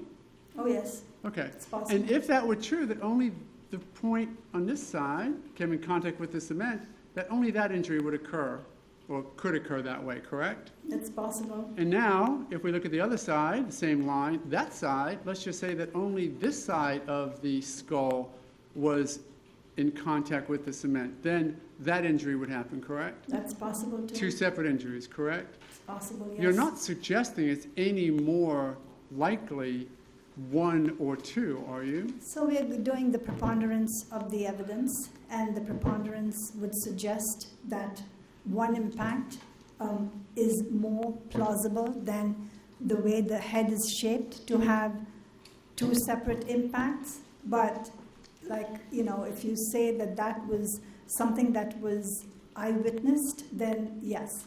Well, what if somebody put their hand, let's say, on the side of a skull and smashed this way? Would that? Fact's not an evidence. I'm sorry, Your Honor? I didn't hear the objection. The fact's not an evidence sustained. Well, let's just say that you have evidence that there is a fist getting hit down on one side of the head. Would you agree that the opposite side of the head would be forced downward? It could. Okay, so it could, right? It could. All right. And then that would cause an injury just on one side of the skull, correct? It could. And you see this bruising right here, do you not? See that swelling? No, that's the shape of his head, I think. So in your opinion, you've come to a medical conclusion that that crowning over there is natural? Yes, that is the parietal area of the scalp, yes. I'm curious why it doesn't seem to show itself as protruded on this side. Because sometimes the shapes of heads are different, we're not all symmetrical. And if you look, there is no discoloration there. So that may be an anatomic variation. So right here, do you see any bruising or any discoloration at all in that photograph? Okay, I don't see bruising, but I see small, very tiny punctate marks. And the other thing is, the photograph you're looking at, the hair is so short that if there was something there, we would be able to see it really well. And I have to strain to look and to see what you are suggesting. So I can't answer that question. I just want to be clear because the jury will have not even these photographs, but they will have much better photographs to view and to study. But as I do that, I want to point out to you to see if we can focus you. Is it your testimony that this coloring here, this darkening in this way, is a natural occurrence on his skull and not evidence of a bruising? Yes or no? I don't see a bruise there, but I did see, because I also have very good photographs, which you can see clearer, there are very fine punctate abrasions. Okay. Let's speak a moment for what you do see then, the punctate bruising. Not bruising, abrasions. Punctate abrasions, I'm sorry. Is that the abrasions that you see over here? Well, again, the photograph is so poor that, I have to look at my own photographs. Then let's take a moment.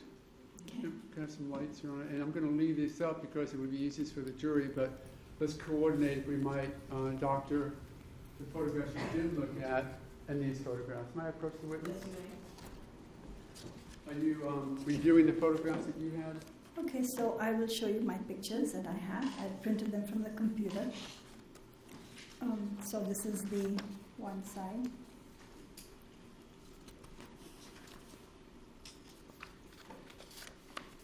And this is the, I think the photograph that you're showing, and you can see very fine little abrasions there.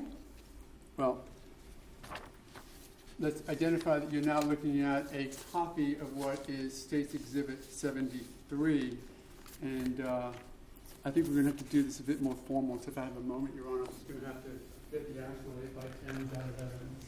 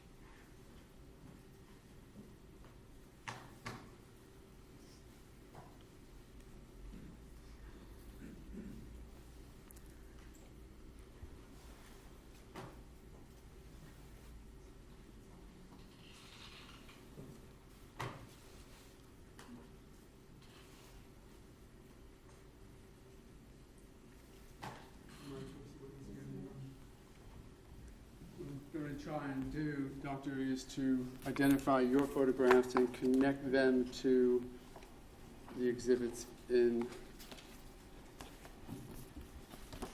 Did you get an entire picture packet from the State Attorney's Office to review? No, I got a disc, and I printed out some of them because it was taking me so long on the computer, so I just printed a few of them. Then we'll do it this way in case you don't have them all. May I examine her from this location because I've got exhibits that we do not have on. So you're able to see in here? Yes, you may so.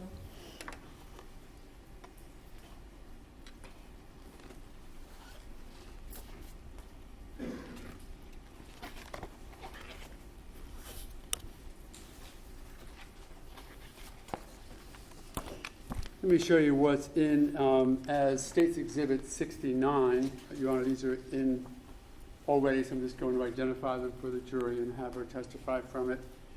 And let me ask you if you can look, first of all, let's identify, this is in fact State's Exhibit 69? Yes. Okay, Yes. You want to hold it for a second? Thank you. And I'm going to question you about that if you look at the photograph.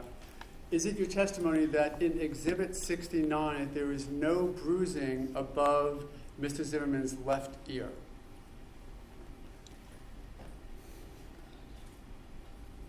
I just see the punctate abrasions. I don't see bruising. And there are some marks on the head which are nevi, which are moles, brown moles. So you are seeing that also like there and there. So, to point out, 2 inches above his left ear, this area of lightening and darkening you do not perceive as swelling? No, I don't think that's swelling. I just think that's the shape of the head, but it's a very, very funny angle. And so there's distortion in that photograph, and I cannot tell you that that's bruising. I'm sorry. Okay. And similar in States 57, so we're clear for the jury. In 57, sort of a back view, I asked you to focus first at the area we just looked at, which is about 2 inches above Mrs. Zimmerman's left ear. Are you suggesting that, again, that is not any type of swelling or bruising, but rather just the natural contour of his head? Okay, so if you are suggesting that that's a swelling, then the bruise should be so marked that I should not have trouble looking and identifying that as a bruise. So I can't comment on that. Is that a yes or a no?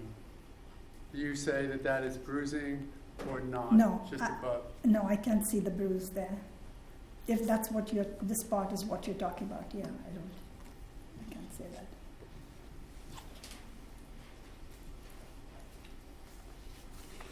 let me show you State's Exhibit 70 that's in evidence, which is a picture of the right side of Mr. Zimmerman's scalp, correct? Correct. And pointing your attention to the laceration, bruising, cut, use your term, not mine, just in the middle of that picture. Yes, he has a bruise on the right side, plus he has the punctate abrasions. Okay. Yes. The bruise on the right side, how do you think that was, how did that occur? Impact against concrete could give you that, and the other abrasions. Now on number 70, let's look further back about 2 inches towards the back of his skull and tell me what you see there. Okay. Are you referring to the small? Yes, I am. Okay, that is a small bruise. It's pink, discolored. And is it your testimony to, well, how did that occur? Impact could give you that. And could that have been a different impact? It's possible, yes.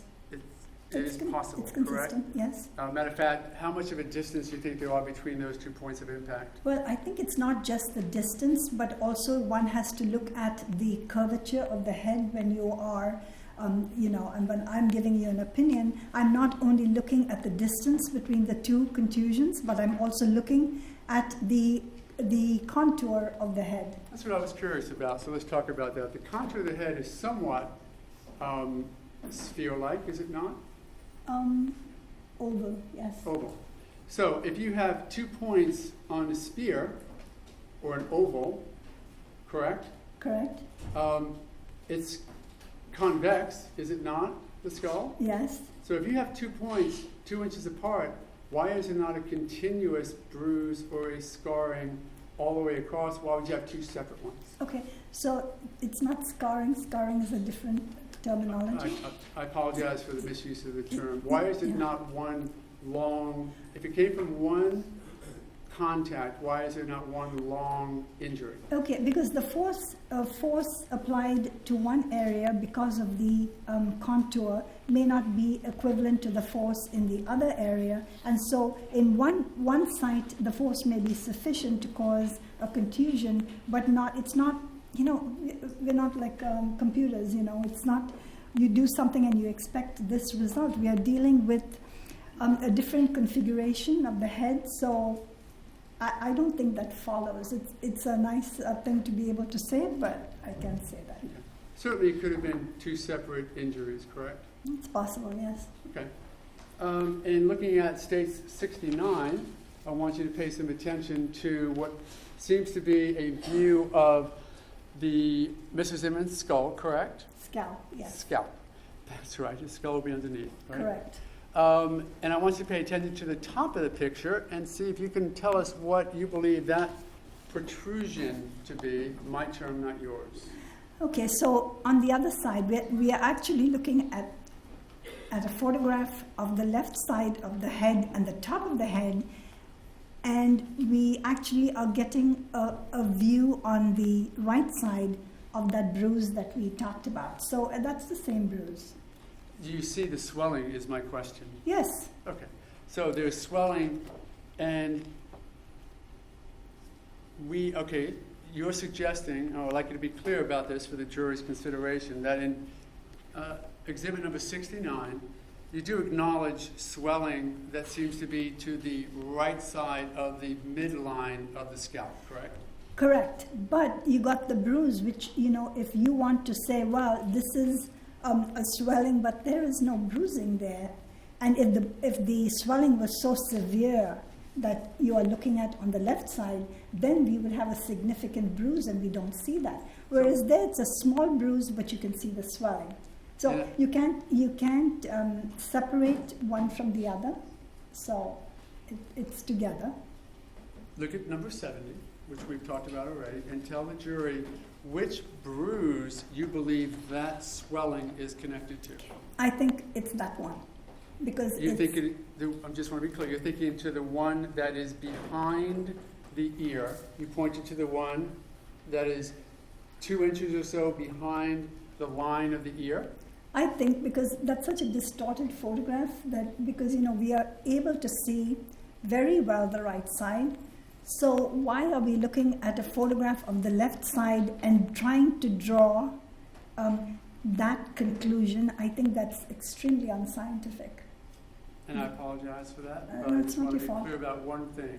It is your testimony here today that the swelling that's on the 69 on the right side of the midline of the scalp, that is the bruising that is the same bruising as exists with what you've identified now as the bruising behind the ear line on States 70, correct? It could be. But like I said, it's very difficult for me to, to give an opinion on the photograph, which is so distorted. Got it. Could it be a completely separate bruise? Which one is This that? one, the one on 69. Well, if it was, why are we not able to see it from the right side? Let's take a look at 71 then, Okay. and see what you see on that photograph. Okay, so this is again the punctate abrasions that I talked about, and that is the bruise that we have to overlap. I think that's the And let me photo. show you just at the very top of the crown of the head there, almost out of the top of the picture. Is that not the bruise that we see, or the swelling that we see on 69? I find it difficult when half the photograph is cut to give an opinion. I would like to see what the injury is before I tell you that that's the injury. So why are we looking at distortion and half photographs when we have the full side to be able to look at and to render an opinion? Well, I certainly only want to do and have you give us as good an opinion as you can. Do you have a photograph that better shows the injuries that we've now seen by looking at 69, which shows the swelling that seems apparent? No, I have the same, but I have just copies. Okay, but that doesn't show the swelling, does it? They're the same photographs, so how can they not show? Okay, so they are the same photographs, so how can it be different? I'm asking you, as you're here today, to tell me what picture you have of the right side of his scalp that shows or doesn't show the swelling that was apparent in State's Exhibit 69. Okay, so I have the same photographs you have, except mine is, like I said, copies. So this is the photograph that you are describing? I'm trying to find the one that's in evidence for that, if I might have a moment, Your Honor.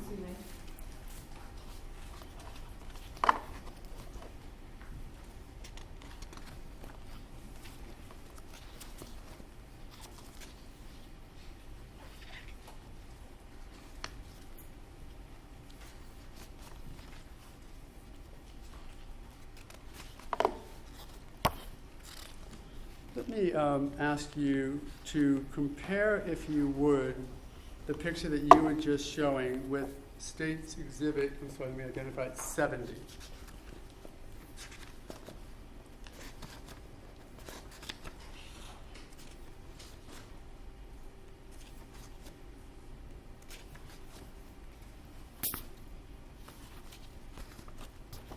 Do you have that one? I'm looking.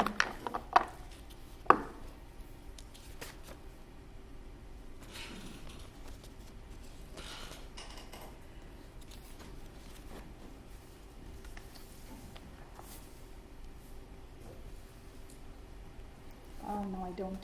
Let me have this back here. Thank you. So, the least number of contacts between scalp and cement were 3, correct? Correct. And as many as how many? That's a scenario that you posed, so you would know how many. Well, if you were to look at this from a medical perspective and try and come up with not the minimum number, but the maximum number, give us your opinion. I told you 3? That's the minimum, correct? Correct. My question is, tell us, in your professional opinion, how many it could have been as a maximum. I don't know. Why not? Because you were presenting the scenario about various possibilities, so you have to tell me, and I will tell you yes or no. Well, as I as I said to you, there could be a possibility that those two bruises were two different ones, correct? On the head, yes. Two bruises on the right side of the scalp. Correct. Okay, so I want you to include that. We also talked about the possibility that the two lacerations could be two different hits, correct? Correct. So I want you to include that. What other, and we talked about the nose and the forehead being two separate ones, correct? Correct. Okay, so keep going. How many other of those bruises could have occurred? Let's talk about the left side of the scalp. It has been your testimony that it is consistent with just the least amount of one strike on the cement could have caused everything on the left side, correct? Correct. How many could it have been more than that? I don't know. You have to give me a scenario and we will say consistent or not. Okay, he got hit 6 times on the left side of the skull. Consistent? No. Why not? Because the injuries are so minor and they are patterned to some extent. So that would be beyond the realm, I think, of possibility. 4 hits on the left? Well, if somebody is an eyewitness and says 4 times that this injury occurred, then of course that's the best estimate. So, okay. You know. Okay, so let's talk about 4 on the left side. You agree that would be consistent with the medical evidence, correct? If it was witnessed, yes. No. But you can't just say 4 times and you're not seeing the injuries to match the 4 impacts slamming. Listen to slamming. my question. Okay. Is there any medical evidence that would exclude the possibility that skull was hit on the left side 4 times? That's not my opinion, but it could be. It's possible. Okay. Nothing to exclude. Nothing, sorry? Nothing to exclude that as a possibility. It's possible. Okay. Now on the right side, the side where we see the 2 separate bruisings, we talked about that, right? Yes. And we also see the punctate bruising in front, correct? Abrasions. Abrasions. Correct. Anything that would medically exclude that the right side was hit 4 times? It's possible. Okay. We see 2 of the bruises, right? And they could be separate, right? Possible. Then we yes. see the punctate abrasions. That could be another one, right? It's possible. Then we see the swelling that you say may be connected with one of the bruises, but that could be separate, correct? I don't think so, because underlying the bruise you have the swelling. It's so impossible to get a bruise and a swelling and say, well, that was 2 different sites. Now the swelling is separate from the bruise, yes, but they are one injury. Okay. Presuming that the bruising on States Exhibit 69 and 70, that the bruising that we see matches up in the jury's mind with that point of swelling, correct? You're making the premise. It does. Okay. In your opinion? Well, you can see it. Okay. And the jury will, of course, make that determination, right? Correct. Okay. And then there could be how many maximum times could the back of the head have been hit on the cement? Well, to me, it was consistent with 1, but you suggested by turning the head in different ways, it could be 2. It's possible. 3 or 4? With no injury, yes. If the head is in contact, producing no injury, yes. How about the swelling below the lacerations? Did you notice that? The contusion. Below, right. The contusion, yes. Could that have been a separate injury? No, it's possible. Well, if the head was hit so that just the crown hit the cement 1 time, let's say his head just snapped back and it hit here, that could have caused one of the lacerations, correct? Yes, but it's so close to each other. That's the proximity that really kind of makes it possible. Okay, I appreciate that. So if the head was tilted one way and then smacked back so that this was the crowning point, that would be 1 laceration injury, correct? It's possible. And then if the head was this way another laceration injury, correct? That's possible. And then if I was able to resist one of the tossbacks of my head, I can actually keep the crown higher, and that back bruising that you just identified could have occurred, right? It's unusual because, you know, you're talking about a flat surface. So the head will have to be really contorted to be able to give you all those injuries from different impacts. Change it now that it's not the cement, okay? Change it that it's here. Change it that what was hitting, that the bruise on the bottom wasn't flat, that it was against the side. Would that cause the bruising down here without the lacerations? The side of what? Side of the cement. You know that it was a cement sidewalk, correct? Yes. And you know that they were at the very edge of it, correct? Yes. So you know that there is, in fact, an edge of cement, correct? It's possible. I'm sorry? The injury is possible, like you are suggesting. Yes. Well, here's the cement, and we've been talking and discussing as though all the injuries are on the flat surface, right? Correct. So let's introduce now that there could have been some injuries here. Your Honor, object to that as facts, not in evidence. Hypothetical with an expert overruled. It's possible. Okay. So the possibility is that the head being hit against the cement could easily, the two lacerations above may not have ever impacted again when the bottom bruising occurred, right? It's possible. Okay.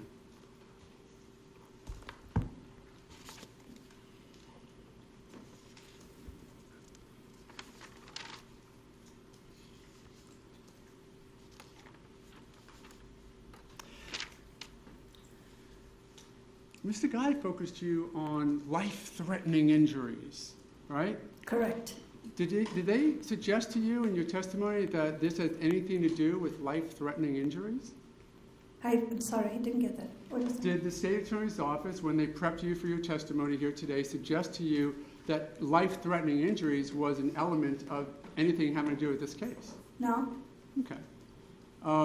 You understand that the extent of injuries are not significant in this case, do you not? I'm sorry, I didn't get that. Okay.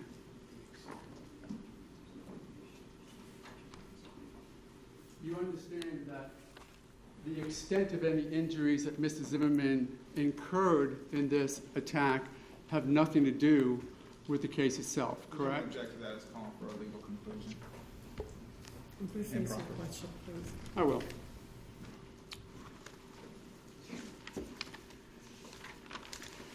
Were you prepared for the examination to identify whether or not you could testify that there were life-threatening injuries or not? No. Okay. None of these injuries that you identified, as they turned out, were in fact life-threatening, were they? Correct. What about the next injury? The what, sorry? The next injury. What is that? The next injury he would have sustained. I'm sorry, I didn't get that. Could the injury that he didn't have to survive, could that have been life-threatening? Object to that as calling for speculation. Sustained. I might just have a moment, Your Honor.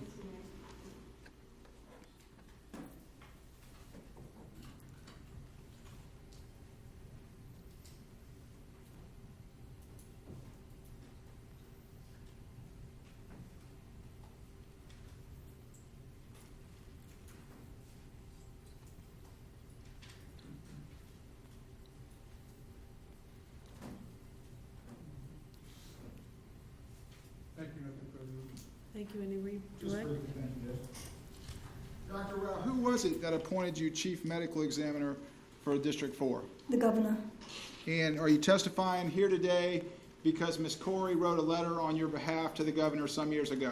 No. Are you slanting your testimony anyway today because Ms. Corey wrote a letter on your behalf to the governor some years ago? Absolutely not. All right. You were shown some photographs by defense counsel. Were you provided with all of those photographs prior to trial on the disc that you referred to? Yes. In fact, I think you referred to 36 photographs of the defendant? Yes. Did that also include photographs of his hands? Yes. Would you expect someone who was undergoing a severe attack to try to defend themselves? Object, Your Honor, outside of scope and also speculation. Sustained on both grounds. You were asked about a scenario where the defendant may have hit his head on the edge of concrete when you watched the defendant's walkthrough or recreation. Did he describe his head getting hit on the edge of concrete? No.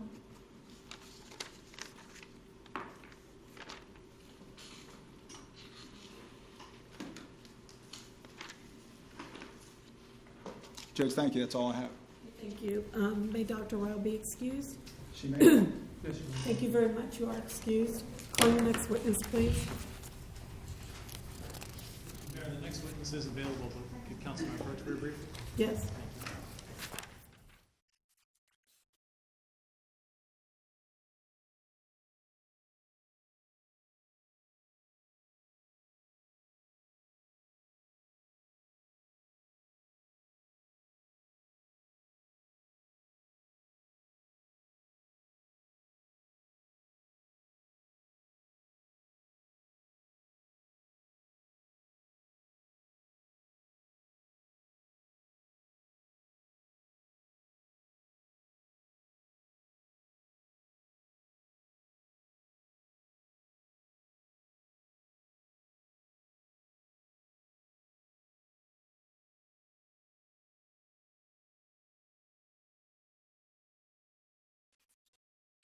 Have a 15-minute recess at this time. If you'll put your notepads face down on the chair and follow Deputy Jarvis back into the jury room.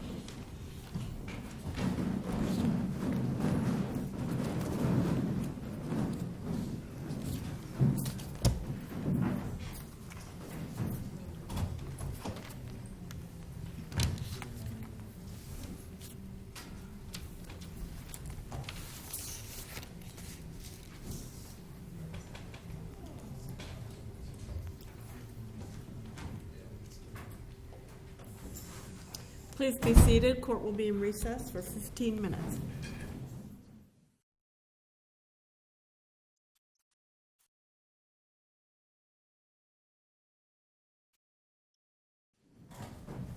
Please be seated.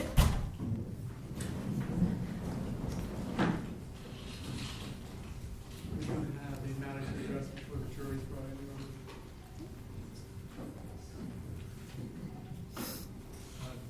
No need to be the bench, correct? I don't know what it is you want to address. Just an objection and request for a proffer of some testimony I think the state is about to present concerning some school records or school information or coursework taken by my client some year or two before this event. And just a general relevancy objection, I'd ask it be proffered, and then if there's any relevance whatsoever, that it be outweighed by its prejudice. And I just have concerns about putting in portions of a school book that he may have read in a course that he had 2 years ago, and that's my objection. So I would ask that it be proffered and its relevancy be shown. Okay, response? Yes, Your Honor. Actually, there are 4 different records, 4 different witnesses. The first is, generally speaking, a transcript of the defendant's coursework towards his degree in criminal justice at Seminole State College, and that shows that he took 149 hours, I believe, altogether towards that degree, including a number of classes over a number of years. Was on schedule to graduate, although hadn't yet. So that is record number 1. Record number 2 is one of the courses that he took, specifically taught by Professor Alexis Carter, and some of the homework assignments that he performed for that class. For the record, that course was titled Criminal Law and Procedure. It involved, as Professor Carter will indicate, discussions extensively of a number of Florida laws, including self-defense and the stand your ground law. Record number 3 is a application to be a police officer for Prince William County in Virginia, and simply the application and the fact that he was not accepted for that position. That is it. And then the 4th is a record of a Sanford Police Department application to ride along with police officers. Those are the 4 records. As I understand it, the objection is relevance as to each of them. Obviously, they all go to support a number of things, not the least of which is the state's underlying theory that this defendant had such an interest in law enforcement and law enforcement work that this is what he is, this is the position and the frame of mind that he is operating from at the time. In other words, this is what he wants to do. He wants to catch people. In fact, one of his homework assignments, he specifically mentions that. We believe that his chosen major, which actually has been mentioned in other evidence already, that he was seeking a criminal justice, is relevant to show that he has the education and the ability and the understanding, and has at least the background to be able to adequately discuss when he is confronted with police, both understand what it is that they might be trying to do and also what it is that he might say in order to address the situation in the light most favorable to him, legally speaking. I think as far as his knowledge of the law, that certainly would be relevant to his statements and his state of mind while making them, particularly as we just heard him tell Sean Hannity on national television that before this case he'd never heard of the stand your ground law. That would be directly contrary to one of his professors. And the other two records, the application to in fact be a police officer, as well as to ride along locally, I think would be relevant again for the same reasons. This is a ongoing pattern of behavior, and it shows that this defendant has had that interest for some considering time, and that this is very important to him, that he be able to act and potentially become like a police officer. And it is the state's position that one of our arguments in this case is that that's what he was actually trying to do at the time of the encounter for which he's on trial in this case. Okay, response? Well, the response, Your Honor, is that it simply isn't relevant. What they're trying to do is use a transcript, for number one, trying to use a transcript that he did, so he didn't even complete the degree, but to the extent that they're going to try and put before this jury that he went to community college seeking a legal studies degree is of no relevance to them. This event is supposed to have occurred within 7 or 8 minutes, exactly what happened that day. We have taken pains not to get into Trayvon Martin's school records and his past because we know that they carry a level of protection that they're supposed to protect. In this case, what they're trying to say is that because he went to college, because he went to high school, because he went to first grade, maybe even because he had a civics class, that is going to be able to get before this jury so they can focus not on evidence, not on hard and fast evidence that they have, but on some theory that he acted in a way after going through what he went through that night that he knew to say to the cops something that he said it while the evidence supports it. All I'm saying to you is that if it's relevant to an issue, or material issue, then let him show what that relevance is. The idea of just doing a witch hunt, if you can, or at least a fishing expedition, to try and argue to this jury at some point that he went to college and even that he wanted to drive along with a cop somehow is a negative thing, somehow suggests that it's bad that he wanted to go to college. I don't see any relevance, and if there is any minor relevance, rather than just a fishing expedition, it's certainly outweighed because I don't understand when you say it's a fishing expedition from the exhibits that they're intending to introduce. Okay, the fishing expedition part of it is what they're trying to say. They're trying to come up with some theory. They don't get to just say, Judge, it's our theory that he's a bad guy because he went to college, but in effect, that's what they're doing. Their theory is not supported, at least yet, and they're a week and a half into their case, hasn't been supported by hard, fast evidence suggesting the anger and the animosity they want to try and get. I don't think what they're trying to introduce is, for that purpose, from what I heard Mr. Manti say, is for the Mr. Zimmerman's knowledge of criminal justice and techniques of investigation techniques, interview techniques. He did say on the interview that was played from the state's exhibit number 180, the interview with the Hannity show, when asked the question if he knew about stand your ground law, and he said no, he did not. So that's one of the things. It's the state's saying that it's not a fishing expedition, it's to show that the defendant had knowledge through course review as to police techniques for interviewing. I don't know what the course information is going to indicate, what was taught. Well, the reason why I call it a fishing expedition is then quite honestly, where does it end? And that's why I'm suggesting it's a fishing expedition. Do now everyone who's gone to a 6th grade civics lesson? That's not what they're seeking to introduce. They're trying to introduce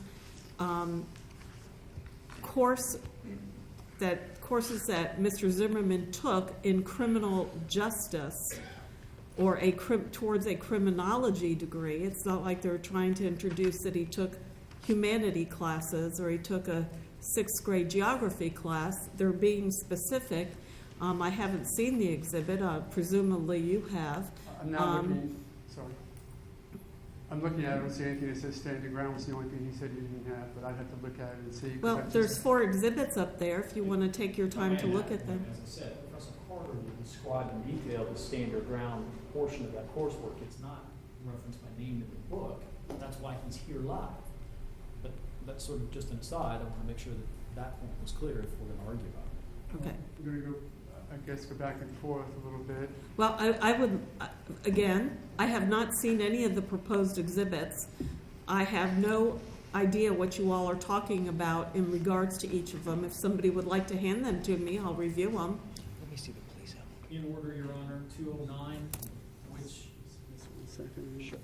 209, which is the coursework towards the degree, including a certificate from Professor Carter as to the specific class in question, in which he awarded the defendant an A. Well, these records are his college record that shows all other classes and what those grades are. I would agree that that's not relevant, and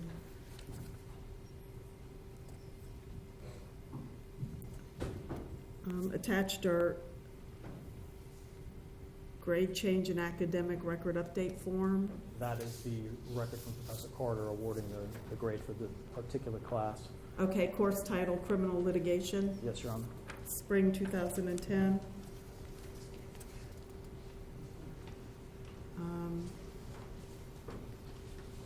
There's a diploma certificates application. Which I believe shows the proposed graduation date of late 2012 or 2013.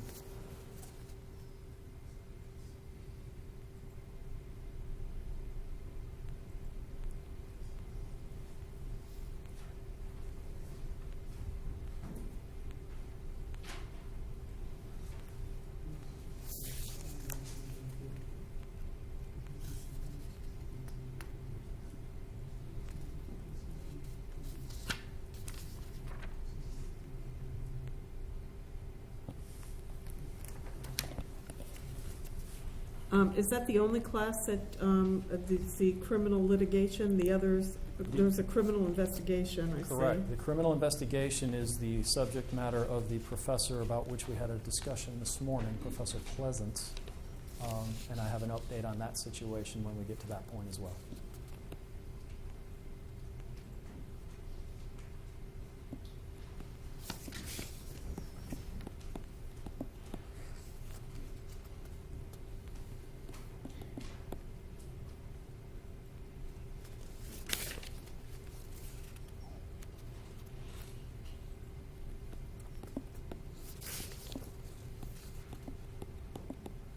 I don't know that all of these records would be relevant because they show other course of study, but as far as the criminal litigation and criminal investigation, they will be.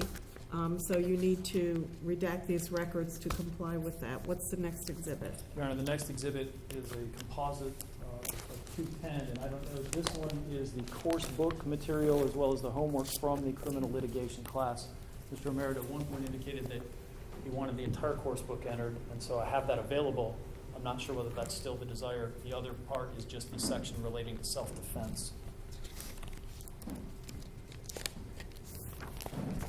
Now, is there a live witness who's going to testify as to these exhibits? Yes, Your Honor. Professor Carter is here.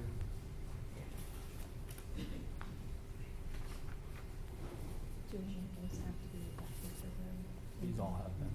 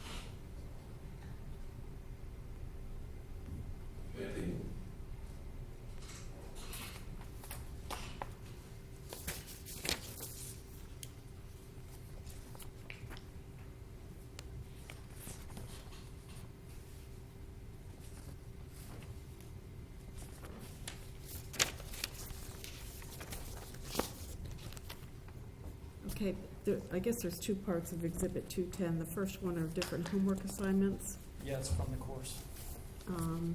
and a final project paper. Yeah, continue to hear the objection that I was outlining before. On this Exhibit 210, yes. Actually, on all of them. I don't think the state can create evidence and then, for the sole purpose of impeaching it.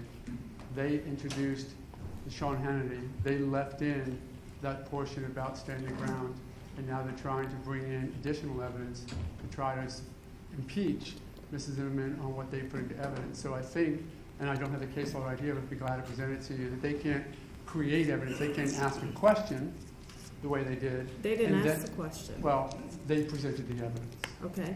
And they could easily have redacted that had they had the concern to. They left it in solely for the purposes of bringing in suggested impeachment to say that he did say something or know something when he didn't, when he said he didn't. So they can't create their mild problem by putting in evidence solely so they can impeach it. Your Honor, I think that that is unfair. It's inappropriate, and they shouldn't now be able to come in an impeachment. So that's sort of as an aside to what they're attempting to do. Wouldn't that be the same as declaring a witness as a hostile witness? No, I think what they're doing is they can't open their own door, Your Honor. I think rather than impeaching as a hostile, what they cannot do is, as you sort of suggested last week in the trial, you can't open the door a little bit yourself so that you can push through it. And that's what they're attempting to do by leaving that in to an otherwise redacted statement, just as an attempt, a foothold, if you would, to get in evidence that now might suggest, not in the book, because the book says nothing about standing ground, but that some professor may come in, acknowledge that George Rosa was not even in class that day, and talked about standing ground. I presume that's what they're going to have him testify to. And they can't simply create their own impeachment evidence, which is what they're doing with that particular attempt. Well, I'm going to have to give you time to look at some case law on that, because I don't know at this point in time that I agree with that.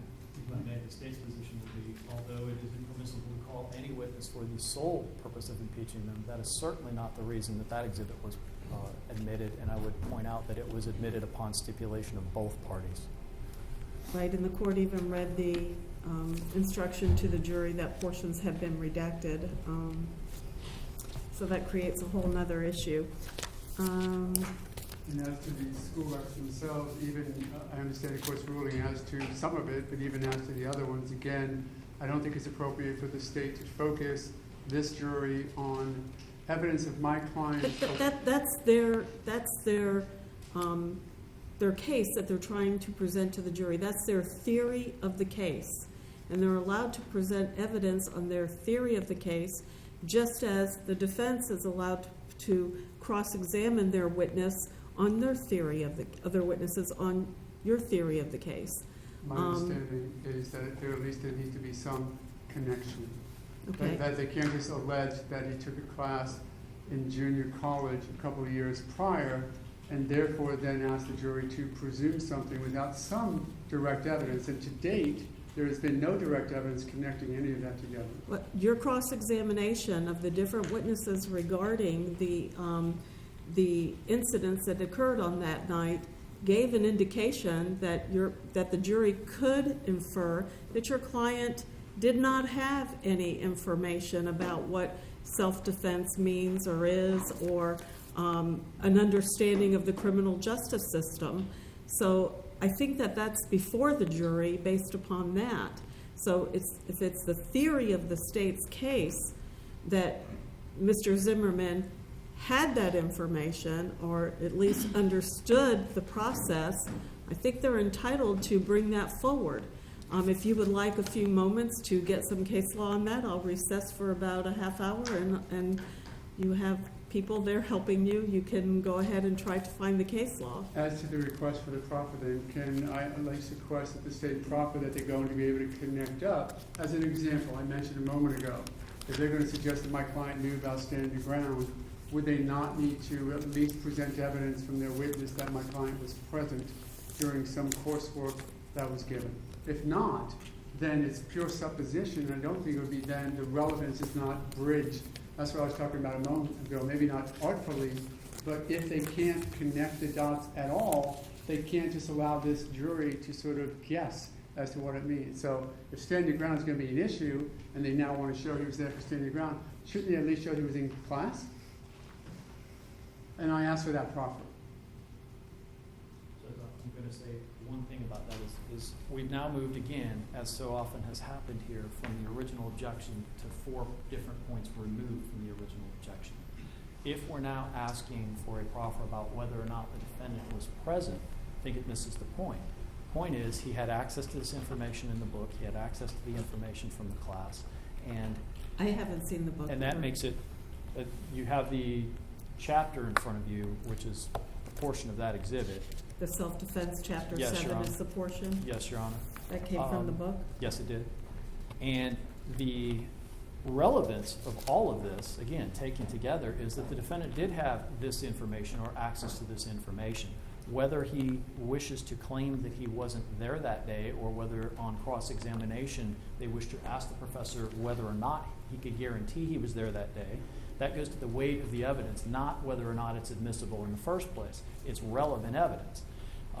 As far as the idea that it's more prejudicial than it is probative, it's odd to first say this is good things and then argue that it is so prejudicial that it is unfairly prejudicial to the point that any relevance it has is outweighed. Those two arguments are completely inconsistent with one another. Let me try and make them consistent, because I Okay, don't no, want to let me go ahead and do this, because we could go back and forth on this and all the time, and I'd rather give you the opportunity to go back and do a little bit of research. We'll be in recess for 30 minutes, and let me see what case law can be provided. The other 2 exhibits before we recess on this are... One is an application to be a police officer. And what is the date of that application? That is, it was July 8th, 2009 was when that was resolved. Okay, and the other one is an application to ride along. What is the date of that? 3/15/2010. Okay, I will consider all of those. We'll be recessed for half an hour. Thank you.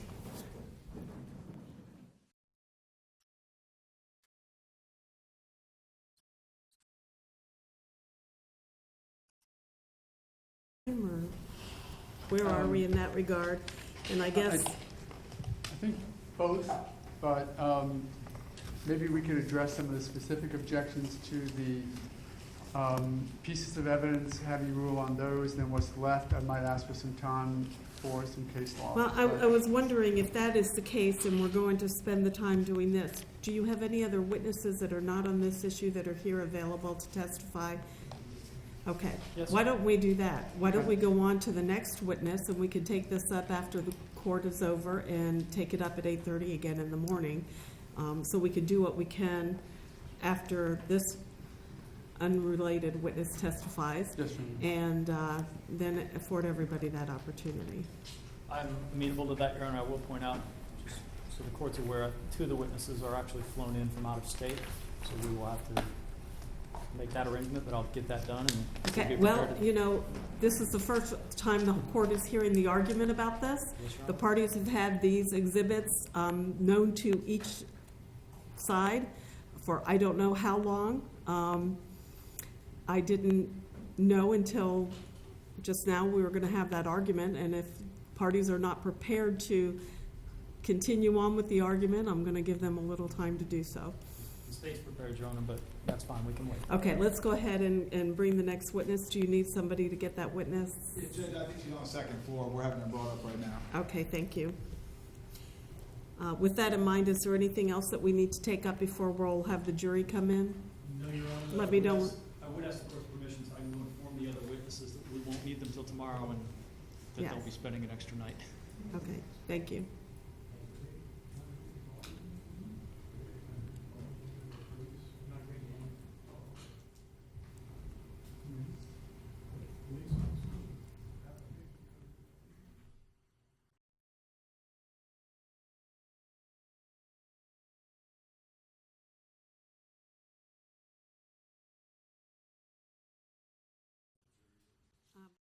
Just when we know the witness is outside.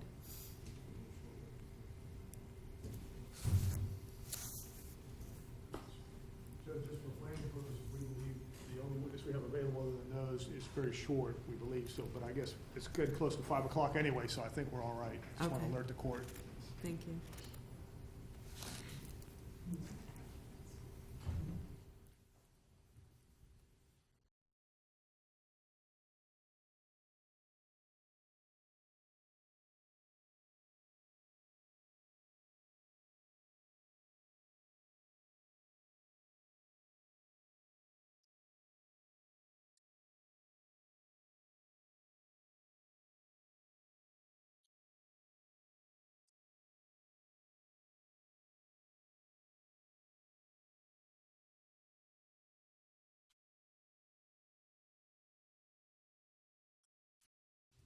With anyone going, we do have depositions set for this evening as well, starting at 5:30. So Okay.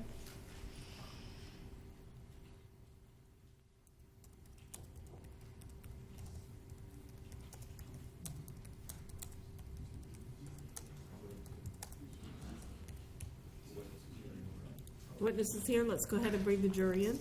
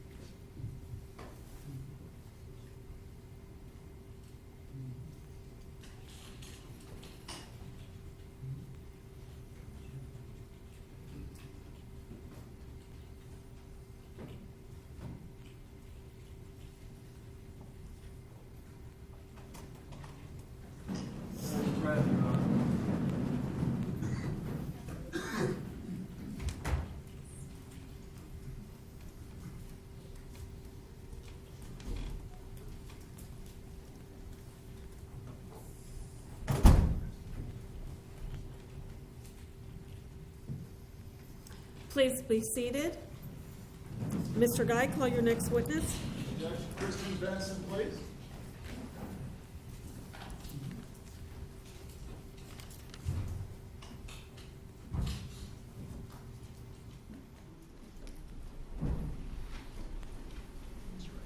Do you solemnly swear or affirm that your testimony in these proceedings will be the truth, the whole truth, and nothing but the truth, so help you God? I do. Thank you.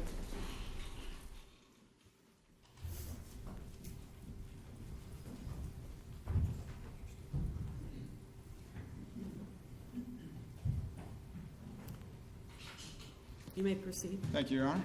Good afternoon, ma'am. If you'd please tell the members of the jury your name. Kristen Benson. Ms. Benson, how are you employed?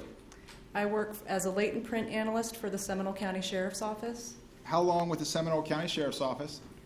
I've been with the agency a total of 8 years, And how long in the area of latent print examination? just under 3 years. Can you tell the members of the jury briefly what your duties are as a latent print examiner? I examine items of evidence for the presence of latent prints. I also perform comparisons of latent prints to known standards, and I issue reports with my findings. And if you could summarize, please, the training education that you've had to prepare you for your duties as a latent print examiner.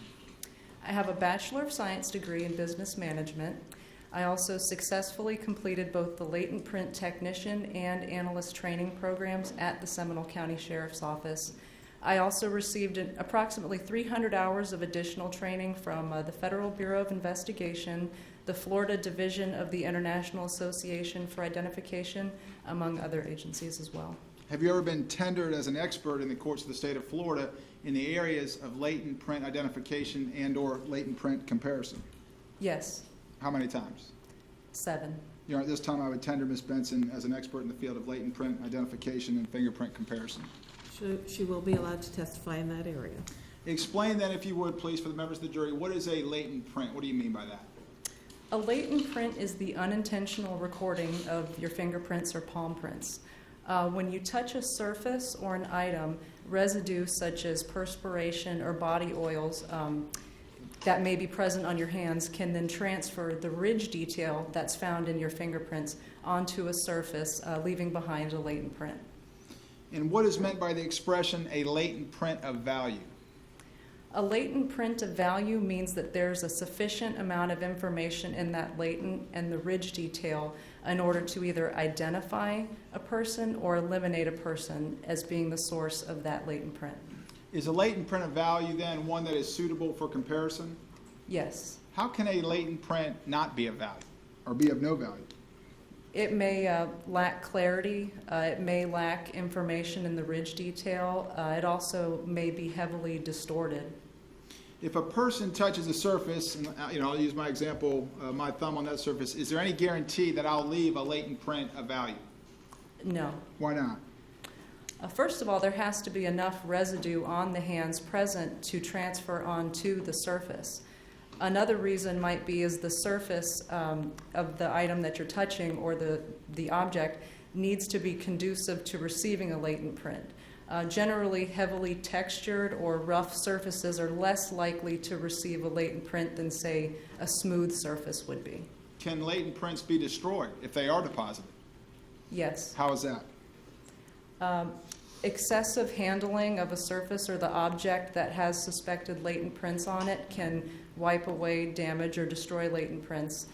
Also, environmental conditions such as rain or heavy humidity can damage or even destroy latent prints. And in your field, what is meant by a latent print card? A latent print card generally is a white card that's used to preserve latent print evidence on. And how are those used in your work? Generally, we receive latent print cards to examine for the presence of latent prints. What is a known ink print?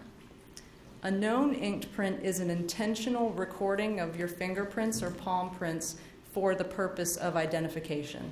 And if you have a latent print of value and a known ink print, explain for the jury how you go about comparing those two to determine whether or not they were left by the same individual.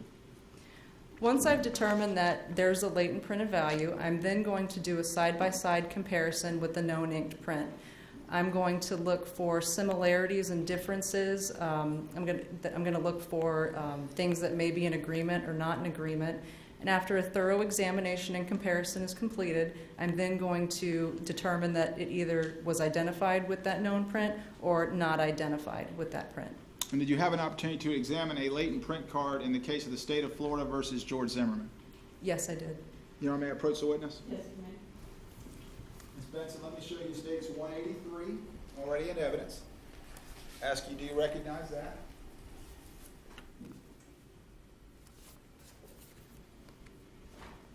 Yes, I do. Is that a card that you examined in this case? Yes. And can you just kind of hold it up for the jury from where you are and just explain it to them, explain the latent card to them? Okay, this is a latent lift card that was an area of interest was developed, and they placed a clear, or whoever lifted this print placed a clear piece of cellophane tape on top of the latent and then placed it onto the latent print card on the opposite side that you see here. And did you examine that card to determine whether or not there were any latent prints of value? Yes, I did. Explain to the members of the jury how you went about that. I used a handheld magnifier to examine the lift areas that were present on this latent lift card. Did you find any latent prints of value on states 183? No. All right. Ms. Benson, did you have any further involvement in the case? No. All right. Thank you for your time. Thank you. Just very briefly. Good afternoon, ma'am. Good afternoon. How are you? Good. Do you even know from looking at that document you have in front of you where that print was lifted from? There is a lift location that was filled out that says where it came from. And what is that location? The lift location says the slide of a firearm located within item TS-1. Okay. And in effect, taken from a firearm, correct? That's what's indicated on the lift card, yes. Okay. And did you only get one latent print to review? Yes, I only received one latent card to review. And you had mentioned that environmental effects can have a negative effect on latent prints, correct? Yes, it can damage latent print. And I think you mentioned that rain itself can, It can.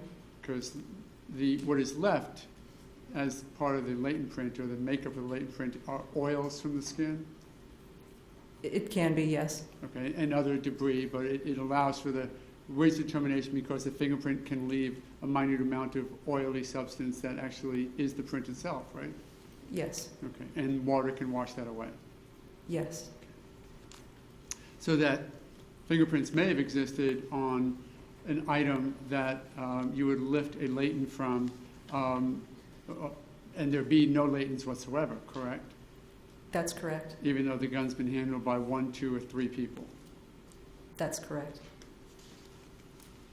Any other latent work or fingerprint work that you did have anything to do with the Zimmerman case? No. Great, thank you. Nothing further. Okay, thank you. Any redirect? No, Your Honor. Okay, thank you very much. May Ms. Benson be excused? Thank you. You are excused. Council, approach for just a moment, please.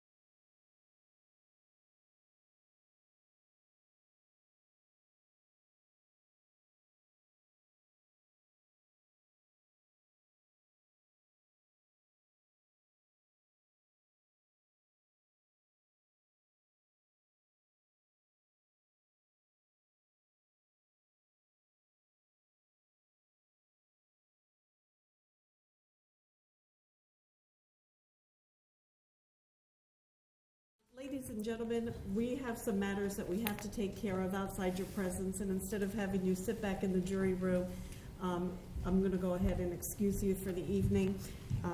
During the recess overnight, you're not to read or listen to any radio, television, or newspaper reports about the case. You're not to discuss the case amongst yourselves or with anybody else. You're not to use any type of electronic device to get on the internet to do independent research about the case, people, places, things, or terminology. And you're not to read or create any emails, text messages, Twitters, tweets, blogs, or social networking pages about the case. Do I have your assurance that you'll abide by these instructions? Okay, thank you very much. Have a good evening. Put your notepads face down on the chair.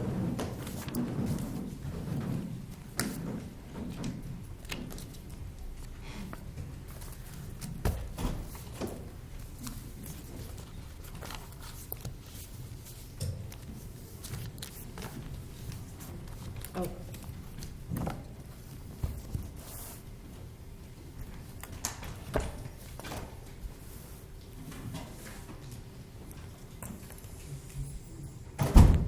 Please be seated. Do council wish to continue the conversation at the bench? I don't know if you wanted to.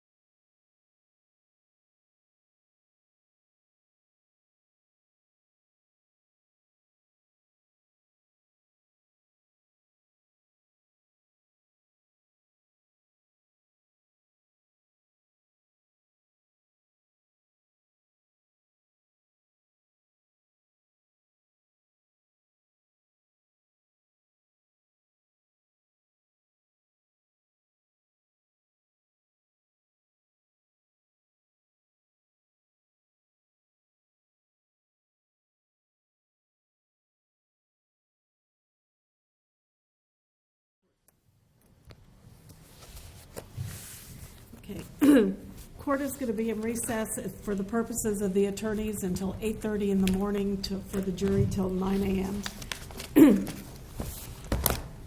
Court is in recess.